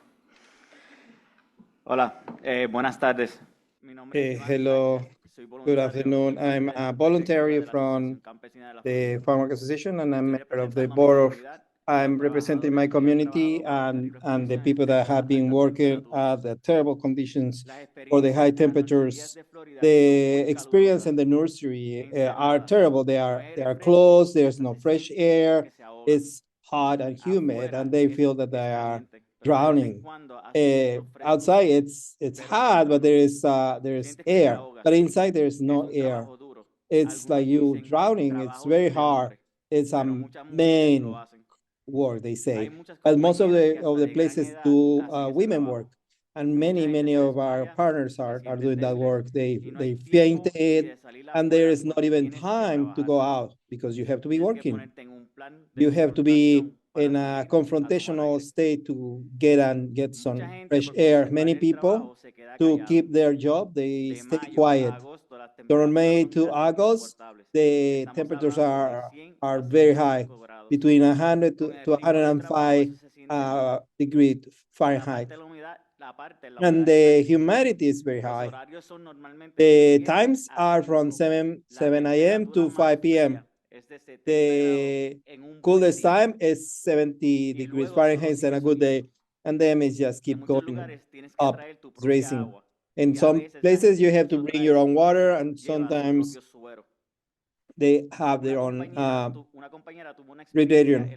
One woman have experience that they start working in the peppers, and that plant has to be very clean, and it has to be very close. The heat and the spicy of the pepper was burning his nose and even vomit. That was the only way that have able to have 40 hours a day. That was the only crop that was giving her enough hours to work. 40 hours versus 30, 20 and other crops. And the price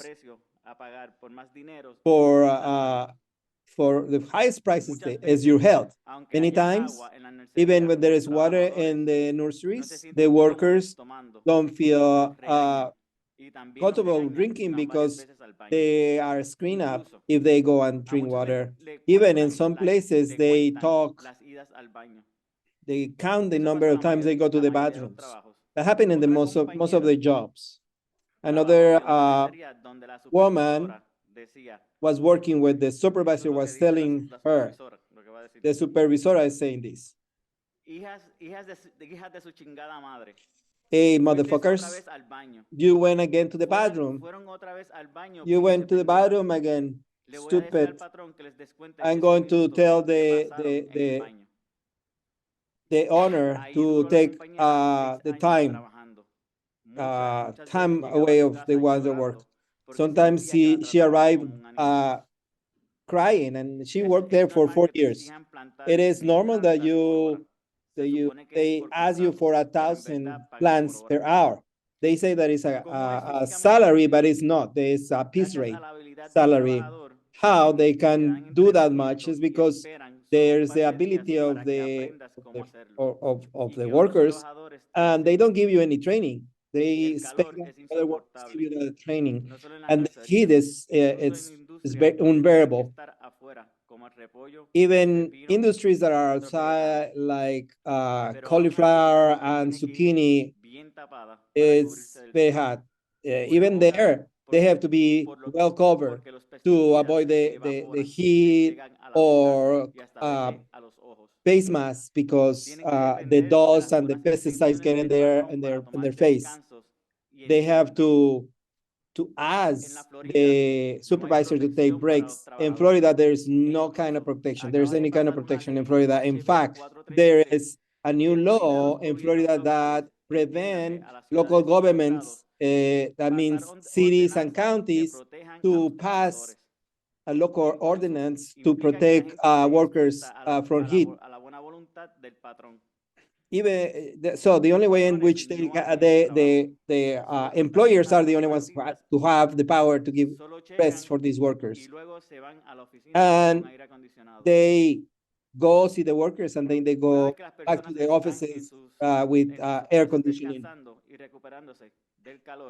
Sometimes the workers go to their house to rest. They get in pain. There's a heat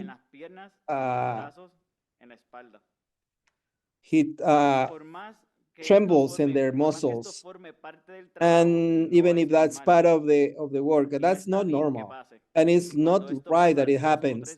When that happens 2-3 times a night, your body gets weak. There's no other options. You have to go to work next day. And after the dehydration, dizziness, vomiting, headache, and low pressure, without counting the previous conditions that they already suffering. All that affect the mental health and create anxiety, depression for many of them. Even it can cause death. Like there is a case of a 19-year-old worker who died of insolation last year. We have reports of people that have died, young people, that they have suffering heat stress. Many workers talk about the different ways of how different the heat is feeling. It's raising every day. One woman share, in the 19 years I have been working in this place, the temperatures have changes, and especially in the last years, it has get to 150 degrees Fahrenheit. We are fainting for the temperatures, and the employers are not interested in what we are suffering. They don't look at what we are facing in the fields. They are only interested on their crops. When we ask for water, they don't replenish the water. The use of pesticide, not taking care of the soil, the forestation, and burning the forest is happening. But the main problem is the industry that is abusing the water, the use of chemicals, and contributing to deforestation, to monocrops. Many co-workers, many workers share that they also face on their own countries, because the farming is changing also in our countries. They didn't used to use that many pesticides. My father used to farm corn, zucchini, and they use natural remedies to combat pests. We need to change our relationship with the environment and change the agricultural system, especially change how the agricultural industry is organized. And there is a short and long-term consequences.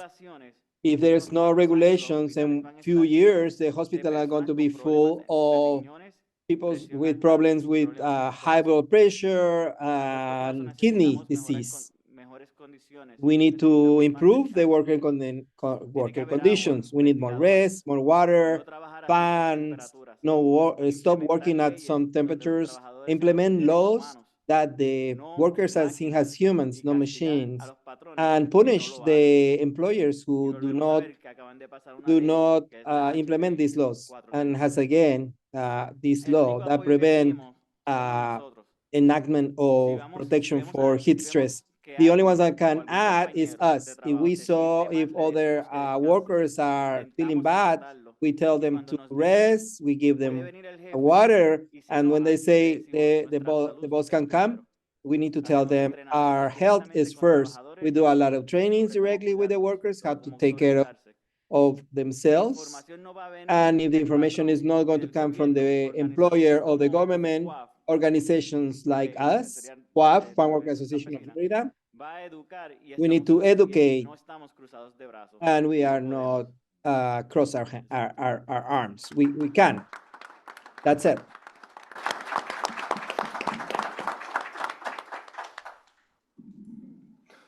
Muchas gracias, Iván.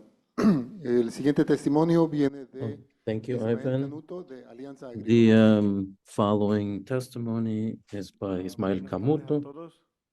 So good afternoon to everybody. So we'll be talking, us who are from the West New York, and we'll be talking about something opposite of what they're going through and about the cold. So I'm member and founder of Alianza Agrícola, so I'm coming to give testimony of several people here in New York. It's hard to talk about the climate And it's hard to know that we can't do a lot of changes, especially us workers in the milk industry, because we really don't work outside. But it is also important to focus on what we're going through, but everybody else as well. So if we speak about the dairy industry, it's a production that goes on all year round. We know that it has been not as cold all year round now, but the temperatures are very extreme and it's very complex to work in the winter. There are no regulations for the bosses. They don't give us the proper equipment that we need, and they only care that the work is done, and they don't really care about the conditions in which we work. It's possible that OSHA may have regulations for high temperatures, but the cold temperature is also extreme, like in dairy. So maybe some people are not really paying attention to the cold, but you really do have to pay attention to this because it's good to talk about the heat in the fields, but it's also important to talk about the conditions in the cold weather. So the scariest thing in winter, you can do whatever you would do in hot temperature, do in 30 minutes, you can do it in an hour. Sometimes air is very aggressively cold. Maybe some of the people that are milking the cows don't really know this because they're really doing that inside, indoors.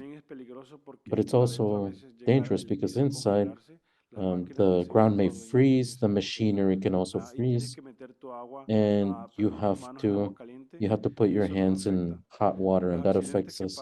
So the accidents that happen because of the low temperature are injuries, people slip and fall, you can't breathe, you have pain in the bones, and also indoors, the water freezes. The workers buy their own portable heaters and they find ways to heat themselves. The bosses will never care about this. They won't tell you, are you warm? Are you cold? You need gloves, you need equipment, you need boots. Bosses really don't care. They're not feeling all this cold that we're going through. They don't feel that it's cold in their trucks and their warm houses, but as workers, you buy your gloves, your boots, your hats. So we already covered the conditions of the housing in the previous section of health and security, but think about all these conditions as well when it's really cold outside and frigid conditions. There are houses with broken windows during snowstorms when the heating is not working. And they're housing, and we don't know what's gonna happen when you're freezing at night and this wind is going right through. There are these times when you want to go back to your country because you see these dismal conditions. It's not only in dairy, but it has also been in the cabbage farms. So we really have to clean all of these vegetables with a knife in the winter, and where it's stored and where we clean it, they don't put any heat. It's almost like an open warehouse. There's snow that comes inside. You feel that your hands are frozen. Even if you wear gloves, it is way too cold.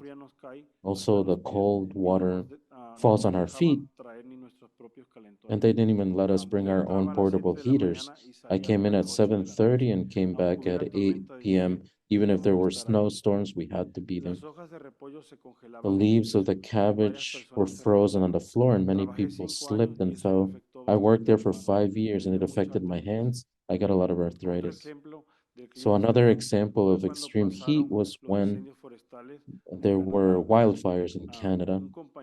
In the summer, one coworker shared, in our ranch, we don't use masks. We still keep on working as if nothing were happening.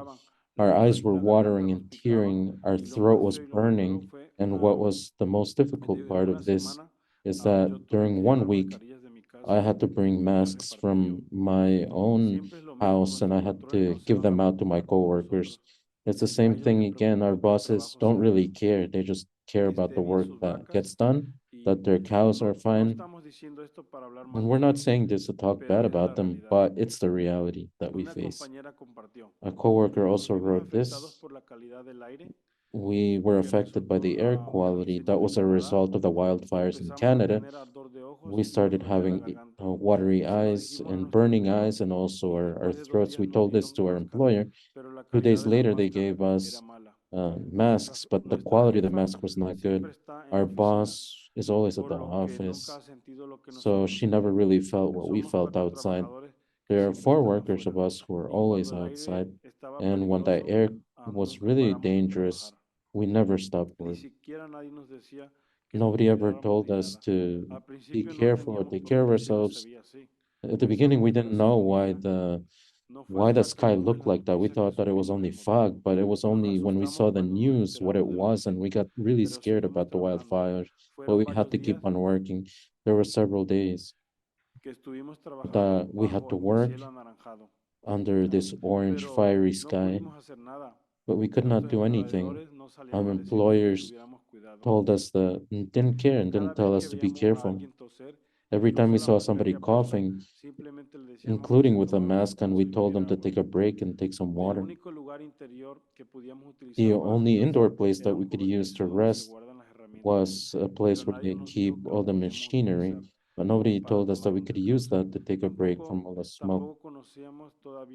We also didn't know the rights that we had to breaks. So this year we didn't have fires yet, but the water is not where we want it to be, and it's been cold and windy. At the dairy and other industries, the climate is very dangerous, but we can advocate for protections for the cold, just like there are for the heat. And when this quality is bad, no matter what the number of cows and number of other production, we have to have those protections as well, no matter what. And that's all I have to share. Thank you.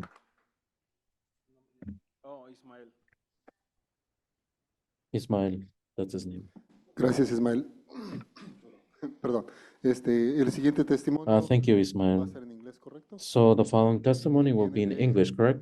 Alfredo Juárez de Community So it should be from Alfredo Juárez from Community to Community.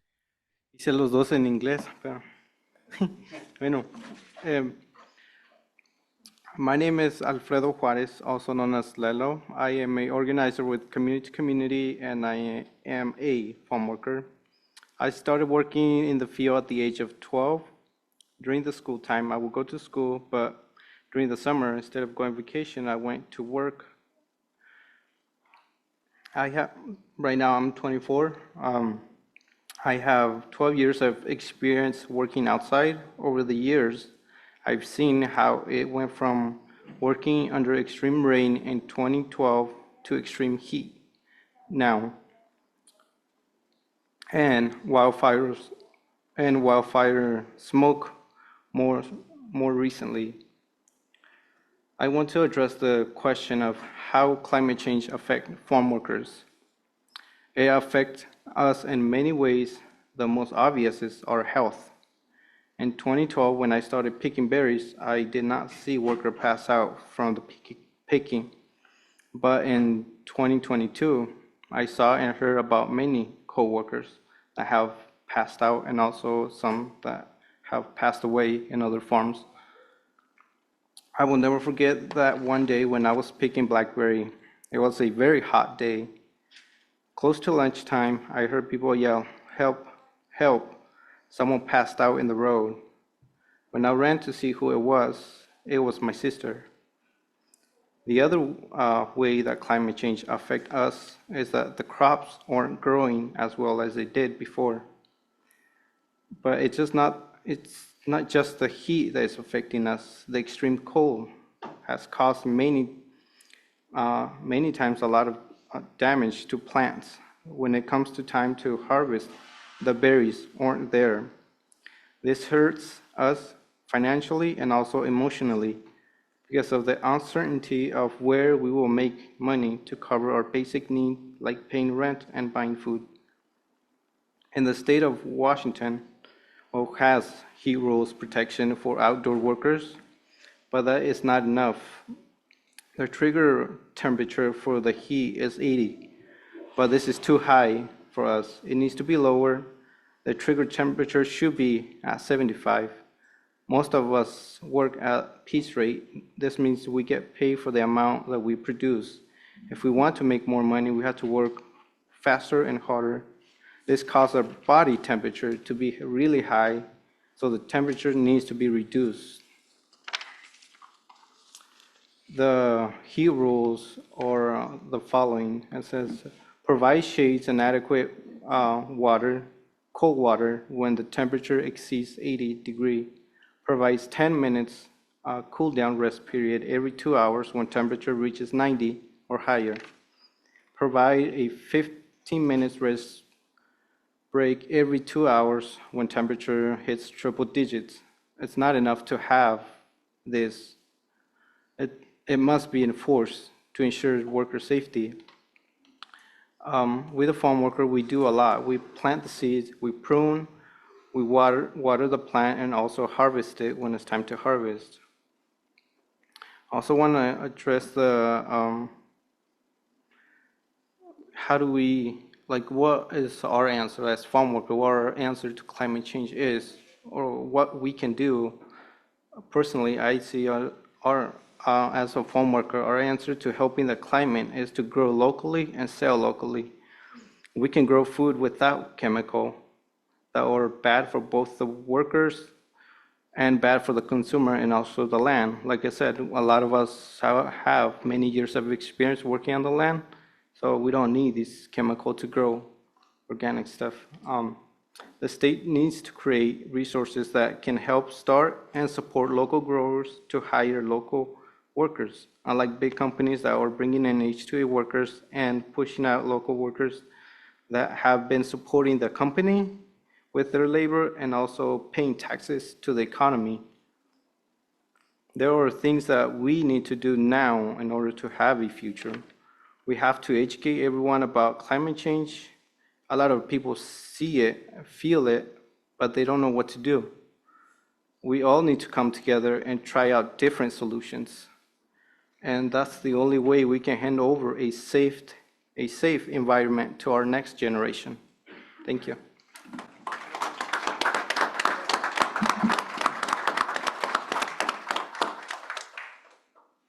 Gracias, Lelo. A continuación, vamos a escuchar de Enrique Balcazar de Migrant Justice. So thank you, Lelo. We'll be listening to Enrique from Migrant Hola a Justice. todos, mi nombre es Enrique Balcázar, soy originario. Hi, I'm Enrique Balcázar. I'm originally from Mexico, from the state of Tabasco. So I'm part of the migrant community in Vermont, and whoever has heard of Vermont, we have more cows than people. So it's a very rural state. It's possible that when you have heard about Vermont, you don't have this relationship with the immigrant community like New York, Los Angeles, or Florida. You don't have this association. But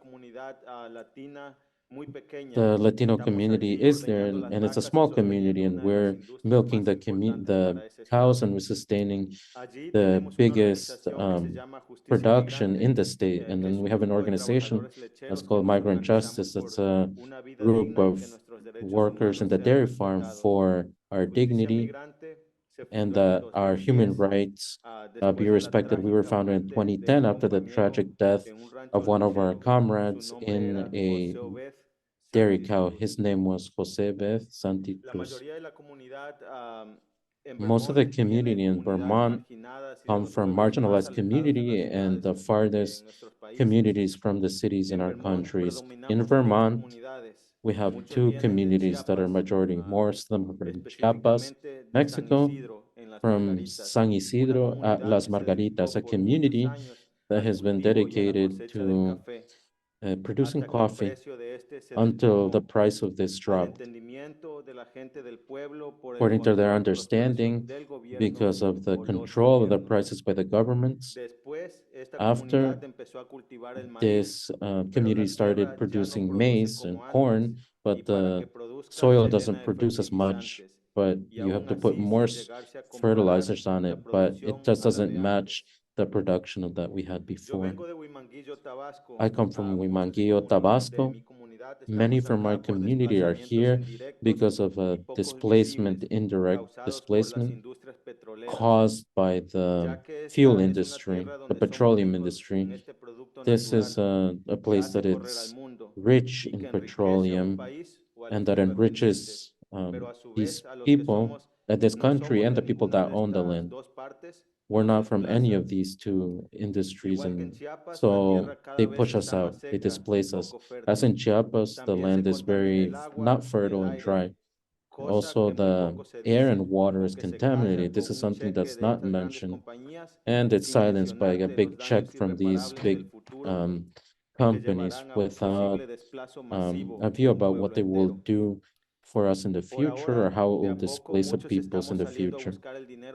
So we're looking for education, food, and health. I had to leave my land and follow in the footsteps of my father and migrate to the United States to be able to help with the costs, living costs of my family. In Tabasco, I saw, and I can testify, even being far, we're a coastal state, and there are a lot of floods that happen annually.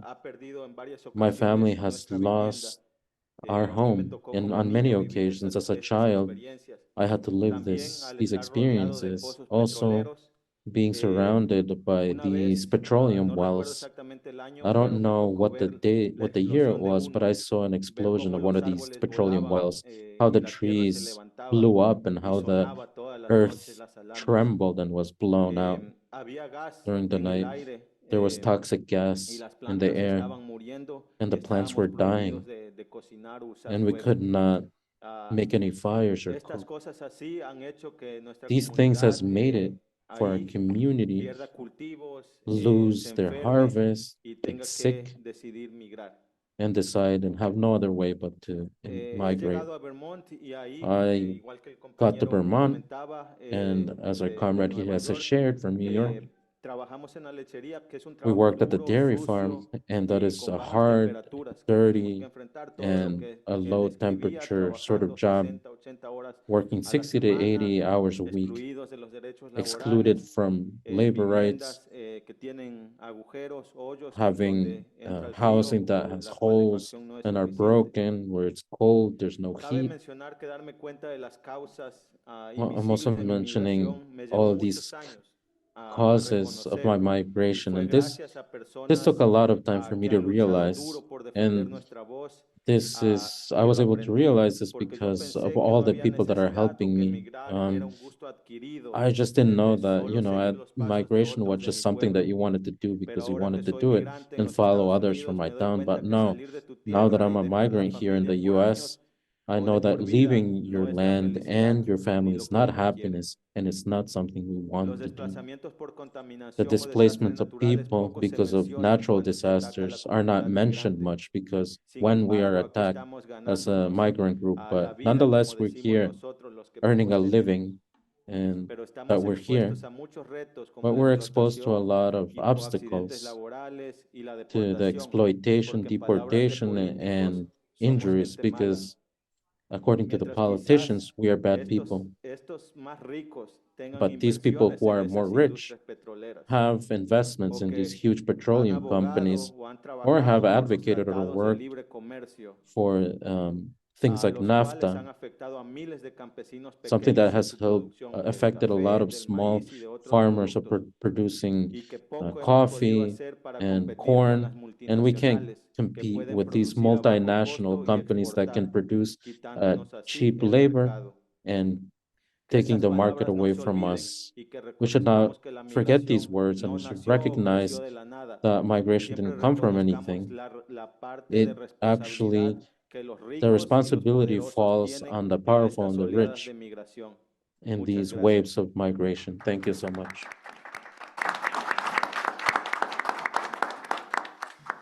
Gracias, Quique. Thank you, Kike. Thank you so much, Kike. The next testimony will be coming through a video for justice for migrant workers.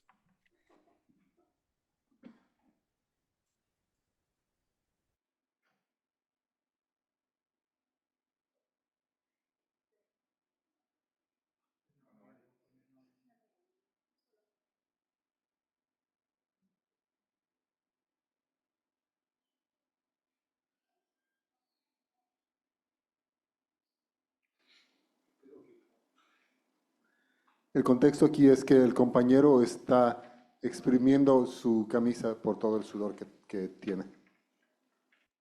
So look at this, the amount of sweat that the worker has working in the greenhouse because it's so hot.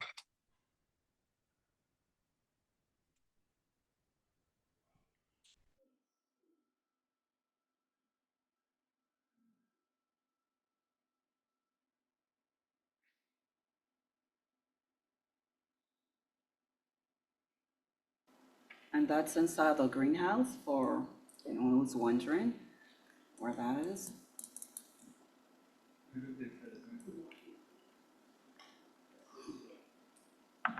Yeah, that's perspiration in his t-shirt and his clothes, his t-shirt.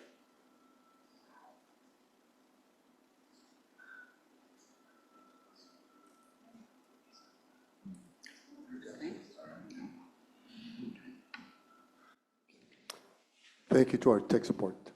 Gracias a nuestro apoyo técnico. El siguiente testimonio. So the next testimony will be from Moilene Santos. Moilene from Justice for Migrant Workers. I am part of Justice for Migrant Workers. I want to share with you the voices of workers from Ontario and British Columbia. One worker shared, "At work, it was so hot, I could see the heat wave. I passed out more than once from the heat that was there. I don't know what happened.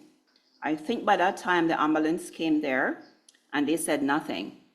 Everybody just got back to work. You're not allowed to take water in the field. You can't get access to your things if you need it. Other people had fainted as well. You just had to do what the employer said. You couldn't refuse work because of the chemical or the mist. The most dangerous thing I've ever seen was glass falling from the roof of the greenhouse. It was so hot that the glass would crack and break. I think it was very dangerous that glass was falling, and guys were always close to it. What we want to see change is that our working conditions improve. We want to see workers be allowed to unionize." Another worker shared, "I am from Guatemala. I have been working for the same company for 8 years. My family has a lot of needs. That is why I took under a guest program to Canada. That is why I took work under a guest program in Canada. Sorry. I work in the nursery growing peppers. There is no drinking water available in the nursery. The problem is that it contains a lot of chemicals. That is why we have to buy our own water. During the whole year, our employer gives us only one small water bottle, and that is not enough. There is a ventilation system in place, but it's simply not enough when the temperatures are so high. Thank God nobody has fallen ill from the heat yet, but that is because people stop working if the heat is too much for them. The farm owner tell us to stop working if we can't work in the heat. The problem is that if we don't work, then we don't have any money if we don't work. So we have to endure the high temperatures. The heat gets so bad that during our work, our clothes get soaked in our own sweat, and we have to constantly squeeze our clothes tight so we can get rid of our own sweat. It's horrible. I understand that there is nothing the employer can do to change the temperature, but he could give us as much clean and cold water as we want. The nursery owners could also pay us wages when we need to stop work because of the heat.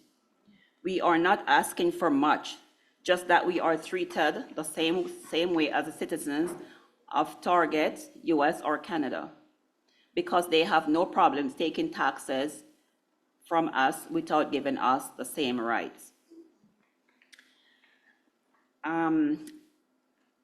During the Christmas, over the Christmas holidays, before I get to that, in Ontario, we have 2 proposed regulations, heat stress and air quality.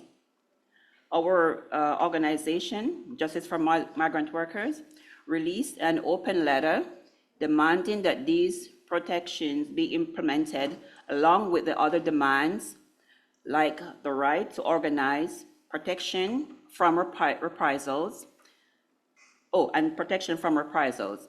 We have also submitted testimonies from workers taken from outreach, since the Ontario government did not reach out to any workers, only employers. We have used popular events to bring awareness to the public about migrant workers. And one of our outreach event that we conducted was back in during the Christmas holiday at the Christmas market at this very upscale market downtown Toronto. And we handed out posters with the pesticides that were dangerous for human, pregnant women, just people on the whole. Some people, we had a good, let's say we handed out a lot. Some people weren't interested, but others were. And, and as we always say, even if we handed out 5, it's something. So that's one event or one action that we took on our own while we wait for the government to do something.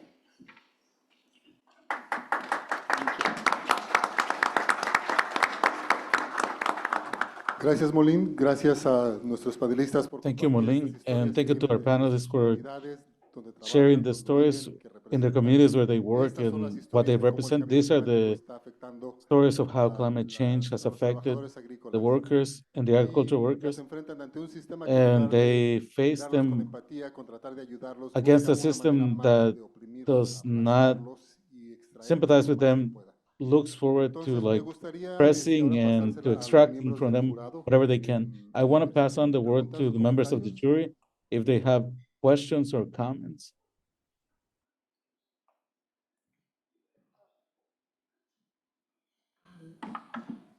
Again, thank you very much for a really amazing and rich panel. I wanted to pick up 2 things. I think first Ivan had said and Brother Alfredo, just to kind of frame my question, because I think I want us to maybe explore this invitation. I took it as an invitation that you said is to change the agricultural system, and then I think is that right, Alfredo? Is that okay? You said our answer is no pesticides, and then I can also, brother here was talking about the knowledge system that you bring from, because you are generations of farmers, and so you know how to do farming, right? So I just want to take these 3 points that I heard to ask, I think all day we sort of assumed that we would remain workers under capitalism. And I wonder if there has been any discussion around cooperatives, land ownership. In Spain, when I was doing some research with migrant communities, I found that they had purchased some land and they began to grow, because similarly from Bangladesh to Spain, they were all farmers. So they began to grow actually vegetables from back home. It's why are they from this? It's like the Spanish market. It's here's a law, and the Spaniards are what is this, And in Italy too, they were doing the same thing. And I found that really, really interesting. And then to Alfredo's point about selling in the market. So I'm just wondering, my comment or question is in earlier, the kind of invitation to think big and bold, and it was from Chris, can we do or can we imagine something like that, which is cooperative, not owned, because I don't believe in land ownership, but cooperatively held type of way where we actually are changing the system fundamentally, and what would that look like? And so that's one kind of big question for everyone. And the other thing I think about is now there's a movement around just transition, and I have a little I won't share my point of view. I do have a problem with the framing because I do think it hurts agricultural workers. There's a whole language of modernization. uses technologies in a way that actually harms workers in the environment. So I'm just wondering if, like, I feel like this is actually an intervention that only farm workers and agricultural workers can make, because other workers are not able to actually see that connection. So I just wondering if you had thoughts about that. And then the last is just like history. I think workers are always pit against sort of environmental movements, but history has shown that like air pollution and all the air acts have been actually started by unions in the United States. And some of the early labor organizers were socialist environmentalists. And I'm just wondering if there were like examples of your own, either back in your country of origin, that you know of that we can bring to the force to show like the active role that workers play, not as workers, but as environmentalists. So I know there's a three, but in short, like cooperative, land, change the system, not being workers, but actually kind of cooperative, and then just, I guess, this sort of environmentalist perspective. And you can talk later. It's a lot, I know. Yeah, I would definitely follow up on Shatomi's, the way we relate to land needs to fundamentally change. And I think cooperatives is the way to go. I don't know if you are aware of the Chicago window factory where workers took over the factory.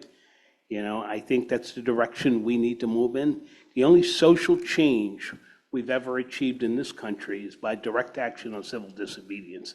So at some point, you're going to have to turn the system on its side if you want real change, right? So, you know, I'm not promoting violence, but I do think revolution is necessary. You know, one of my mentors, Neil Smith, used to walk by me in the City University of New York Graduate Center when I was doing the work of Take Back the Land. And he'd walk by me and he'd say, you know, Robbie, you and Max are always talking about nonviolent civil disobedience, but the revolution can be violent, can be. So something to think about, right? And again, I'm not promoting violence, but these conditions are not conditions to work under. And at some point, we're going to have to push back on the system. Exactly. Ismael, you made a statement that resonated with me around this is not the place that I thought it was. And I think it's important for you guys to keep talking about that, because it's not the fucking country that everybody builds it up to be. It's not this great democracy. And it's important that you talk about it, right? And you need to share that. Often in this city, we have 150,000 to 200,000 people that migrated here thinking they're going to have a better opportunity. And they're probably worse off than they were wherever they were coming from. You know, that's me saying that. I never lived under those conditions, but I know you're not coming to anything great. And this country has a 250-year history of oppression against people, particularly black and brown people. We need to talk about that. We need to put that at front and center of your work. But I just appreciate all of you just sharing your struggles and letting us know. I think also taking advantage of places where there's been successes. You know, you've heard me talk a lot about Brazil today. Well, the MST they've just finished reappropriating land for some 600,000 families, right? Taking it back from people who have been holding it and redistributing it. So possibilities are real, can be done. We've seen it done. There are models out there, and hopefully we can learn. You know, it's incumbent upon us, those of us that know these models, to share them with you guys and help you guys bring those models to reality here, right? So I'll stop there.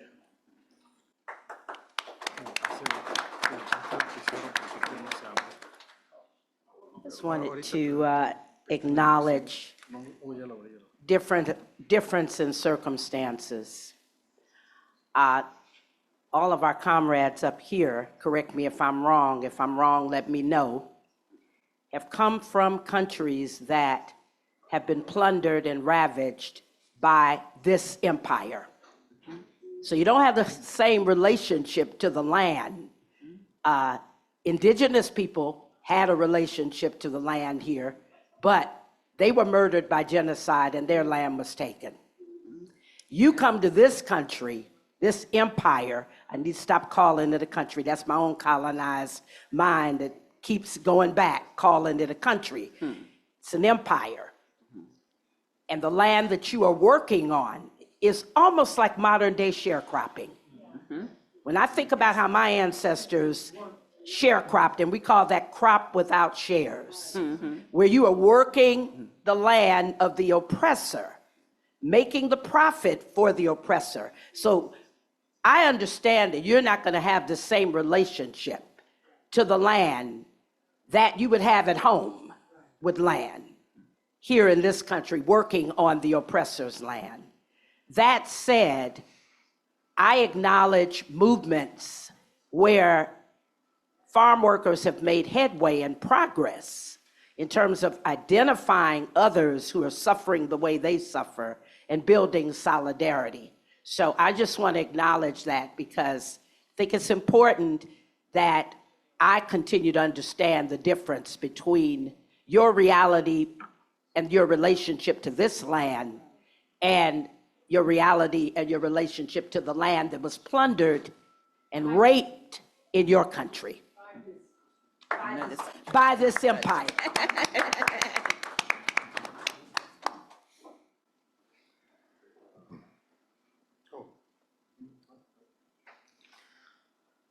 Bueno, muchísimas gracias a nuestros miembros del jurado otra vez. Thank you again to the members of the jury, and thank you. I would like to add a couple of points here. The agricultural communities of farm workers live at the forefront before the urban centers see this climate change. They see it, so it's no coincidence that they're the ones that are displaced, as Jaribu mentioned before. I would also like to point to what we saw in the section of health and security, and also the conditions of living, of the housing. We saw the farm workers in Florida during the summer. A lot of the times their bodies could not recover after working for hours. At night, they weren't able to lower their temperatures to be able to get better and replenish from the day before. And we saw a lot of the videos from that we saw that they didn't have air conditioning, and in the winter, they don't have heat. So these are housing that we saw from H2A workers, but also the local workers from Florida with whom I work didn't earn enough to have their own air conditioning at their house that they needed. So it's the same vulnerability that employers exploit, the vulnerabilities that they have at the working conditions. So lastly, I also want to highlight the wage that people get based on the contract, based on what they produce rather than by hours. That causes the workers to compete between them. And I had the opportunity once, because a worker told me, it's just not that I lose because I lose the wages that I can get, but there's a worker that takes my place. So there's a base, I think, with all this to form an organization, and that, or rather that we organize globally, because this is a global change. And I give it back to our comrade. All right.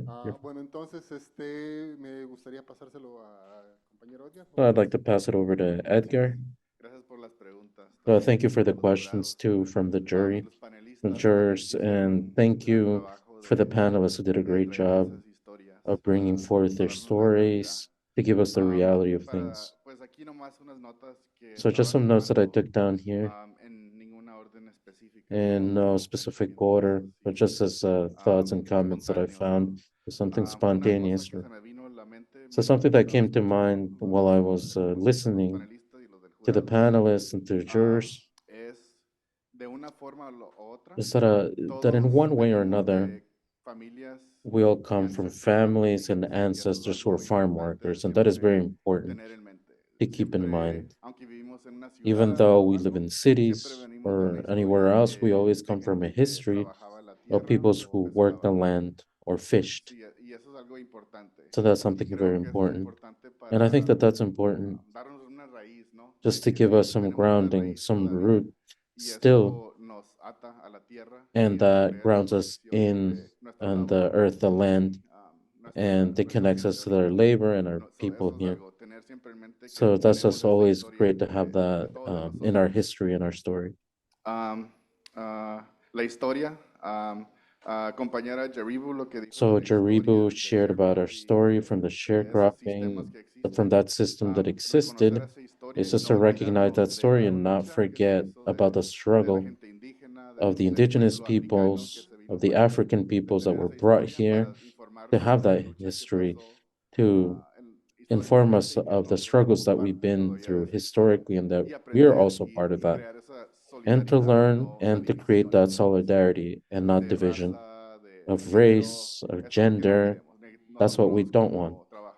As workers, we want to overcome this and create something different from this, and also to recognize all of these stories that we had from our families, from our people, and their struggles. no es tanto político. So I think that the topic is not as much political as of the climate change, but it is political in terms of like laws and structure. But we also want to ask, what is morality? What are the ethics of this? What we want? The worker here that was wringing his shirt from all the sweat, what is the morality here? What is the justification that somebody is working like this, and for whom and for what? Is this just or not? So that's a basic question. And we look at this and we ask ourselves, is this just or not? Hablando un poco de And also talking about the context of morality and ethics. We talk about in this country a lot about what democracy is that everybody has a voice, but we see that in the labor that we do as farm workers, there is no democracy. tipo nosotros no podemos decir las We can't just say, set the conditions of our work, because our labor is constructing the economy. Our labor, in part, because we work in this bad industry, we're helping to destroy this planet in one way or another. But because we have to work under these laws and under these conditions that are imposed upon us, it doesn't come from us. These laws don't come from us, this whole system that is put in place here. Para poner también más en contexto esto. And to just put a little bit more context to this and to find solutions, right? I'm going to close with this, but when our comrade was talking about the just transition, this term came from a worker who was working in the petroleum industry and chemicals, and it was Tony Masaki that he coined this frame. Tony Masaki. Él introdujo este concepto de. So he introduced this concept of the environment and the worker. It should not be separated. It's one and the same. Without a clean environment and healthy environment, the workers are the ones that are going to be most affected, as well as their community. So that's another thing. El conocimiento, alguien dijo del conocimiento. So the knowledge, somebody spoke about that. I think a lot of times when we think about climate change, we talk about science, see academically, but the solutions actually come from the farm worker science. And I think that there's an icon here. So there's a farm. If it would be structured by workers, so an agroecological model is based on traditional science from the people and also modern science. So to create sort of a modern farm that does not have exploitation built in it.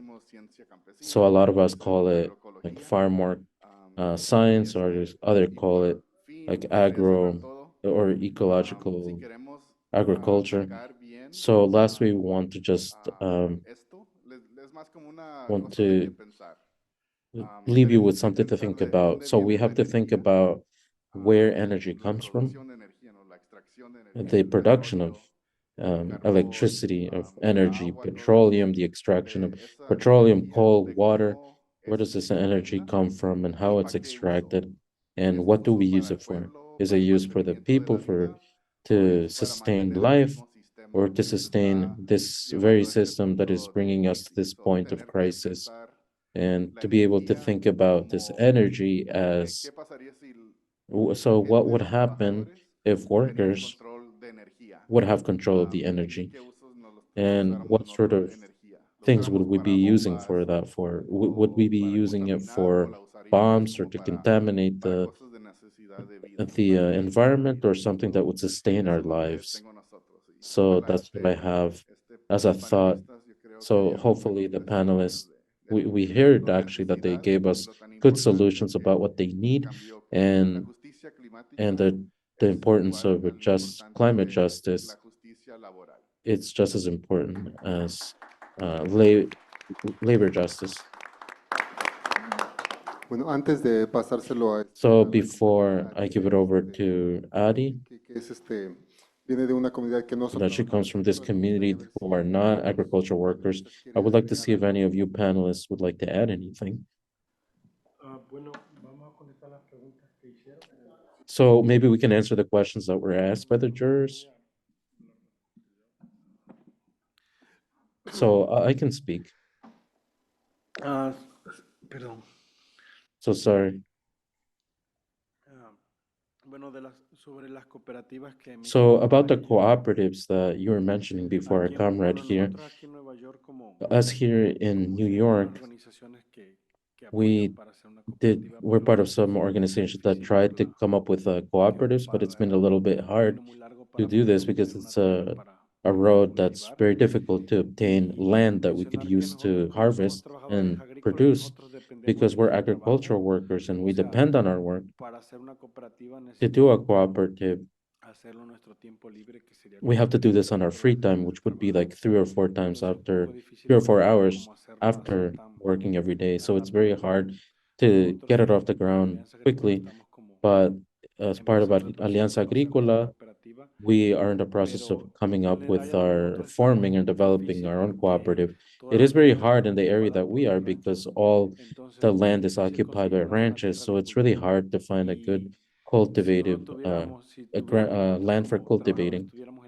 So as workers, if we had the money to buy the land, the ranchers, the Americans don't want to sell ranches or land to migrant people. I don't know what the reason is for that, but it's hard. So another thing is that the land is actually also very contaminated. So it may be hard to find land that where we could plant organically. But we're trying and we're struggling to do this. So that was about the question with cooperatives. ¿Quieren agregar ustedes más? I don't know if you want to add anything else. Anybody else on the panel?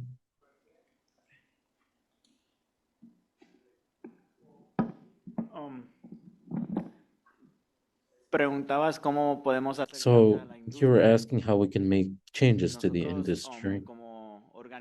As an organization, Tratamos de entrar a las industrias, pero no nos dejan. we try to, infiltrate the industries, but they don't allow this. So we're very much focused on how to give training about heat to educate the workers, really, who are actually out there and working in the fields. And we try to teach them what are the symptoms of heat stroke that you can get at whatever moment. Cuando a veces se pudiese llegar cerca So de la industria, sometimes when we get close to the industry, we have to do it if they don't let us, then we have to do it from the outside. We have to go some other place outside to be able to make this change. So politically, if these people are making laws that are not based in reality. They're inhumane. As an organization, we also try to educate the politician, but when we look at it, political parties, it's all based on the political parties. So I'm a Democrat, and this law is Democrat, but since it's Democrat,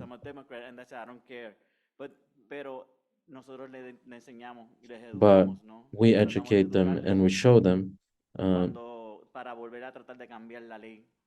be able to change the law, right? Sometimes it's too late, right?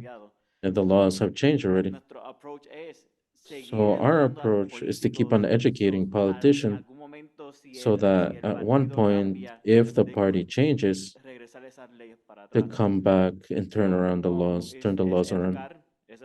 So it's about educating ourselves, educating everyone out there, educate politicians, educate the industries.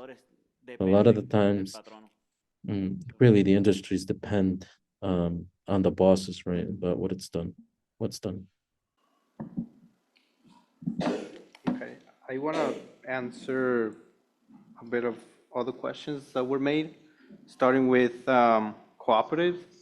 We will C2C help establish a cooperative of 65 acres or so that we help get.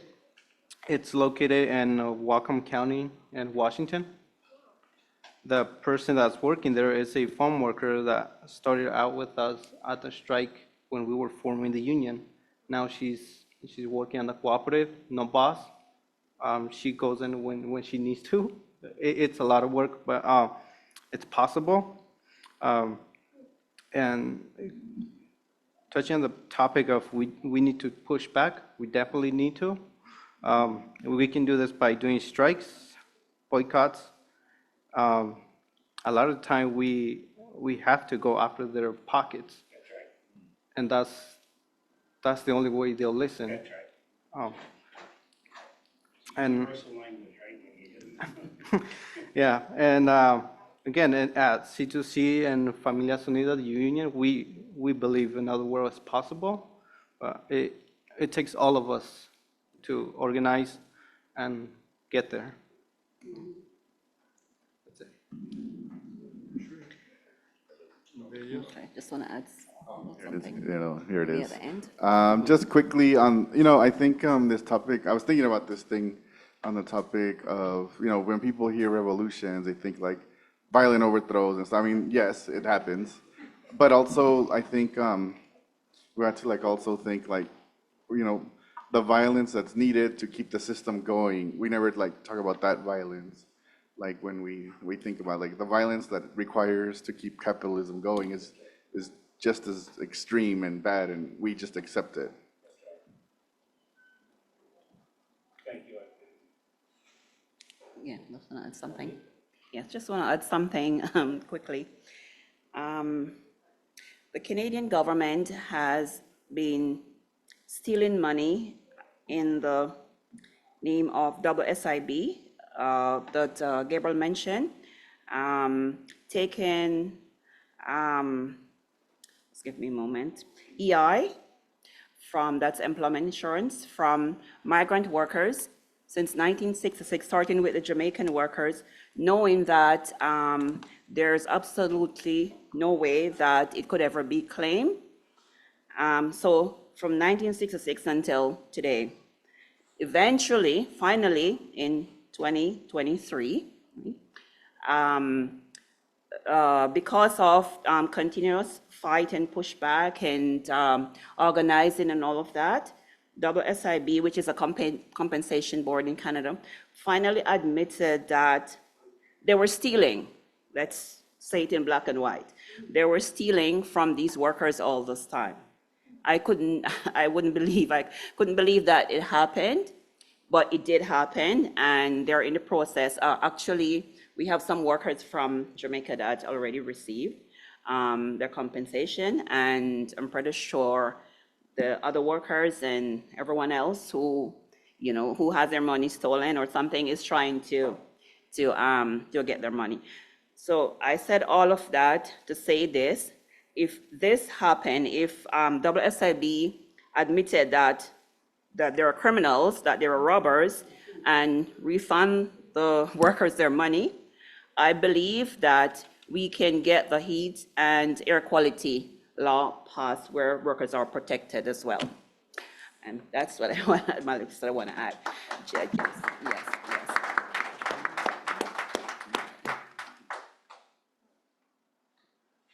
Ok, antes de pasárselo a Abby, me gustaría agregar Very good. Before passing it to Avi, I would like to add that voluntario y miembro de la mesa directiva Iván, where Ivan is a volunteer member of the board, comunitarios y parte they also have some community gardens, and a part of their work is political education so that a community can decide what they're going to be planting and eating, and the decisions in which that political education is happening is the base of, it's based on sovereignty. And we're talking also about when a peoples can decide not only what they're gonna eat, but how they will produce it, how they will distribute it, how they're gonna distribute the work and the land and the production. That is the base of the sovereignty, the political sovereignty. So, as some of you have commented, la soberanía alimentaria es the food sovereignty is one of the bases to found a political sovereignty base. So sorry, I'm getting off topic, but I'll pass it to Alvi Alvarado from Warehouse Worker Center so that she can provide some closing remarks. Again, I'm Adi from Chicago, specifically Joliet. It's the suburb of Chicago. As an organizer that doesn't work with workers or with farm workers, I've learned a lot from this topic from you guys. I had the blind hope that farm workers had, or that your states had legislation that actually protected you guys. So, but I shouldn't be surprised that what you do have is not enough. But in Chicago, in Joliet, we deal with both hot and cold weather. It's only a few months of the heat, but it's enough to cause heat stroke in the warehouses. And as one of my comrades mentioned, the cold can also reach dangerous levels, specifically in the warehouses on the docks where you unload and load the trucks. That's where it gets, it can reach over like 90 degrees. In there it gets really hot and then really cold. In Illinois, the only protection that workers have depends on OSHA, which we're lucky to even hear back from OSHA. They'll only show up if there's a death or an amputation. So yeah, there's really no hope there at the time being. So the only way we're helping workers right now is, again, like Ivan said, teaching them signs of heat stroke, or also helping them or encouraging them to advocate for their safety and their coworker safety at work. And again, that's easier said than done. There's companies, for example, like Amazon, who will literally punish the workers if they call 911. Their policy is to strictly go to AmCare, who are not medical professionals, but they're inside the warehouse. And yeah, so again, it's really hard for workers to advocate for themselves when they're being retaliated against when they do. And the last point, it relates kind of to what, oh no, sorry. Yeah, the last point relates to what Edgar was saying of the impact in the communities. So Joliet is the second largest logistics hub next to California. So yeah, we have a lot of warehouses. Because of the warehouses, we have a lot of semi-trucks driving through our neighborhoods. And right now we're trying to push Governor Pritzker to pass the NETZ, which is a zero emissions trucks, which he's not, too fond of, but we're not gonna stop pushing that and advocating for that. But yeah, thank you guys. Gracias, Avi.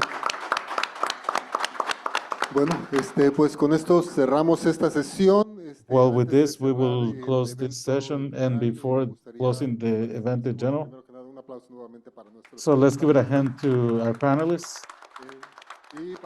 and to our members of the jury. The members of the jury, can you stand up and can you lift your fist? Panelistas, un puño. Panelists, also lift up your fists. Y con eso me gustaría pasárselo a una de las codirectoras de Food Chain Workers. I'll pass it on to one of the co-directors of the Food Chain Workers Alliance, Sonia. Right. Well, I think just listening to all the voices in this session, all the jurors, very insightful and rich questions, the two sessions that preceded, our opening session yesterday, and the very beautiful and powerful workers' assembly yesterday morning. There is so much here to mull over together. I think one of our goals was co-creating a vision of farm worker justice, and based in the amazing organizing that has been happening in the grassroots farm worker movement in Canada and the United States. So I think we have so much here to move forward with and have been co-creating in the process this vision of farm worker justice. So we will be working with the Farm Worker Committee and the jurors to put all this together and be able to share something back out. And so please stay connected and stay posted on that. And I think just maybe to end with a couple thank yous, want to thank the worker leaders and organizers who traveled from very long distances to come here, both from all of the Farm Worker Committee members, also from Warehouse Workers for Justice, Burgerville Workers Union, and Mississippi Worker Center for Human Rights. So a huge thank you to those who traveled here. And also a huge thank you to the many worker leaders who could not travel here, whether because of borders, because of work, childcare, many barriers, who participated in, Fabiola, how many focus groups? 8 different focus groups of many workers in each of those sessions that pulled together, formed some of the testimonies that you heard today. So we give huge thank yous to those over 100 workers, I would say, or more, who gave that time, and some of whom have been tuning in from, as we heard earlier, from the Caribbean, from Canada, from New York State, from all over the country. So thank you to all of those workers who could not be here, but your voices were heard here today, and we really appreciate that. And then just Nessa already shouted out, but thank you to our jurors for being with us all day and yesterday as well, and lending your vision and your questions and your insights.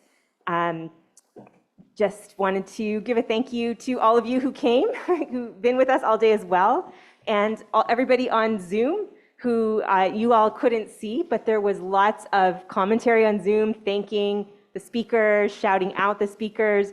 Through the day, I think we've had like 120 people tuning in to hear who have heard all of these voices as well.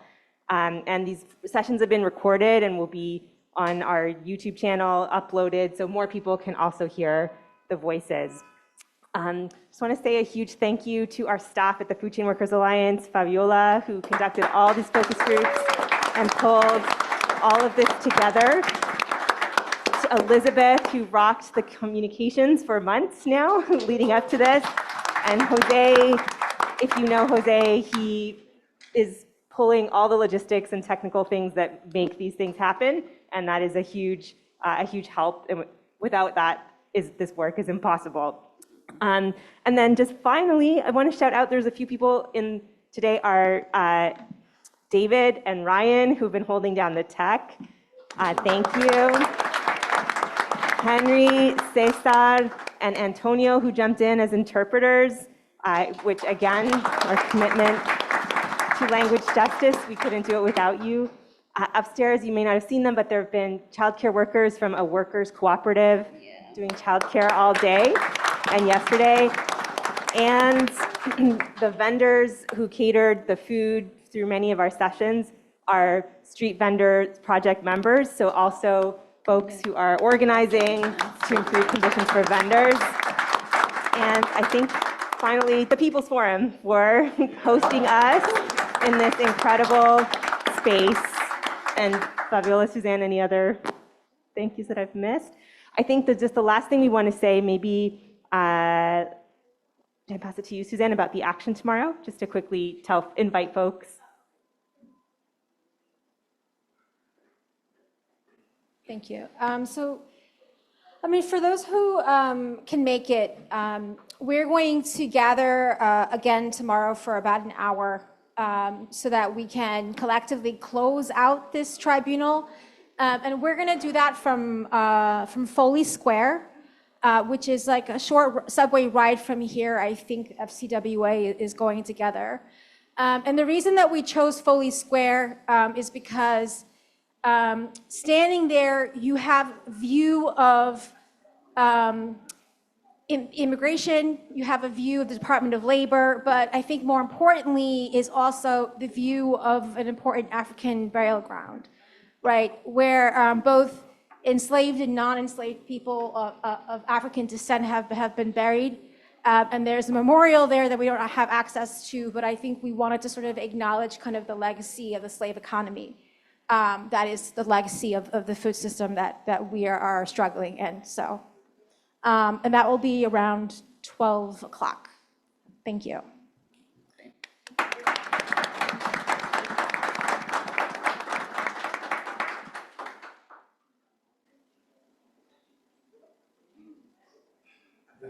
Thank you very much.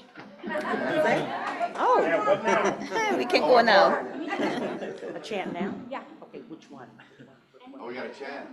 Oh, we got a chat. We got a chat. Okay.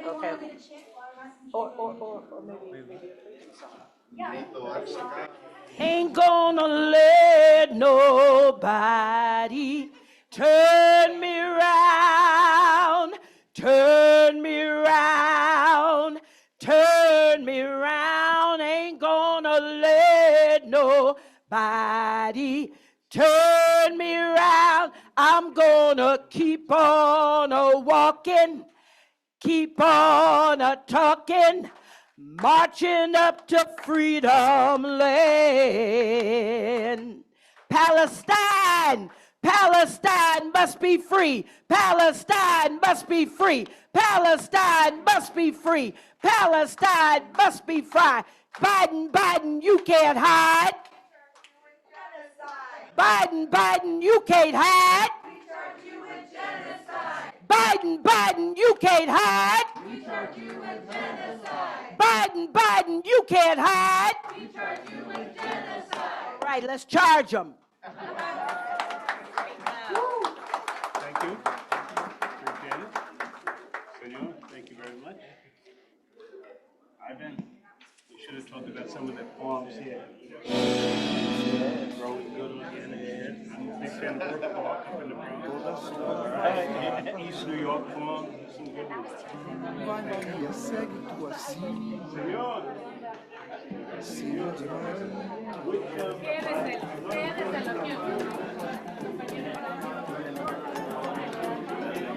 ir lavando o sofrimento e gravando contra a vida, e tirando vida de em e aprendendo, perdoando, e sorrindo, tropeçando e morrendo pra se firmar.